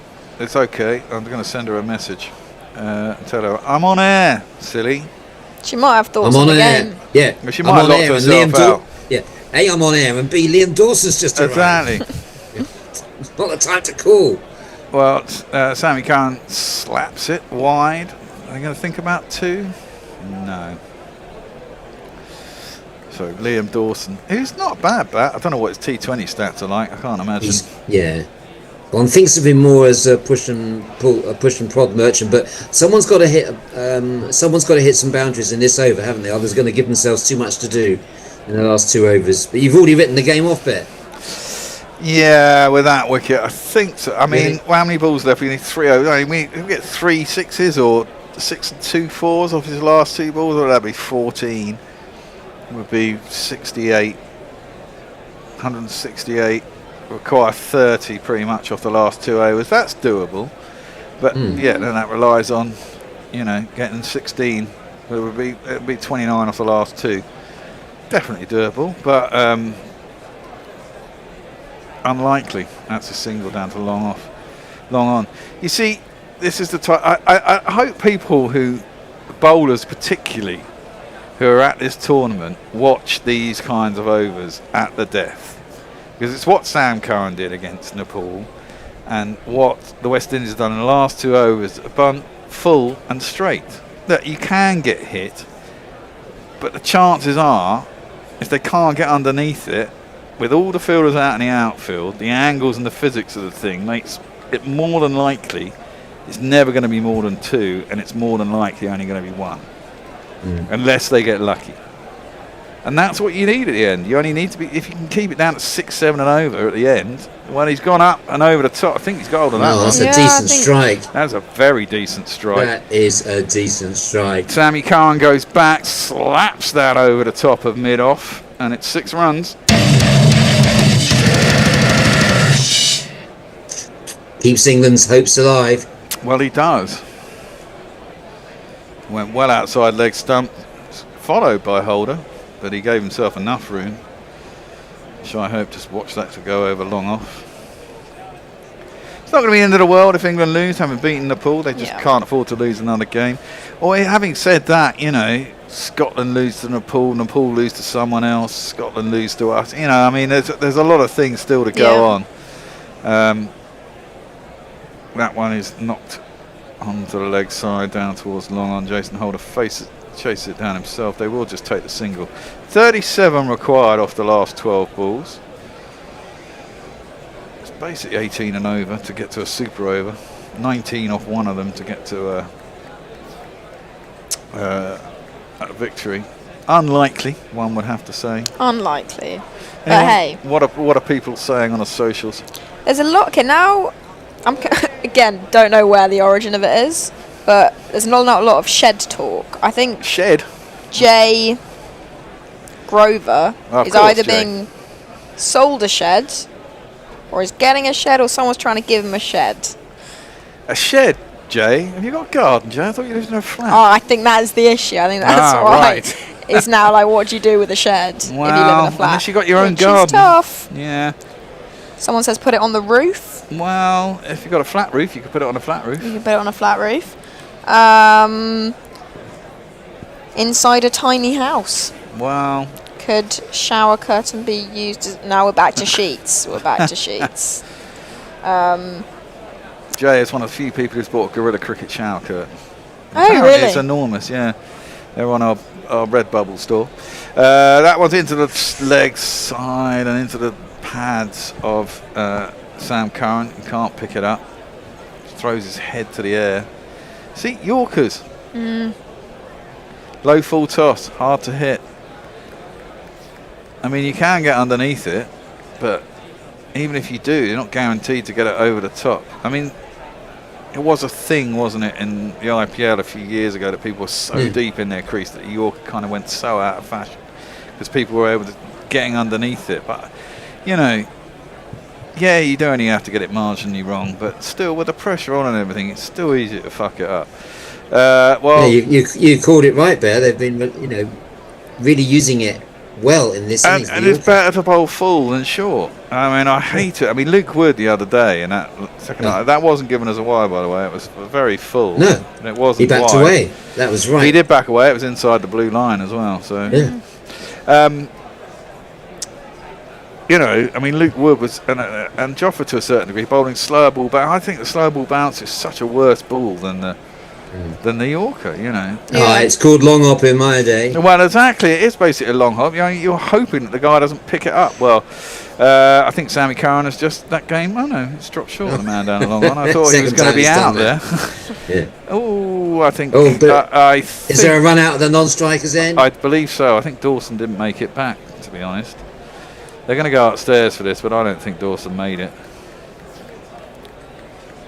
It was a good throw. It was right over the top of the stumps, and the umpire's giving it on the field. Yeah, Liam Dawson. He always trudges whenever he walks, but now he's really giving it the double trudge. Well, you know, if anyone's going to win it, it would have to be Sam Curran, wouldn't it? I mean, he's the guy who's faced the most amount of balls. He's got his eye in. You've got to play for him, essentially. Yeah. Yeah. It was a good attempt at a dive, but West Indies are going to get their victory. They'll be at 2 out of 2. But they've still got to play Nepal. Exactly. They've still got to play Nepal. As you say, it'll be a full-strength West Indies team, and they'll be cock-a-hoop after these 2 wins. It will give them the confidence that's been lacking, really. Yeah. You know, since Darren Sammy took over, they had a run of defeats, and you know, it's beginning to come good on the back of a couple of the players hitting form like Hetmyer and Rutherford. We saw those 2 today, but more than that, it's the bowlers have had a plan. The criticism of West Indies normally is the bowlers don't have a plan, but there definitely was a plan today. As you said, Bear, they've executed it well with the Yorkers, and the spinners have done their work as well. So, the spinners always have it easier in India. I mean, taking pace off, it's always easier, but at the end of the day, the faster bowlers. I mean, it's fine to bowl length in the power play and hope not to get hit, and the ball's doing a little bit, and maybe you get a couple of wickets, but it's also easy to get hit. But I think towards the end of the game, I still think the Yorker is better than all the other crap that people throw out there. Again, it's very full. That's well hit, though, by Sammy Curran. Gets himself 4 out to extra cover. He's batting well. A lone hand here. Yeah, he is playing a lone hand. There's no one else with him. think it's England's high score, isn't it? 42. Yeah. And he got a good score in the last game as well, didn't he? No, I think against Nepal he only got a couple, but I think against Sri Lanka. I was thinking against Sri Lanka. Yeah. That's it. He pretty much won us that last game, didn't he? With a low-scoring game, 100. We only got to 120 odd, and they couldn't get there, could they? And he got about 60. Was that right? About 67 or something. That one he has squeezed out square on the offside. Again, they're going to try for 2. No, this time they haven't. That's because there's only 2 balls left in the over, maybe. Well, 1 ball left after this. Yeah. So, 31 required off 7 deliveries. Not happening. Not with that attitude. No, true. And Rashid's got to go for a boundary here because it has to be normally you just block this, but it's too many to get, so he's got to go for a boundary. If he gets a 4, then what's required? 27, which is 4 8s, 4 7. Sorry, 6 4s are 24, aren't they? So he's still going to need us 2 6s in the last over. 4 6s are 24, so you could go 4 6s and a 4 if he gets a 4. I don't know when he's got hold of that, and he's is that out? I don't know if it is. Is it carried? He's taking I think yeah. Well, Ross Chase said, I think if it is, it's a very good catch. It's very low to the ground. The umpire's given it, so clearly it was. I mean, it was. If that's Chase, you have to say he's put in a performance. Great all-round performance. He has indeed. Bat the ball. Well, they are going to look at it. That catch. It was one of those ones that was very close to the ground. It was travelling pretty quick. It was pretty well hit by it, obviously, considering that's the first ball he faced. Yeah, I have to say, he got it right out in the middle of the bat, but straight at the man at deep square leg. Let's check that it was the identity of the fielder. It looked like Chase to me, but we'll see it on the replay and see exactly what happened there. Oh, I don't know actually. I think that's, the fielder will if that's know, the ball in his hands, then I think that's hit the ground.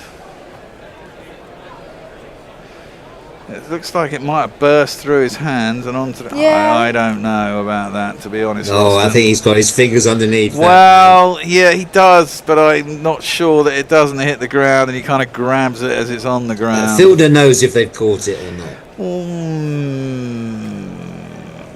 I'm not entirely sure about that.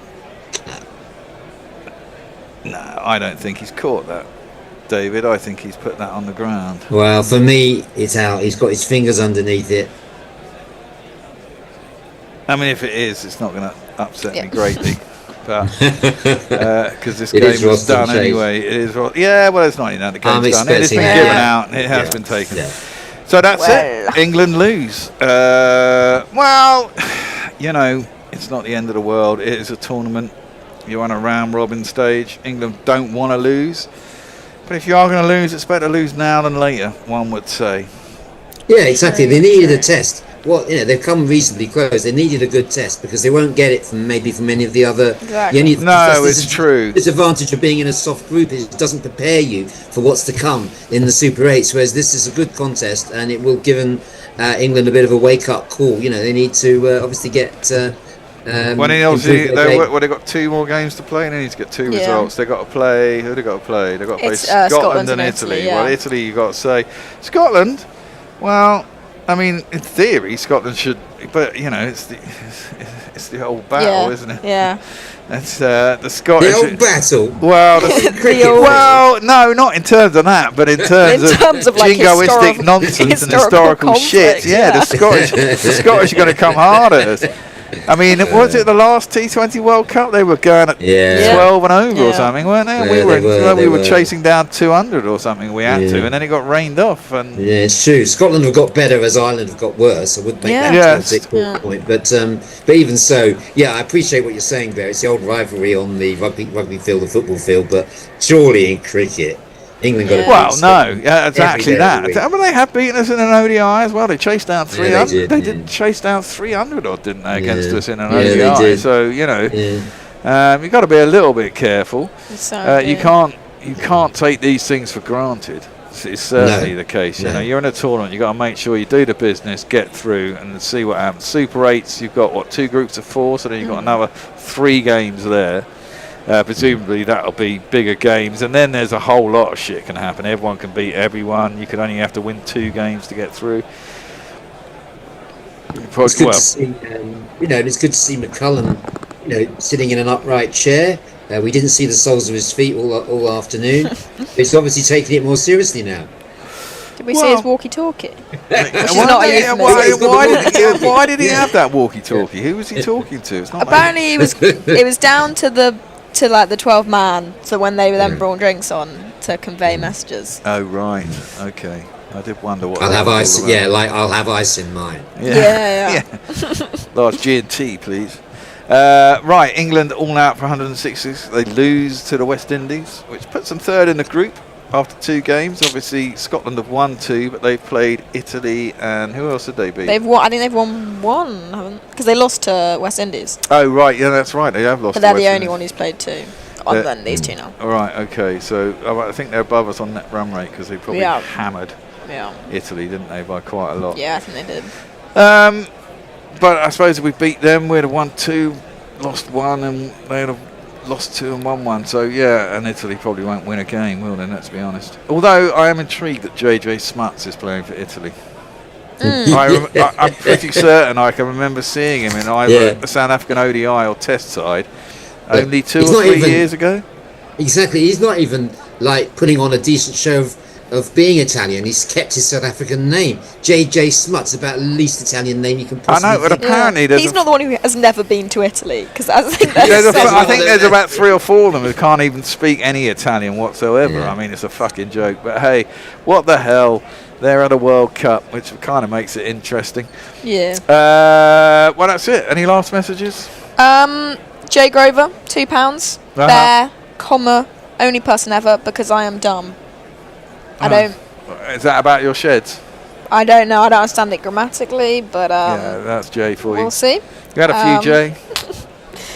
Yet another George McPherson. Yet another embarrassing performance from England. Time to get rid of McCullum and bring in someone else. Unfortunately, it's yet another T20 World Cup where England will finish 2nd in the group.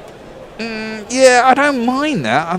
It's important to get out of the group. Yep. T20s, it's just a game. I mean, at the end of the day, when you get down to the bigger boys, anyone can beat anyone on their day. You might be out of form. You have a good day. Some batsman scores 80 and 40 balls, and suddenly you have a big score on the board. Chasing 10 and over for 20 overs, no matter how good you are, is never set in stone and is never easy when you're playing a bunch of other guys who are equally professional. They might be slightly worse than you, but on a bad day, you get it all wrong. You spew up a couple of catches to the deep, and your game is done. What do you think, guys, about West Indies? What do you think of what you've seen of West Indies? Do you think they've got a chance? They've always got a chance. They've got some big hitters, man. I mean, this is the thing. I mean, if you've got guys who can smash it into the stands, you've always got a chance, right? It's how well you bowl on the day. Most teams are playing with 3 spinners because it's India and Sri Lanka. So as long as you can keep, and spinners generally do keep the runs down more. As long as you don't drop it short, you don't tend to get hit into the stands. The pitches are a bit grippy, so it is actually turning. And it's not like some places you play where the spinners, although they rely on a bit of guard and flight. If you really rip it here in India and Sri Lanka, you get the ball to turn square. You can still beat people. People are getting stumped, skewing it in the air. It's trying to get big scores on the board. If you get a score around 200 on the board, you're always going to be in with a good shout of winning, I think. You've got to get above 160. 160 is a kind of lower end. And even then, chasing 8 and over can go horribly wrong. You lose 3 wickets in a power play, even chasing 160 can be tricky.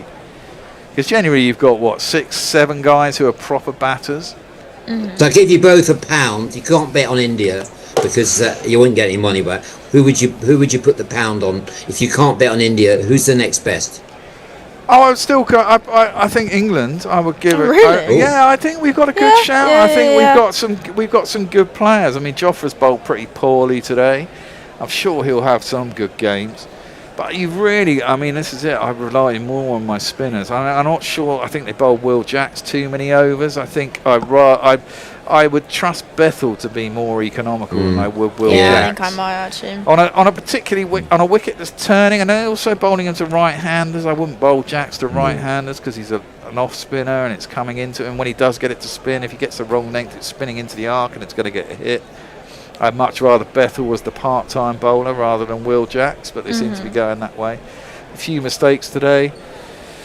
You know, Joffre's gone for, 30-odd today. He went for 40-odd the other day. He's not having a great time of it. England have fallen below Scotland on run rate. On net run rate, expecting that. That's not going to be the issue, is it? The issue is going to be the result of the game between the two, which is on Saturday morning, I believe. No, are we playing Italy on Saturday morning? No, I think Italy's I think Italy's next week. So it must be Scotland on Saturday morning, 9:30 on Saturday morning. I'm in for that one. Exciting stuff. It should be. And if I was England there, I would probably bat first and try and put 200 on the board myself, and then see what they can do. I mean, this is it. The other thing, Dave, and I've said this many a time on this commentary, is I think in competition like this, where there's actually something on it, rather than a bloody, bilateral where who gives a shit really what the results are, batting first becomes a kind of more favourable option, because if you can get a score on the board, it's always pressure, isn't it? Whereas in a bilateral, it's like, fine, we were going to have a go at chasing. Oh well, we didn't make it.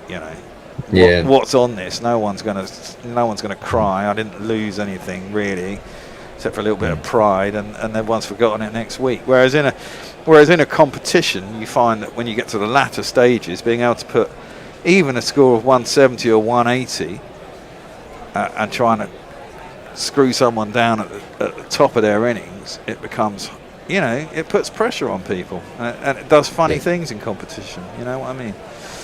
Yeah. It is. Anyway, I guess that's it for the day, Dave. When are you next on? Yeah. The next time, the next match, West Indies match that we cover. Okay. Oh, for fuck's sake, David, you're such a terrible man. And are you coming in again, Emma? We got you down? I think possibly Italy game. Okay, excellent, lovely. We'll see you then. I'll be in tomorrow. I'm here every fucking day apart from Sundays. Nice one, Bear. Yeah, great stuff, Emma. Yeah. Cheers. Lovely, Emma. Thank you everyone for listening. Nice to meet you. I'll see you tomorrow. Until then, goodbye. Guerrilla cricket. Whoa. Guerrilla cricket. Yeah, that was good. Whoa. Guerrilla. Take guard, man the barricades, patrol the cover boundary. At last the time has come, this is a cricketing emergency. Hear this call to arms for every cricket revolutionary. Take up your bats and stumps for the test match insurgency. At first they tried to silence us, but we would not be silenced. They threatened us with lies, so we threatened them with violence. Che Guevara, Sangakkara, Joseph Stalin, Douglas Jardine, Robespierre,